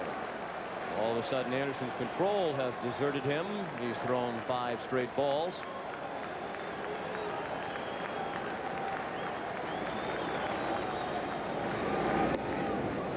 In a row. And think of the dilemma that is building for Jim Fregosi.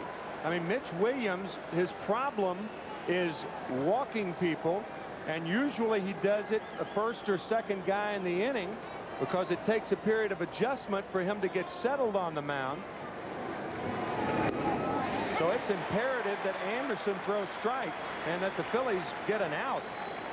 I'm sure that's what Fregosi is thinking right now. How perilous would it be to bring Mitch Williams in with the bases loaded regardless of the score? Down to third. Fair ball. Hollins couldn't play it. Here comes Carter around to score. Olerud to third. Molitor to second. And the Blue Jays are in double figures. It's 14-10. Molitor with another hit is second of the night and second RBI of the night. He's driven in 6 in the World Series. It looked like Dave Hollins, going to his right, tried to feel this ball on the in-between hop. He thought it was going to bounce up, and it stayed down on him. Watch the glove go up. The ball went down, and Molitor has a double, and that's what Fregosi's going to do. He's going to take Anderson out now, bring Williams in because first base is open, and that gives him a little slack as far as walking guys are concerned. The Blue Jays again have the tying run in the on-deck circle. Wild things in after this. Citibank has really given us a new sense of self because we have our own identity. I have a Citibank Visa card, and it does have my photo on it, so I have one less worry. And not only that, but you can pick what you like, so it doesn't look like a DMV photo. I don't know why the other credit cards aren't doing the same thing. We need a photo card so family members can tell us apart. Introducing the first credit card with your photo and signature on front from not just Visa, Citibank Visa. What tire do you trust in the wet? A tire that removes over 2 gallons of water per second from under the tread. The all-season MX-4. Another engineering splash from Michelin. The eyes of America. That's why Pearl Vision is now offering $50 off on each complete pair of glasses. Pick any frame in the store, add any lenses, then subtract $50. Right now and only at Pearl Vision. Lasers. Satellites. Cellular data networks. What exactly have we launched here? UPS Total Track. The only tracking system that can confirm delivery of your air and designated ground packages coast to coast in seconds. Package was signed for at 9:26 this morning by Mr. The arms race may be over, but the package race is just heating up. Pretty easy to see who my daughter takes after. I've got her funny laugh. And my talent for raising perfect kids. Fortunately for those perfect kids, I have your energy. Well, I did get you started on breakfast with grape nuts. Yeah, she's right. There's all this energy right there in the bowl. What's here on the box? Fat-free, natural energy source. But I told her you have to try it yourself to understand it. After a few days, I realized with a good breakfast, I have all the stamina in the morning. And I like the taste. My grandkids are perfect. Good. You want them? Post Grape Nut cereal helps keep you going strong all morning long. This copyrighted telecast is presented by authority of Major League Baseball and may not be reproduced or retransmitted in any form without the express written consent of Major League Baseball. Mitch Williams is in with 2 men in scoring position and 1 out in the 8th. 1 run in for Toronto. The lead is 14-10 for Philadelphia. This is the first game in postseason history that both teams have scored in double figures. The highest scoring game in Major League Baseball postseason history. The tying run is in the on-deck circle with Tony Fernandez at the plate. He's already knocked in 4 runs tonight. And by the way, that ball hit by Molitor, I assumed it was a base hit. He was given an error on it from the get-go. Don't agree with that scoring. However, that's the way it stands. Tough error charged to Hollins. It's the first error of the game. Base hit. Olerud scores. Molitor is stopped at third. And it's 14-11. And again, the Blue Jays will bring the tying run to the plate. Tony Fernandez with 5 runs driven in tonight. And 9 in this World Series. That is already a World Series record for shortstops with more games to come. He has been up 5 times. And in 4 of those at-bats, he has driven in at least 1 run. Hollins dives for it. The ball scoots on by him, and it was hit so sharply that Molitor has to stop at third.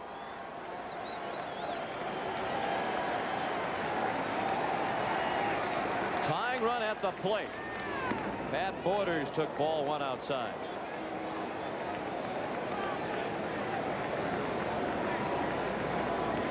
That is Mitch Williams' fiancee, Irene. They will be married on December 26th. Doesn't look like even Irene wants to see this. She's got the bill down over her eyes. Just a peek, however.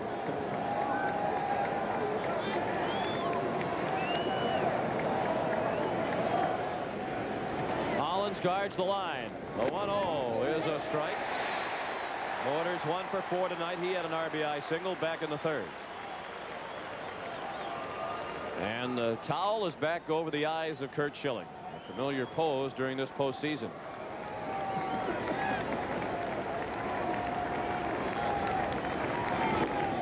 Outside. Where's 2 balls and 1 strike.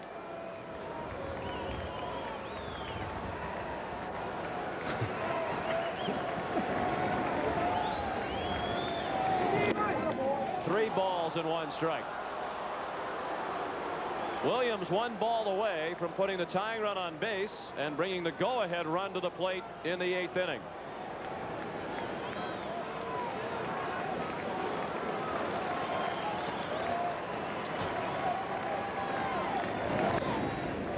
Broders swung away on 3-1 as Williams poured it right over the middle, and Broders fouled it off.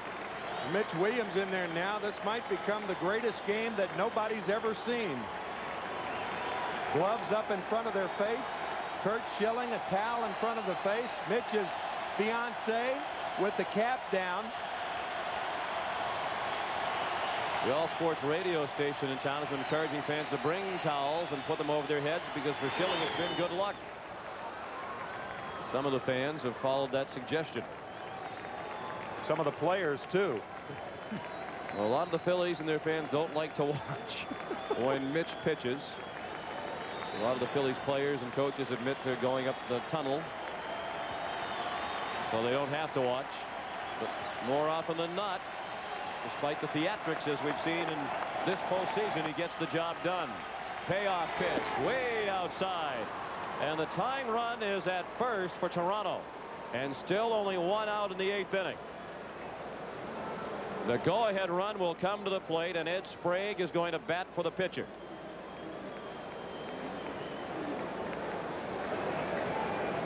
And how ironic that the man who had to take a seat to allow Paul Molitor to play tonight comes up for the first time tonight with a chance to put his team ahead in the highest scoring World Series game ever with 1 swing of the bat.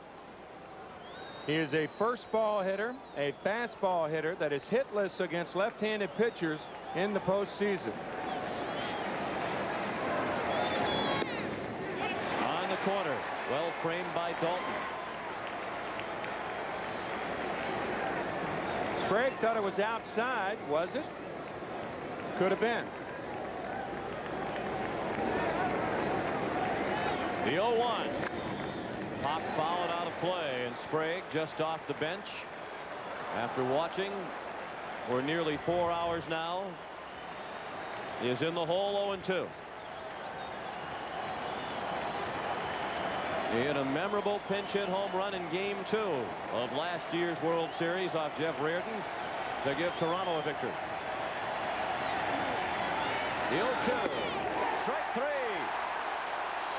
He went to the breaking ball, and the pitch called on the outside corner.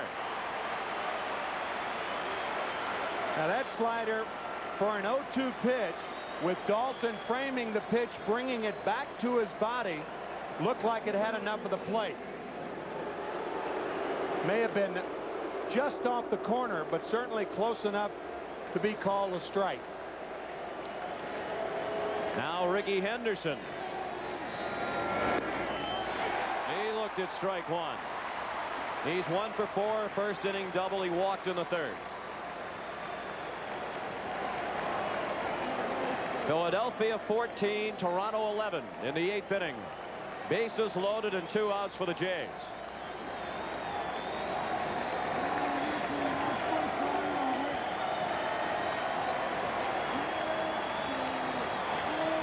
Henderson is the 8th batter of the inning.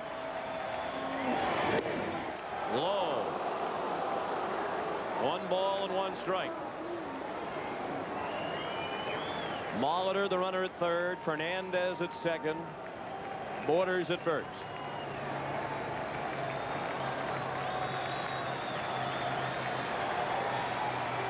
The 1-1.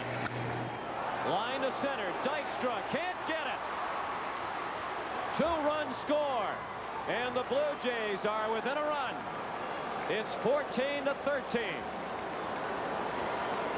Ricky Henderson has silenced his critics in the last 2 games. Those are his first 2 runs batted in this World Series. 2 hits last night, 2 hits tonight. What a big hit this was. Dykstra respecting the power of Henderson, especially with the tying run on at first base. Can't afford to give up a gapper, and a ball possibly that normally Dykstra would have caught drops in front of him. So 4 runs in the inning for Toronto. 3 of them charged to Anderson, 1 charged to Williams. He's responsible for the 2 base runners. The tying run is at 2nd. The go-ahead run at 1st with 2 outs. In the 8th, Devon White slams one just foul.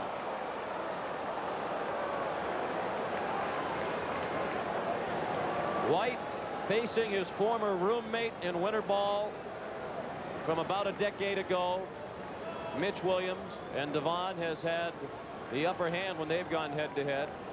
White is 3 for 5 in his career against Mitch Williams, including a home run. And a loud foul.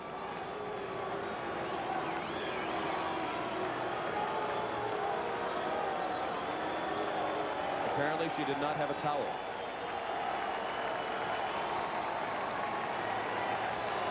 The 0-1 outside. White is the 9th batter of the inning. The second time the Blue Jays have batted around the ball game. They did it in the 3rd.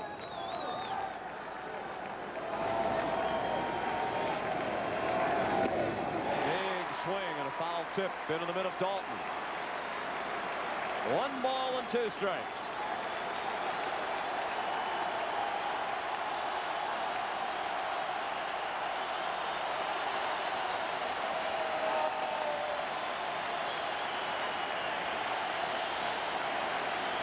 The 1-2 pitch. Little looper. Long run for Dykstra in right center. Can't get it. Borders around with a tying run. Henderson to the plate with the go-ahead run. 15-14 Toronto.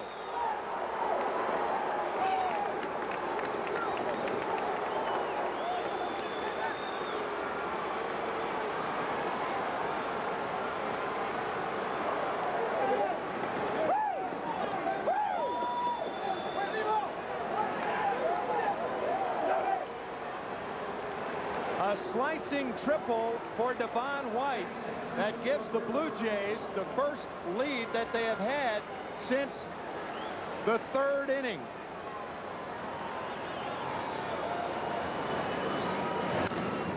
Down to 3rd. Off the bat of Alomar. Hollins throws him out, and that ends the inning. 6 runs in the 8th. 15-14 Toronto.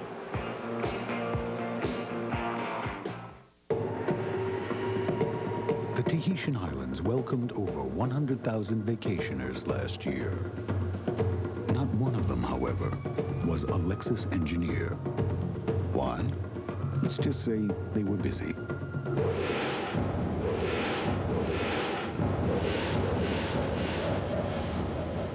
The 1994 Lexus ES, improved, revised, refined, in a word, new. You need 2 hands to count all the special rates and discounts on Allstate car insurance. For more than 1 car, pickup trucks, anti-lock brakes, airbags. Good drivers, excellent drivers with Allstate home insurance. And retired drivers over 55. Just pick up a phone and call an Allstate agent for details. For lots of ways to save, you're in good hands with Allstate. Love this place! It's the new Burger King Everyday Value Menu. Your favorite Burger King foods at lower everyday prices, like the delicious Whopper Value Meal for only $2.99. The new Burger King Everyday Value Menu. Have it your way. This is a Goodyear Aquatread, and this is a gallon of water. Aquatread's deep groove design channels water away. At highway speeds, it moves a gallon of water every second for outstanding wet traction. Aquatread, only from Goodyear. I know. Say we didn't get the package. Martha! Tom! Did you get our package? Gee, it never got here. Really? Introducing tracking software from Federal Express. It was delivered to your place at 9:22 a.m. Ah! Probably stuck in the mailroom. No, it was signed for by your partner, Brian. Now you can track packages right from your computer on your desk. Brian, are you there? Oh, that package, Martha. We could negotiate a deal at this. In one of the most remarkable games in baseball history, the Toronto Blue Jays, with 6 runs in the 8th, have taken a 15-14 lead over Philadelphia. Sean McDonough with Tim McCarver, the go-ahead hit, the triple by Devon White, his 3rd hit of the night. He's lacking only the home run for the cycle. And we could go up and down the lineups of both teams and say similar things, but This has been incredible. The most amazing baseball game I've ever witnessed. Unbelievable. If you're keeping score at home, you're out of ink and out of paper, just like we are. It's like a chicken has run across my scorecard. Well, find another pen or pencil, because you're going to have to make some more notations. Mike Timlin comes on to pitch for the Toronto Blue Jays as we go to the bottom of the 8th. Now, bear in mind, the Phillies trail, but they've scored in every inning except the 3rd tonight. 10 men to the plate in the top of this inning for the Blue Jays. Roberto Alomar started the inning and ended it. He made 2 of the 3 outs. Kevin Stalker leads off. Mickey Morandini is in the on-deck circle to bat for Williams. And then Dykstra will be up 3rd. Dykstra already with 2 home runs and a double tonight. Stalker is 0 for 3. He walked in the 6th against Castillo. Timlin's first pitch a strike. Ed Sprague is on the bench. They elected not to keep him in the game at 3rd base, so Molitor is still at 3rd. Would have involved putting Timlin in Molitor's spot, and it would have meant that Timlin would have been the 3rd batter in the top of the 9th. And Sprague would have hit 6th. And I think you're thinking of offense if you're a manager, because all of the pitchers have had tough times getting hitters out tonight. 1-2. Timlin, a hard-throwing right-hander, facing the 23-year-old rookie Stalker. Mike making his 2nd appearance in this World Series. He pitched an inning and 2/3 of scoreless ball in his first outing, and he has a strikeout of Stalker with the breaking ball for the first out of the 8th. Timlin just off the corner inside, but just like out on Ed Sprague, with the pitcher ahead of the hitter, usually he's going to get a pitch like that if the catcher is there, and Borders was. Now Mickey Morandini batting for the pitcher. He hit .247 during the regular season. He has not started a game in the World Series. He took a strike on the corner. Mariano Duncan would more or less platoon with Morandini at 2nd base over much of the regular season. Has been hot with the bat, and that has meant that Morandini has watched most of the action in this World Series.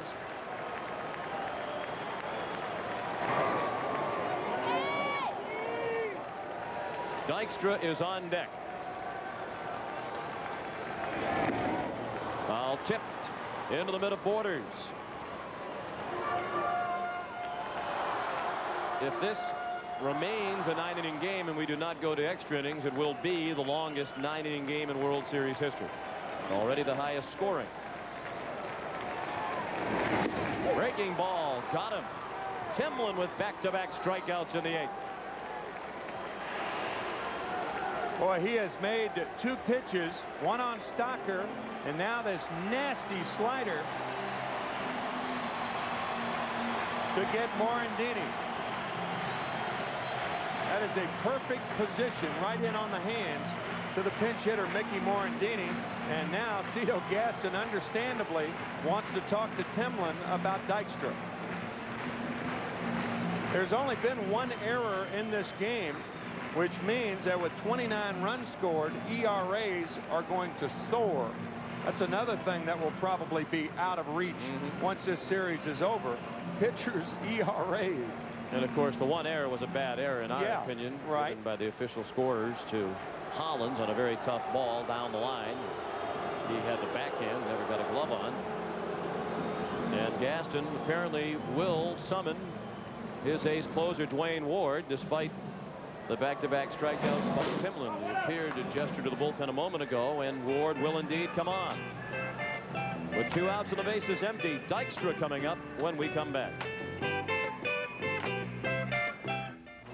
Tom O'Keefe is in the grip of a really tough cold, but he's about to break free with an effervescent rush of relief.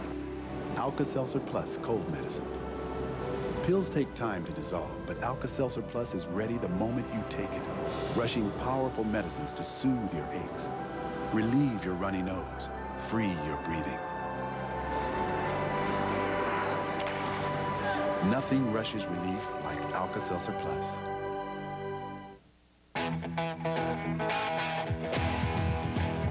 Americans have always had a love affair with their cars. Who do you love? Who do you love? Yeah, who do you love?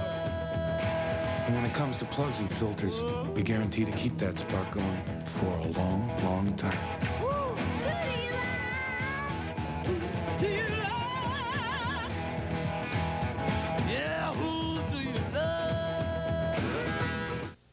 Do you want to jam? Get new Nestle Crunch Jammin' Bars. Rip into rock, unwrap the rap, jazz, and reggae. Collect all 12 Nestle Crunch Jammin' designs. You want to jam? Get new Nestle Crunch Jammin' Bars. My Lender's Bagels. You know, I start my day every day with a toasted Lender's Bagel. This is what I was craving. And imagine, only 2 grams of fat. Nothing like a Lender's Bagel. Lender's Bagels. First you crave, then you rave. CBS Sports coverage of Game 4 of the 1993 World Series is brought to you by Toyota and their full line of quality cars and trucks. McDonald's, what you want is what you get at McDonald's today. Citibank Visa, not just Visa, Citibank Visa. And by Michelin, because so much is riding on your tires. Welcome back to Veterans Stadium in Philadelphia. The Toronto outfielders, Henderson, White, and Carter, looking on as Dwayne Ward warms up with 2 outs and the bases empty in the bottom of the 8th. Toronto with 6 runs in the top of this inning. He's taken a 15-14 lead, and Ward is making his 3rd appearance. This is an interesting move. The Blue Jays and Phillies, 29 runs, most runs scored in a World Series game. That's by 2 teams, and it's 7 more than the Yankees and Giants did in 1936. Left-handed batters batting .350 against Dwayne Ward in the postseason, and 3 home runs, including one last night by Milt Thompson. And Dykstra has 2 home runs already tonight. The first pitch a strike, and that has Dykstra barking at Charlie Williams.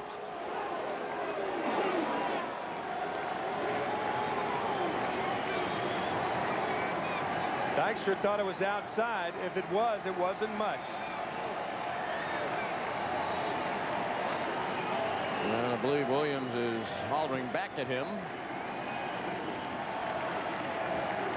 Timlin departs, having struck out the 2 men he faced. That is clearly outside.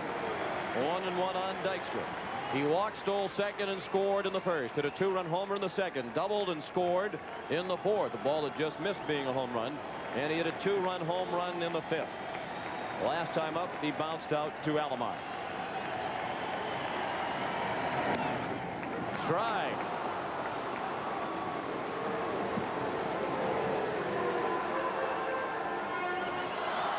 Well, that was definitely outside. Farther outside than the first one. Yep.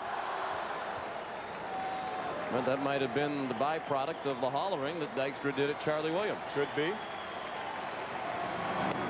Strike 3. He's called out on the breaking ball. Timlin and Ward combined to strike out the side in the 8th. We go to the 9th, 15-14. No, my plane's stuck somewhere back Your flight has been canceled. The 5 most hated words of every business traveler. On a day like this, I know it's not the airline's fault. Still, I just want somebody to give me some answers. Let's see if we can reroute you to another city. Those are the people I come back to. They try and find a way and give me my best option, maybe even on another airline. I appreciate that, because a little honesty goes a long way. Tell Billy by halftime, I'll be there. This is the perfect time to try my new Polaroid Captiva. Smile! Hey, where's the picture? There's no picture? Did you see the picture come out? How can that be a Polaroid camera if there's no picture? It doesn't look like a Polaroid camera. It's not a Polaroid camera. Introducing the new Polaroid Captiva. It's sleek, it's stylish. Its pocket-sized pictures stay in a special compartment till you take them out, so you're free to shoot and shoot. Maybe if you shake it. Yeah, shake the camera. The new Polaroid Captiva. The pictures stay in till you take them out. These days, people who want to save money on lunch are brown bagging it. Because McDonald's original hamburger is still just 59 cents. Our delicious cheeseburger is 69 cents. And that is no baloney. Now Now McDonald's always has one extra value meal for $2.99. Might be this one, this one, this one, or to find out which extra value meal is $2.99, go to your local McDonald's. Because if you want to know, you gotta go. Come on, no food fights. Over 2 million vacationers visited historic Philadelphia last year. Not one of them, however, was a Lexus engineer. Why? Let's just say they were busy. The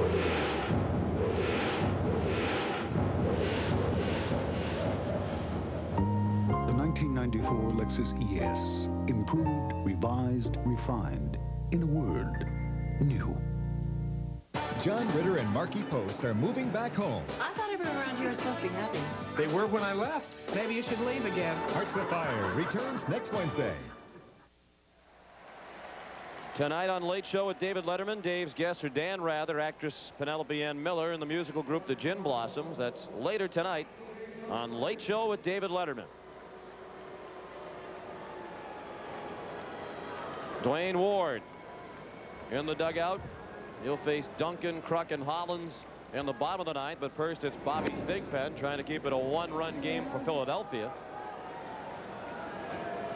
In the top of the ninth, making his second appearance, he pitched in last night's ball game. And he's in with a strike. 1-1 on Carter, who's 2 for 5. A single and a run scored in the first. He doubled and scored in the 8th. It was Carter who started the 6-run rally last inning with a 1-out double. He scored the first of the 6 runs. Only twice in World Series history has a team come back to win after overcoming a deficit of 5 or more runs. And the Blue Jays, if this score stands, will have done that.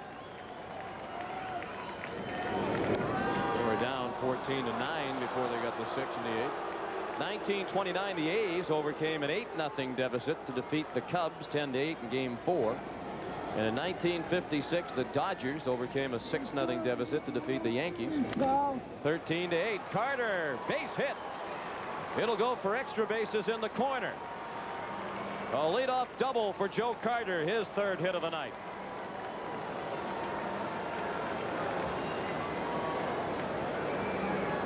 And hit number 17 for the Toronto Blue Jays. The 31st hit in this ball game was crushed down the left field line. There have been an awful lot of balls, to reiterate, hit on the fat part of the bat tonight. I can't think of a bat that has been broken all night. Matter of fact, not too many balls hit off the trademark. Even the outs have been hit hard. Olerud, 1 for 3. He's walked twice and has scored twice. 1 hit a single off David West in the 6th. Sharply hit to second. Duncan to a knee to throw him out. And Carter takes 3rd with 1 out. John, you mentioned the Dodger comeback, being down 6-0 and winning the game 13-8 in Game 2 of the 1956 series. Don Larson started that game, and he gave up the 6-run lead in the 2nd inning, and then 3 days later came back to pitch the perfect game, the only perfect game ever to be pitched in World Series history. Paul Molitor, the batter. He hit the ball down the left field line past Hollins, who has scored an error last inning. And he scored a run. He only has 1 hit officially. The ball last inning should have been his 2nd of the night. Infield in for Philadelphia. Can't allow another run. Already trailing by 1 in the 9th. Thigpen from the stretch. Good pitch. Sinking movement on it. 0-2 on Molitor. Hernandez is on deck.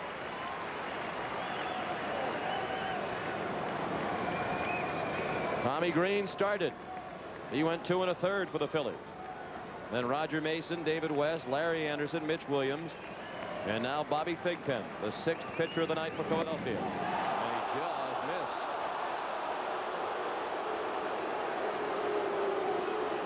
That ball appeared to be inside. Dalton setting up inside, and the tailing fastball was indeed way inside under the arms of Molitor. Now the 1-2 ripped foul. Molitor hit it hard, but he was well out ahead of it. He is so quick on that ball inside and still hits the ball away effectively the other way. Great plate adjustment.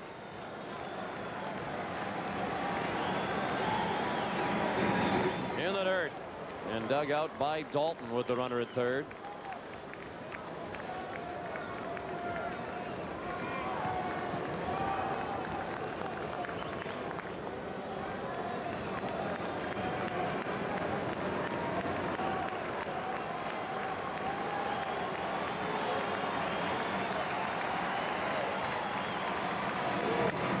To short, and they won't get the runner in with that one. Molitor hit a BB, but right at the shortstop stalker for the second out of the ninth.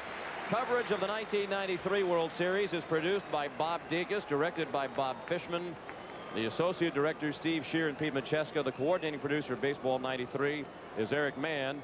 Baseball 93 is produced by George Ferris. The senior producer of CBS Sports is Ed Gorin. The executive in charge of production is Rick Gentile. And we tip our cap to those gentlemen and our entire crew tonight for staying on top of 500,000 or so developments in this ball game.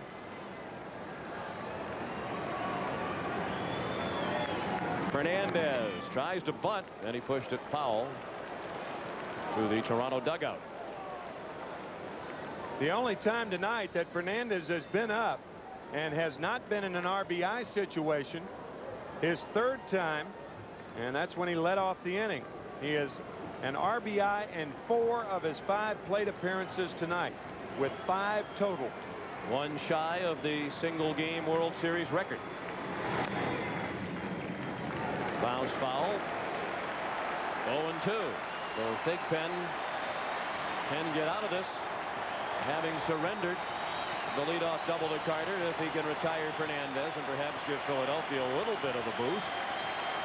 Obviously, it's a downcast Philadelphia dugout with the recent events. The 6 runs by Toronto in the 8th inning.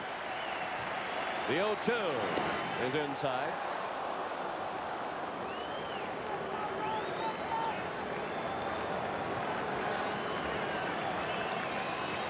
Thigpen has dominated the one-on-one rivalry with Fernandez. Tony 0 for 12. AJ dugout knows it would be a big hit if Fernandez could deliver. And he fought off a tough pitch. That can be a deceptive stat, however. 0 for 12, but that was when Thigpen was throwing very hard. Fernandez going to San Diego and then the New York Mets over the last several years. So that 0 for 12 came when Thigpen was at his best. Not throwing anywhere nearly as hard as he used to. The 1-2. Chop to second. Duncan throws him out. So it's a 1-run game as we go to the bottom of the 9th, and we'll return to Veterans Stadium after this message from your local station. Jell-O gelatin's just 12 cents a serving. That's 4 cents for the giggles, 4 cents for the improved motor skills, and 4 cents for creativity. I love Jell-O. Whatever your budget, there's always room for Jell-O.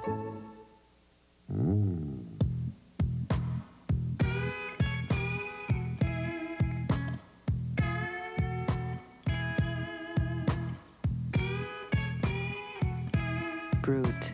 Men are back. The 94 Ford F-150 is now at your Quality Plus Ford dealer.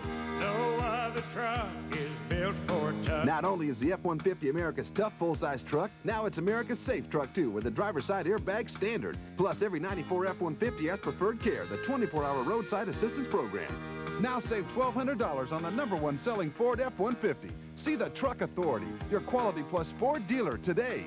You better hit the ground running in a new Ford truck. Hey, hey. Are you happy with the way government is spending your money? Annette Deegan and Aletha Wright aren't. That's why they're running for Camden County Freeholder. They want to control government spending, cut the bureaucracy, reform welfare, and stop wasting taxpayers' money. And they want to make Camden County government provide the best services and quality of life of any county in the state. It's time to put citizens, not the politicians, in charge. Aletha Wright, Annette Deegan, Reform Democrats for Camden County Freeholder. Night. Pigman attacks nun, escapes in UFO. Dan Rather drops by. Hi, I'm Dave Letterman, and I can eat my weight in ballpark nachos.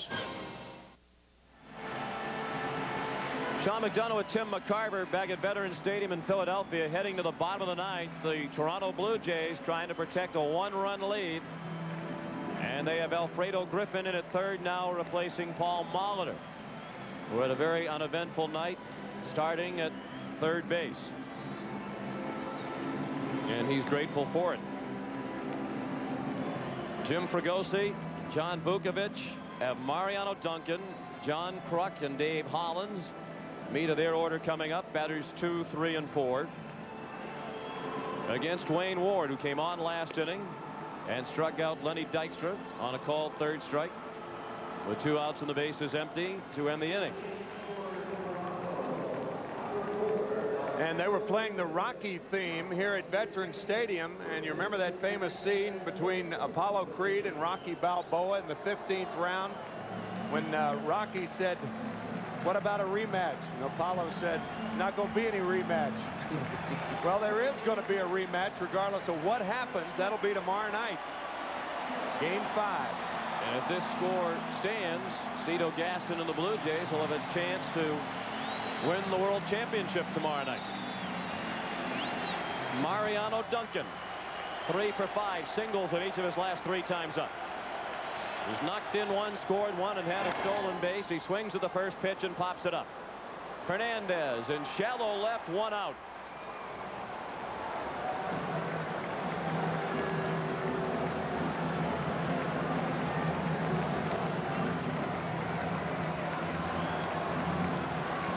Toronto pitchers have combined to retire 6 in a row.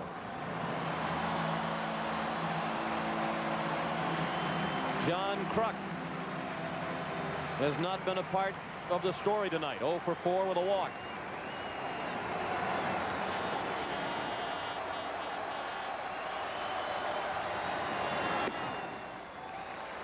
Ball 1 outside.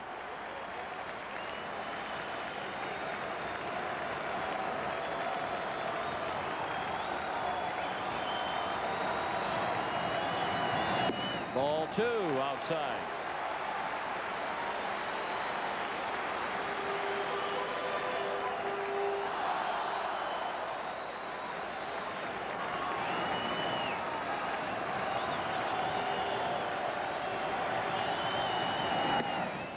Check swing, a strike over the outer third.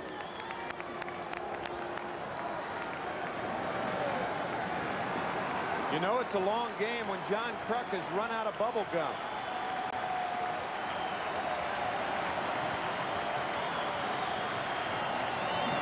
Ball 3, up and away. And now Ward is in danger of walking Kruk and putting the tying run on base and bringing the winning run to the plate.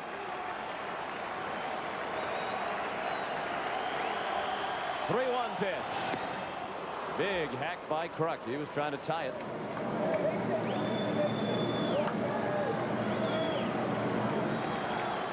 You hear Eisenreich say base hit. They'd be happy with just a hit. Kruk was trying to tie it with 1 swing. Now the 3-2. He fought it off.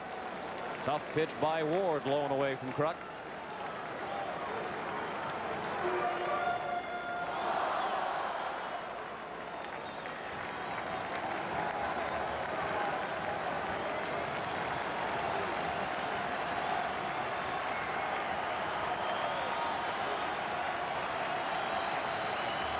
Another 3-2.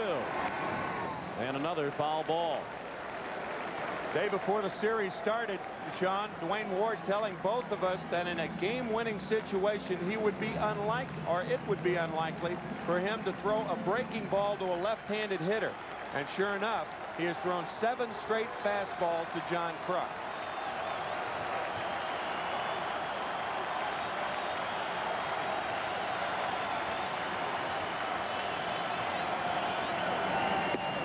Strike 3. Kruk called out on a pitch on the inside corner. And the Blue Jays are 1 out away from victory in Game 4. Ward had been staying away, and he jerks this fastball over the inside corner. Kruk diving out, a tailing fastball, and you can see how Borders frames the pitch. Very close. Looked like it was 2 or 3 inches inside. Rarely, if a catcher has to cross the plate, does he get a strike like that. But Borders did. Now Hollins, high fly to center. It'll stay in the park. Devon White makes the catch. And the Toronto Blue Jays have won the highest scoring game in postseason history to take a 3-games-to-1 lead into the World Series. They'll have a chance in Game 5 tomorrow night to win their 2nd consecutive world title. The final score, the Blue Jays 15, the Phillies 14. We'll have more in a moment.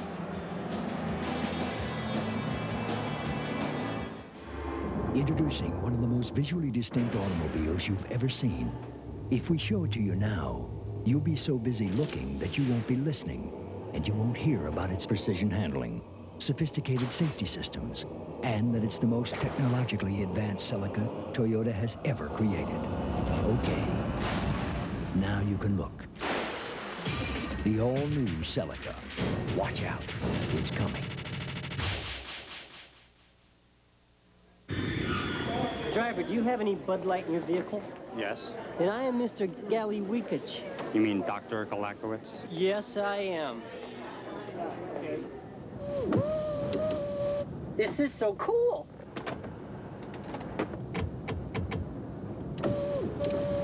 First time in a limo? Doctor? In a limo this small. If you want great taste that won't fill you up and never let you down, make it a Bud Light. It's a new mystery every Friday night. Somebody murdered my patient. And Dick Van Dyke is a crime-solving doctor. You've been hiding behind that collar. Diagnosis Murder premieres October 29th. Toronto Blue Jays with 6 runs in the 8th inning came from 5 runs back to win the highest scoring game in World Series history. 15-14 the final. It is also the longest World Series game of any length in terms of innings. In terms of time, the length tonight 4 hours and 14 minutes, surpassing a 12-inning game, Game 2 of 1973. The Chevrolet player of the game is Devon White. He had the game-winning hit, a 2-run triple that capped the 6-run 8th. One of his 3 hits on the night. He drove in 3 and scored 2. Chevrolet will donate $1,000 in the name of Devon White to the Special Olympics. Now let's check in with Jim Gray. All right, we're down here, Sean, with Devon White. Devon, you guys were down 14-9 in the 8th inning. Did you think the game was over? In a way, yeah. They were swinging the bat well, and our pitching, couldn't hold them down. And Lenny Dykstra, he was so hot. Then you come up, bases loaded. Were you trying to hit them all around, or were you just trying to make contact? What was going through your mind? The first swing I took, I was trying to drive them all in, and he threw me a slider, and I hooked it foul. And then after that, I was just trying to make contact, drive some runs in. And he threw me a backdoor slider, which was a good pitch. I just happened to put it in play in the right spot. Devon, great game. Thank you. Let's go back upstairs to Sean. It was indeed a great game for him and for baseball fans everywhere. Tonight on The Late Show with David Letterman, Dave's guests are Dan Rather, Penelope Ann Miller, and the musical group The Gin Blossoms. That's later tonight on The Late Show with David Letterman. Now for Tim McCarver, Pat O'Brien, and Jim Gray, Sean McDonough saying so long from Veterans Stadium. For the final scores, Toronto 15 and Philadelphia 14.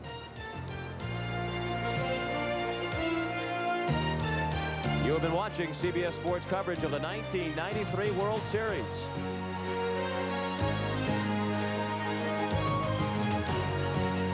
Joe Carter and the Toronto Blue Jays will take the field tomorrow night here at the Vet with a chance to win the World Championship. We'll see you then. Good night, everyone.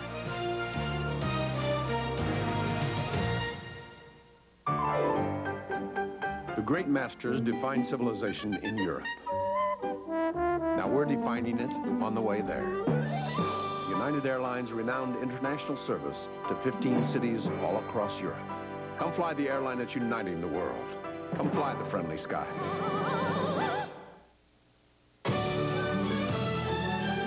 When you look for champions, you look to CBS Sports. This is CBS.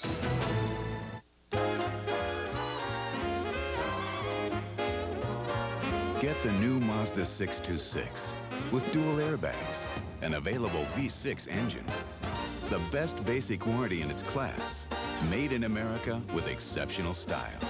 And if you're in the mood for value, just look at what your Mazda dealer has for you now. We make the exceptional affordable.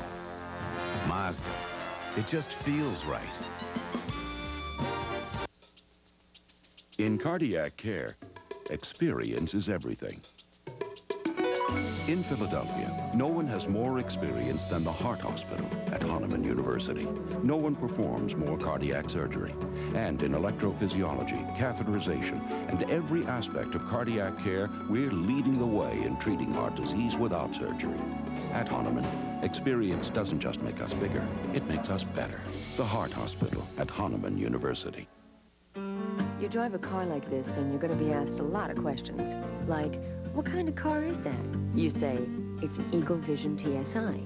They say, oh yeah, a Jeep Eagle. To which you respond, it's not a Jeep Eagle. That's where you buy it. Then you tell them all about its performance technology.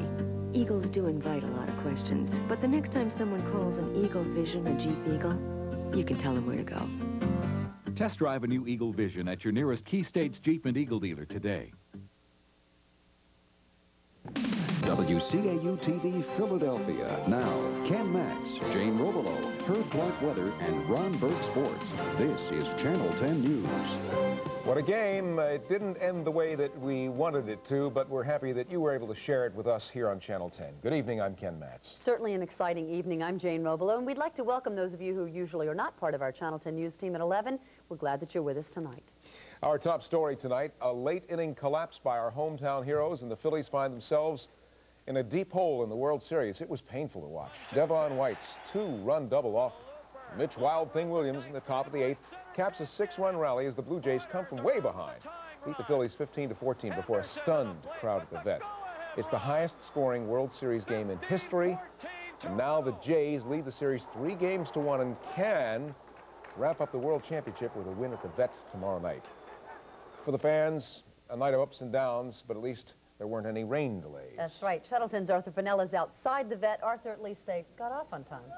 Well, yeah, Jane, you know what? People are starting to find out of here. Now, a lot of people are, boy, they got some interesting emotions coming out. This was one fantastic baseball game. It had everything you could ever want for it. Drama. It had excitement. It had the highs, the lows. We just didn't get a winning outcome. I've been listening to reactions, people coming out of here. Some of them are awfully disgusted. Some other folks are coming out saying, hey, we got to win it in 7 now. So that's what's happening. We got some guys crowding around us here. But I got some reaction just a moment ago from some folks, and it wasn't all good. Take a listen. We're sick. We're sick. We really are sick. I'm going to go home now and cry. We're sick. They blew a 5-run lead. What can you say? The pitching was about to kill them eventually, and it did. From one sports fan to another, didn't look too good tonight, but can we still win this thing? Yes. How can we win it? Dalton grand slam. And keep Mitch in late in the game, he'll come through, right? No. I knew you were going to say that. How do you feel now? I feel bad, very bad. But can we still win? We got a shot. We have a shot. You never say never. Attitude right there. That's the attitude. Never say never, right? This thing isn't over yet. Hey, the Phillies gave us some great baseball tonight. That is really the bottom line. We can still win, right? We can still win. That's right. That's right. They didn't say it with all the excitement they would have said if we had one, but hey, I think they still believe it deep down inside. We'll keep our fingers crossed and hope they'll come through next time. From the Vet, this is Arthur Fennell, Channel 10 News Live. Back to you, Ken and Jane. Okay. Love that optimism, Arthur. I'm proud of those guys. Now, the nail-biting tonight was certainly not confined to fans at the Vet. All across the Delaware Valley, hundreds of thousands of people watched every pitch right here on Channel 10. Channel 10's Dennis Woltering live with some of them and Manny Young tonight. Dennis? Well, Ken, Jane, fans here at the Pitcher's Pub in Manayunk have been cheering and screaming and moaning with disbelief watching this game all night long. They couldn't believe it when the game collapsed at the end. Tell me, guys, what was it like when the game fell apart in the 8th inning and the Phils fell behind? It was a little bit disappointing, but I know the Phillies are going to be able to pull it out. They can sweep them. We'll take one here, and we take two in Toronto, and it's over. You got real quiet there at the end of this game. I know, it's a little frustrating, but don't worry, we'll come back and we'll take them. We'll get let me just say this. It was as emotionally draining in here as a Whitewater Rapids ride, but through it all, people here were hanging in with the Phillies.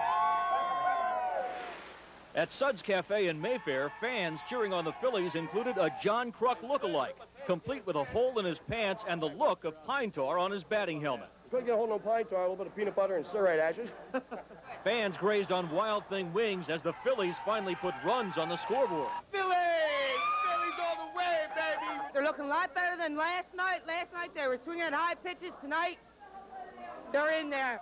When Milt Thompson slammed a triple that scored 3 runs, the place exploded with cheering, stomping, screaming fans craving a championship. It's a swing, it's a long drive, way back. Devon White's not going to get it. It's a triple for Milt Thompson off the fence. 3 runs are going to score, and the Phillies take the lead 4-3. At Pitcher's Pub here in Manayunk, fans were hanging on every pitch, every hit, celebrating every Phillies run. Got you know, we're going to take it all the way. When the lead and the momentum seesawed back and forth, the fans felt like they were riding a gut-wrenching, emotional roller coaster. Well, it is kind of nerve-wracking, but I know the Phillies going to pull it out.